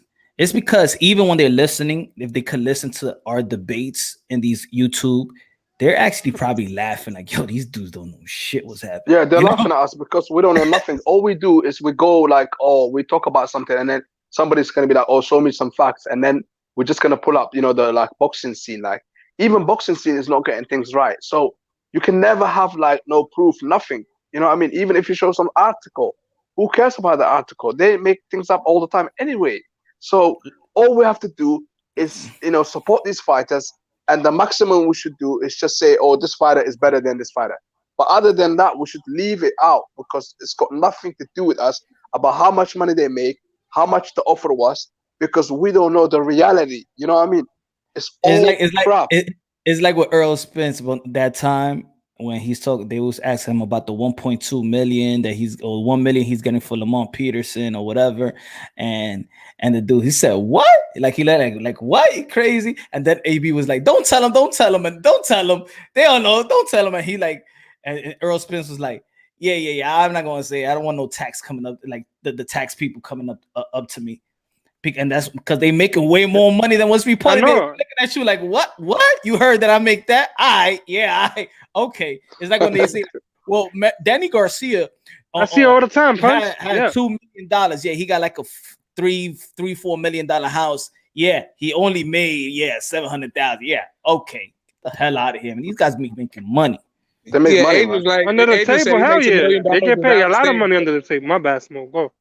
No, I was just saying that Angel said he's made $1 million without stepping in the ring a year. Mm-hmm.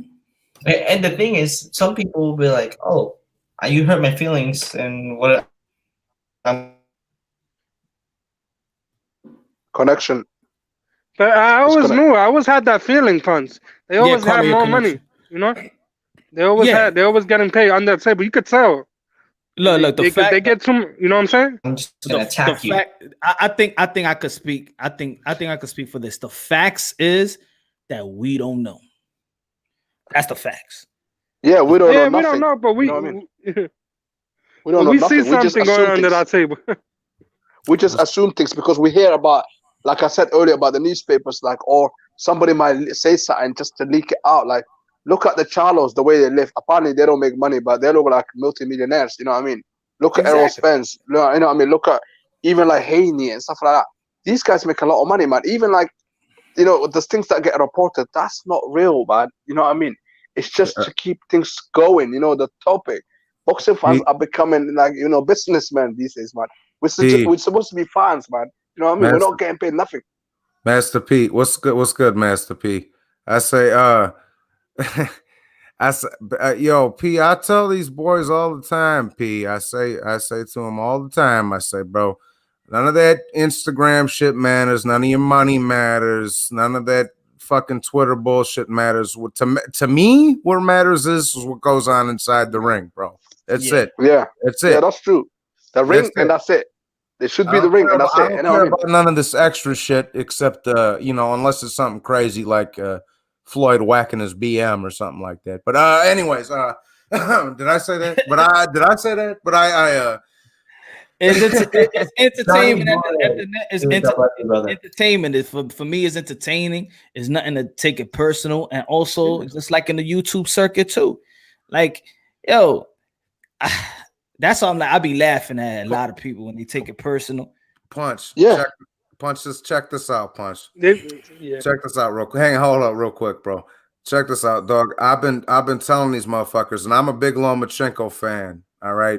I've been telling these motherfuckers, all these dudes is writing Teofimo off like, nah, Loma ain't got, Teo ain't got it can't hang with him. And I'm like, bro, listen, I like Loma as much as you do, but that fucking boy is gonna give him a fight, dog. I don't care what nobody got to say.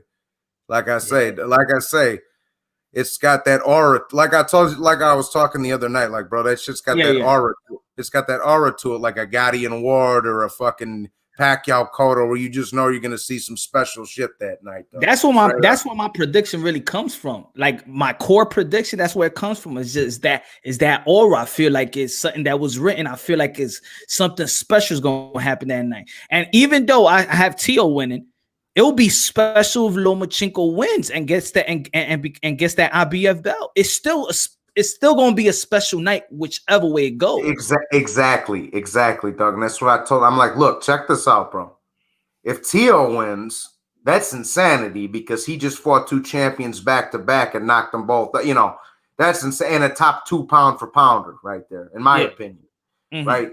And if Loma wins, you're gonna see that 4th gear come out of him, and some special shit's gonna come out of him too. So no matter which way you slice it, bro, you're gonna see some wild shit go down on that fight, bro. Flat out. The thing is, though, it's a win-win situation for both fighters because if Loma wins, you know, his name is gonna go up, and then if Tio wins, his name is gonna go even higher. Do you know what I mean? It's just it's a fantastic fight. No, it's you know what? You know why it's a very fantastic fight? Because it's a win-win for the fans. It's a win-win for the fans. That's it. I win. I don't care. I win. Finally, we win, ladies and gentlemen. We win. like I say, Punch, when I was talking to the old man the other night, he was like, oh, shit. He was like, shit, that's got the fucking, that was the words out of his mouth. That's got that fucking Leonard Hearns vibe written all over it. That's what he said. That's got that Leonard Benitez vibe written all over it right there. You know what I'm saying? Because he's 70, so I got to tell him what's going on. I'm like, yo, there's this big fight. You know, and he's like, oh, shit. When I told him about that, he's like, oh, shit, that's got that Leonard Benitez, Leonard Hearns type shit written all over it, bro. And it's a big fight. And also, man, that Ryan Luke Campbell done deal, that's a good fight because now he's elevating, you know, there's 2 young fighters that's about to fight in the span of a month. That's a good fight. How y'all see that fight? Break it down. Look, that they're the underdogs. And this is what I mean. That's the start of greatness, is when you beat the odds. Nobody, this is boxing. You don't get mass respect if you beat somebody that they say you're going to beat. Teofimo Lopez and Ryan Garcia is going to fight a fight where they're going to be the underdog. Them coming out as the winner, that's when they get their 100% just due because underdog. So I want to see if Ryan knocks out Luke Campbell, oh my God. Ryan is going to be up there, like, you know, with Lomachenko, because Ryan Garcia right now, he's not respected. You know what I mean? People say, like, who has he fought?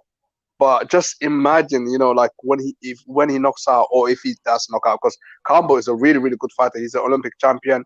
He's got a good resume. You know what I mean? He's got obviously a couple of L's, but it is what it is. You know what I mean? And the thing is, at this point, really, we're not supposed to even telling these fighters, these young fighters, a 21-year-old, who has he fought? He's 21 years old. These guys could be in the training wheels for 2-3 more years.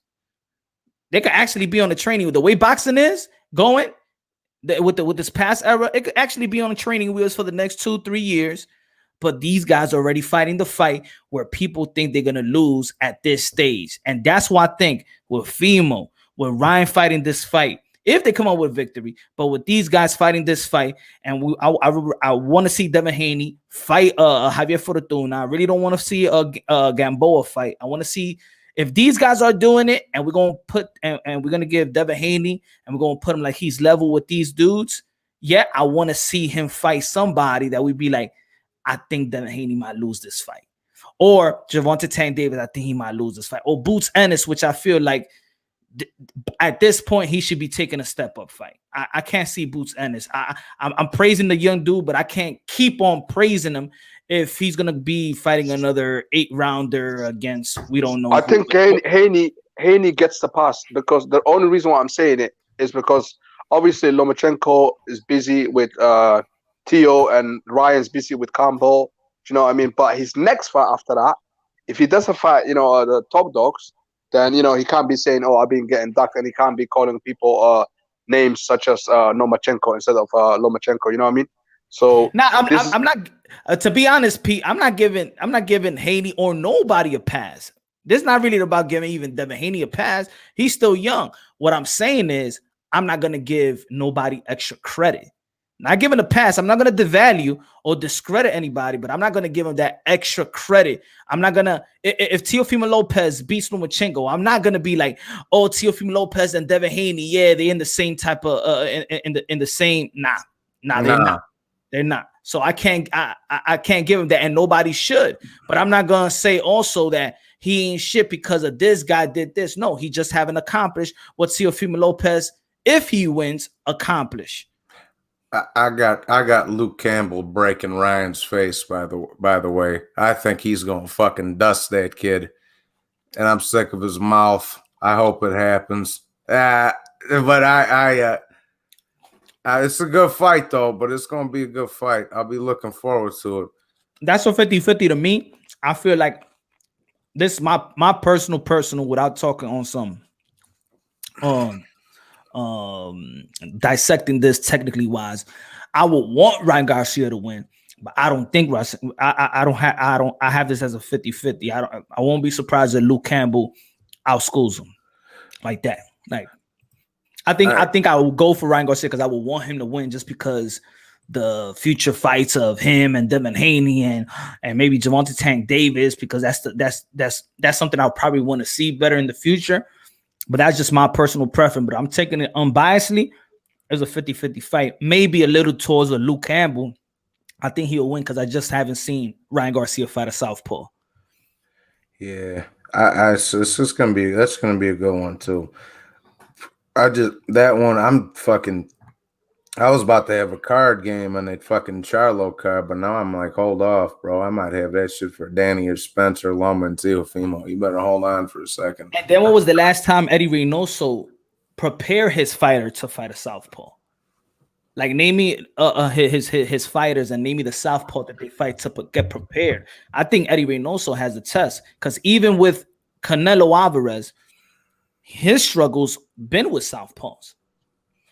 So I want to see how Reynoso is gonna come out with a game plan at the young age as Ryan Garcia. Is he gonna stick to the game plan? Because you can have a game plan, but is he have the experience, have the dedication to stick to a game plan, even if it's not working for a round or for or half a round or whatever. I want to see.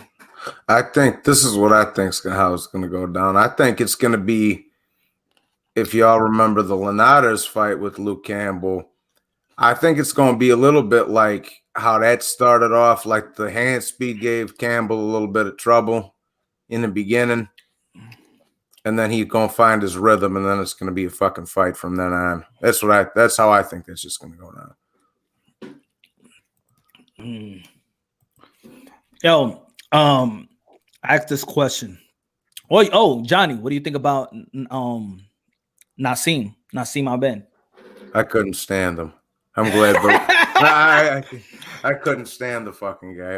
I'm glad. I remember watching him in Barrera when I was a kid, and he came into the ring on the magic carpet, and the fucking old man was like, "Shit." You don't like the magic carpet? No. When he came into the ring on the magic carpet, the old man was like, "Fuck, they should have flown Barrera out of the ring on that thing." That was epic. Nah, but no personal feelings. What do you think was his impact for us? What do you think was his impact? Because I was basing this stream also on Muslim fighters. What do you think it was his impact in the Muslim fan base? Because also we talk about UK fan base, we talk about Mexican fan base, we talk about American, Philippine fan base, but then there is a big fan base of a Muslim fan base. Middle Eastern guys, yeah. There is a Muslim fan base and you know what? See, and that's what and that's the nice thing about boxing too, is it brings people together all over the fucking world. That's why I hate this fucking race shit, because you got guys from Asia, fucking Oriental, fucking Middle Eastern, European, African, like everything, South America, everything. It brings up business sport that brings people together. It's not the fucking divide on the where you come from or what you look like. That's how that shit just drives me nuts. Yeah, because look, there is Christian fighters, right? But I won't say that there's a Christian fan base, but there is a Muslim fan base. Or am I wrong? No. And I'm asking anybody. That's the way there is like a Muslim fan base. Shit, I'm a much bigger boxing guy, obviously, but if you fuck with the UFC, them fucking Muslim boys be coming out for Khabib's fights, bro. You better believe, dog. Yeah. You better believe that. Yeah, Khabib, they support him a lot. Like when it comes to like, can you guys hear me? Yeah, I hear you. Yeah, when it comes to like Khabib, like he's got even though he's Russian, like Russians are not known to be Muslims, but he's like from Pakistan. That's like in Russia, and even Batebiev, he's got Muslim fans as well from all over the world. So yeah, man, Muslims are passionate about Muslim fighters, man, and yeah, they're just passionate. I don't know about the Christians though, but for some reason, when it comes to Muslims, they take that shit serious, man. So yeah, so I'll ask. So yo, Carlo, answer if you can answer that. Like, why is there a Muslim fan base and not a Christian fan base? Or do you feel that is a Christian? I never heard of a Christian fan base, but I feel like there is a Muslim fan base. And I'm not saying I'm right or wrong. I'm just saying, as a boxing fan, what have you experienced in watching? Good question. I'm in my experience, I never seen a Christian fan base. Like if you talk about Christian fan base, I can't really name one. I mean, I can name one, Manny Pacquiao, because it's in the Philippines. That's majority. Yeah, but I think that's a Philippine. Robert Guerrero was a Christian. Yeah, but do you think people are there? Literally son of God, right? And then also Wilder came out as a Christian dude at the beginning. Yeah, there's Christian fighters. I know that, of course. I admire. What I'm saying. Was it? Do you feel like Saddam Ali had a Muslim fan base? No, he's not a big name. Wait. In New York, I never been to a Saddam Ali fight, so I really don't know, and I never been around the Garden when he has a fight, or in Brooklyn. So I'm not gonna.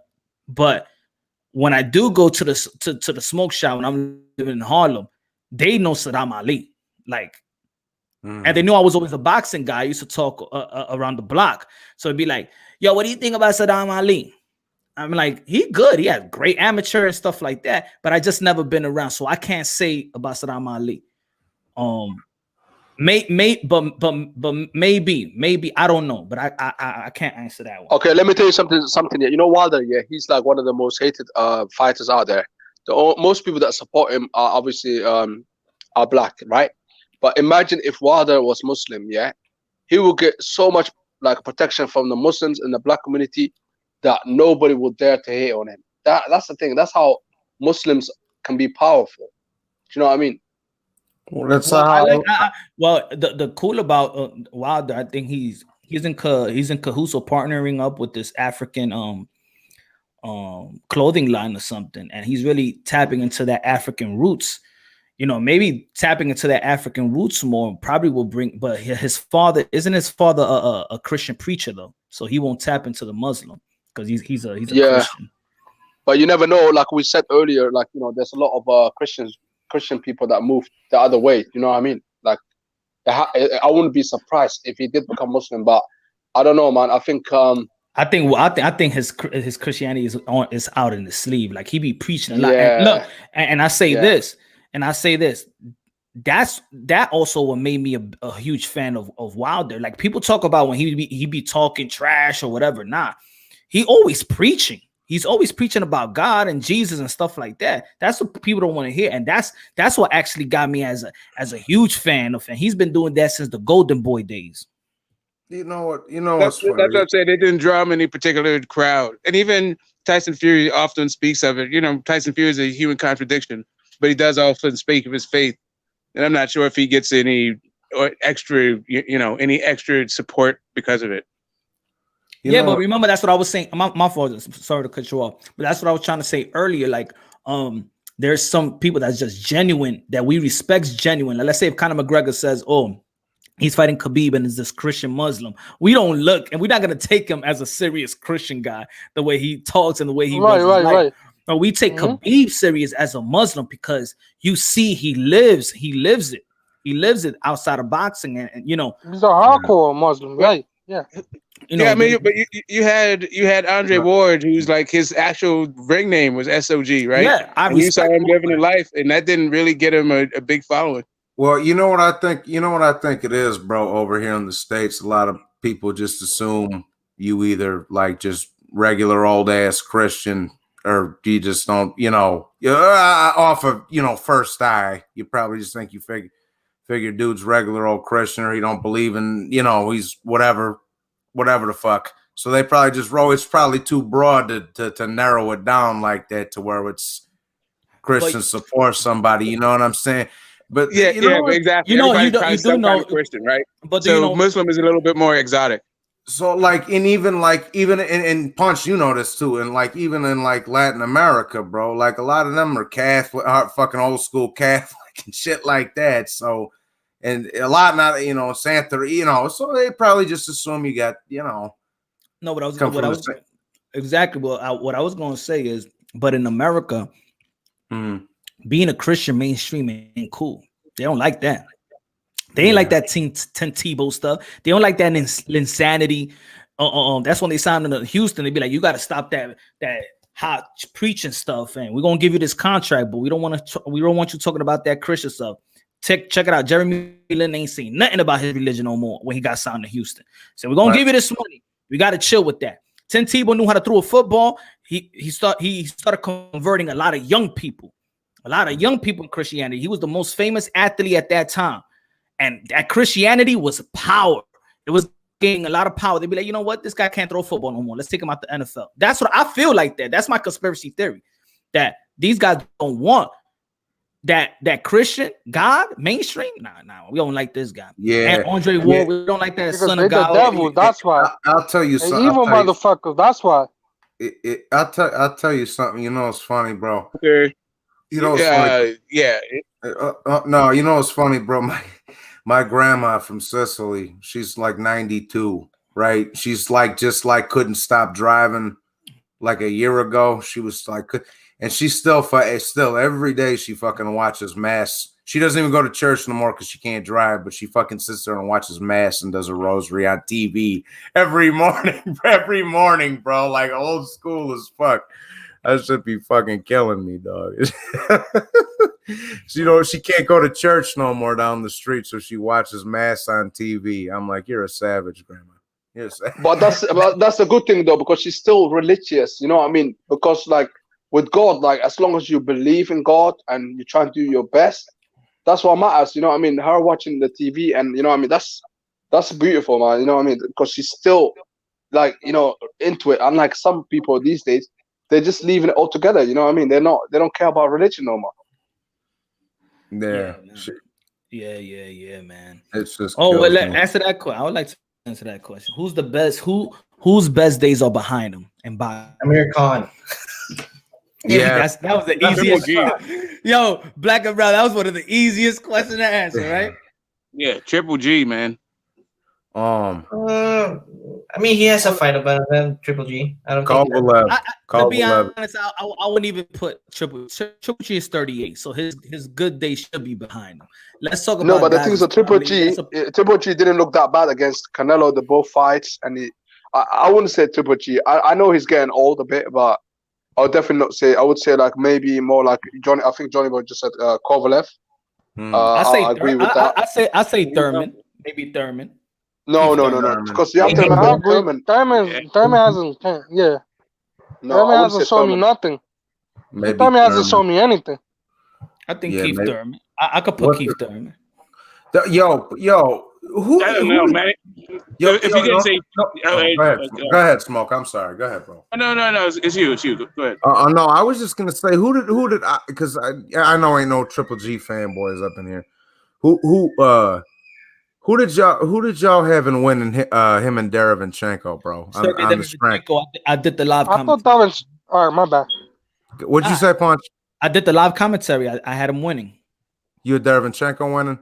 Yeah. So did I. I scored it 3 times too. I scored it 3 times, dog. Each time all 3 times I scored it, I had it 8-4 Derevyanchenko plus the knockdown, so it was 115-112 Derevyanchenko. Bro, the live that I did is still up. I kind of punch by punch live like that, and I said, robbery.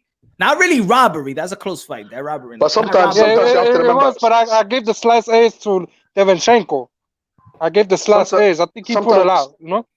Sometimes you have to remember. You know, the judges, they're there in front of the fighters. Plus, sometimes like they want to see the effectiveness of punches. You know what I mean. So it could go either way. You know what I mean. Like it is what it is. You know what I mean. And he's the bigger name as well. That's the thing. What did you prefer, the flurry from Derevyanchenko or the one hard left hook from Golovkin, bro? Everybody's got a different eye for shit. What about Danny Garcia? Which one, Danny Garcia? Is his best day? Is his best days behind him? We're gonna find out in November. Not yet. Find out in November. Not in my opinion, not yet. And even put it this way, even if he loses a close fight with Earl Spence, is his days behind him. He's losing to Earl Spence. He's the underdog. He's supposed to be losing this fight, right? So I think until I see Daniel Garcia lose bad, then I'm like, okay, good days behind him. But he only lost to Sean Porter in the close fight. Lost to Keith Thurman. If he gets knocked out, then his best days are over. If Errol knocks him out, I would say yeah. But until we see like a bad performance, then we can't really say that now. I got a good one, guys. My bad. Punch, go. No, go ahead. I was just gonna say right quick. What the fights that he probably struggled, but look who he fought. He struggled. He struggled against Amir Khan a little bit before he knocked him out. Yeah, but that was Amir Khan in his prime. Did he struggle versus Lucas Matisse? He fought it out, right? It was a great fight. Did he struggle with Peterson? Yeah, but Peterson was in his prime. Did he struggle with Porter? Yeah. Did he struggle with Dermot? Yeah, but at least he's struggling with people that's actually on their top of their game. So I don't think the last days is behind him yet. Even if he loses this fight on a close one, if he gets knocked out on some second, like Charlo knocked out Lubin, I'd be like, damn, what the fuck happened? Okay, what about Roman Gonzalez? Oh, go ahead. I want to say this. Do y'all think Roman Gonzalez's best days are behind, or he still got more? But he still got more. He still got more in the gas. You know what I'm saying? His best days was over, and then he came back, and then he won. So I would say no. I would definitely say no. In boxing life years, that's why I asked him that question. If boxing life years, the way boxing treats its fighters and like throw them away like pit bulls, maybe.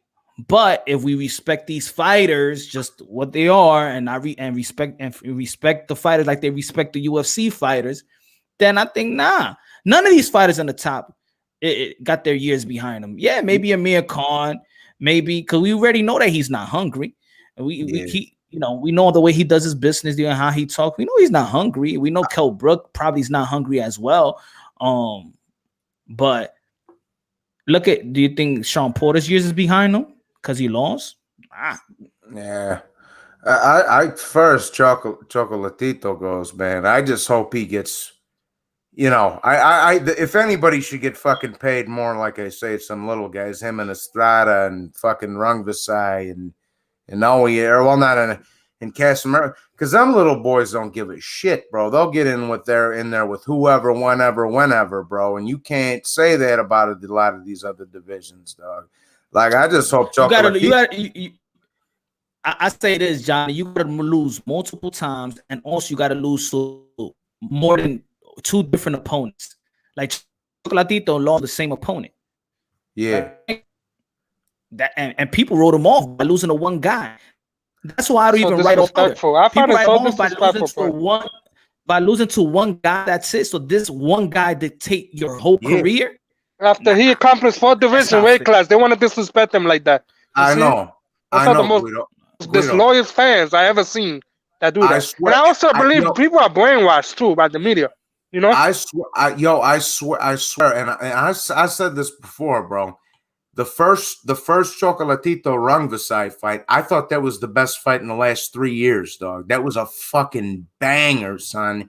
And I was like, but no, what I was gonna say was, I just hope that kid gets what he deserves, man. I want him to live comfortably. I don't want him to be like Arguello at the end, running around here struggling. You know what I'm saying? Before he passed away, God rest his soul, or Alexis Arguello. Yeah. I don't want to be running around here struggling like Arguello was towards the end, man. Straight up, bro. Yo, if we want these fighters as fans to challenge one another, then us as fans need to stop, collectively stop writing these guys off. It's like this young dude, what's his name, Machado, that lost a canción. Alberto Machado. Yeah. All right. Yeah. He can't. We see. Oh man, this kid can't take a body shot. All right, he can't take a body shot by this one opponent. Right. He got his number, but that doesn't even mean I'm gonna write this young dude off. He lost to one opponent twice, and he just lost to this guy. It's not like, oh, that's it. We thought he was gonna be this. Cotto should get another fighter. That type of talk. Like, relax. Let the kid. Yeah, you know? we gotta change that mindset, bro. Us boxing fans got to see how MMA is doing it. They can have 13 losses and still have a pay-per-view, and everybody goes to see them. You know what I'm saying? Boxing fans gotta really change their mindset. You know what I mean? Yeah, and Mosley got done by Vernon Forrest back in the day. You know, he went on. And also, fighters need to understand the entertainment value. Like, okay, you may lose, but also the crowd want to be entertained as well. If you got a boring type of style and you losing at the same time, we ain't gonna want you. I don't want to see you fight. You know, like, yo, I love Rigondeaux, but Rigondeaux would have he would need to do something out of this world for me to come out of my pocket to watch his fight. I love that technique, but you know, you don't do very it for skilled. me. Mm-hmm. Very skilled. Rigondeaux is very boring. Oh my god, it makes me go to sleep. He makes me go to sleep, bro. If you lose a couple times, I'm not gonna pay. I might not watch you, man. Cause yo, he be putting me to sleep though. Ese tipo me pone a lumir, loco. You no puede. Como Rigondeaux, I mean, he got skills and all that, but I can't. My eyes is gonna fall asleep. I can't do it. That's it, and that's the thing. He's got, you know, usually you have to, you know, to be a slick southpaw guy. And I mean, and he gets knockouts too. He's got power too, but still, you know, he's a little dude. Those little weight classes, it's a tougher sell. But yeah, I think Rigondeaux is good. I think it's sad that he hasn't caught on, and that instead it's this whole, you know, the usual boring thing that, like, I don't know. I don't find it boring. I saw him crack the hell out of tons of people. Yeah. I don't know. It's just different styles. We all got our respect. Everybody got a different opinion. Yeah, it's how you see. Yeah, that's the beauty of it. It's how you see boxing. All right, yo, but fellas, yo, I'm about to time out, man. But all right, Punch. Thanks for rocking with me and talking this. We'll be live tomorrow, right? Of course. Happy Hour Thursday, man. yo, Punch. I mean, sorry. It's been nice talking to you. If you ever decide to travel and go to Mecca and all that sort of stuff, yeah, don't worry about the tattoos. You know what I mean? It's been a great show. Thanks for having me. Thanks, man. Bless all of you guys. You know, everyone needs to forgive each other. This is a small world and a small life. So yeah, man. Bless all of you guys, and I'll see you guys soon. All right, bro. Assalamu alaikum, my brother. Wa alaikum salam. All right, yeah. Yeah. All right, Punch. God bless, Punch. You know what I'm saying? Carlo. God bless, brother. Thank you for God bless you too, Carlo. Any closing? God bless everybody. From Carlo. Any closing thoughts? Yeah, closing thoughts. Closing thoughts that we're always gonna love each other. Try to treat people with respect, brothers and sisters, right? And just have that human connection, as I always says. And also, Johnny, I'm a huge fan of yours. Love the channel. Thanks, subscribe to Johnny. Subscribe to Johnny Boy Boxing. Yeah.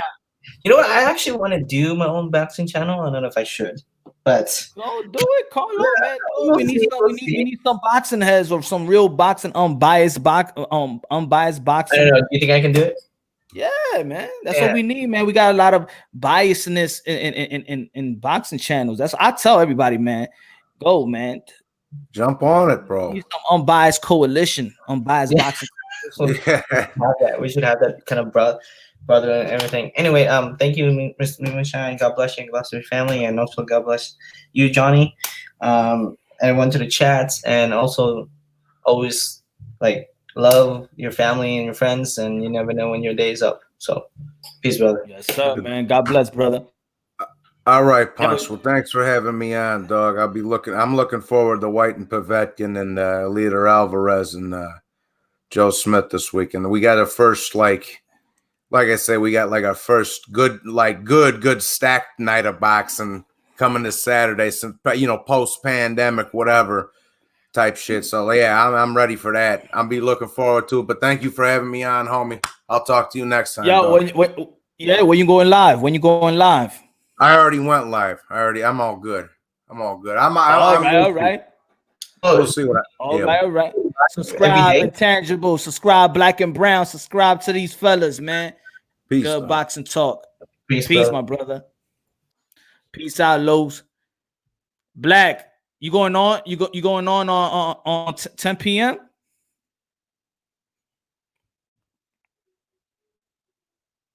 You going on 10 p.m.?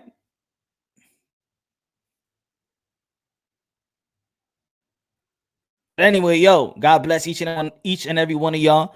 Love y'all. Subscribe to my boy Black and Brown. Subscribe to Johnny and Tangible Boxing. Boxing IQ had a good interview with Bridges. Great interview. Subscribe to all these guys. Subscribe to these. Subscribe everybody doing their boxing stuff unbiasedly, logically, and objectively. Love y'all. Subscribe to Mark. 10 p.m. Black and Brown is gonna be in 10 p.m. Go check the live show with Black and Brown Boxing. Everybody doing their thing, man. Subscribe to all these dudes' channel, man. Doing a great thing, uplifting the sport of boxing.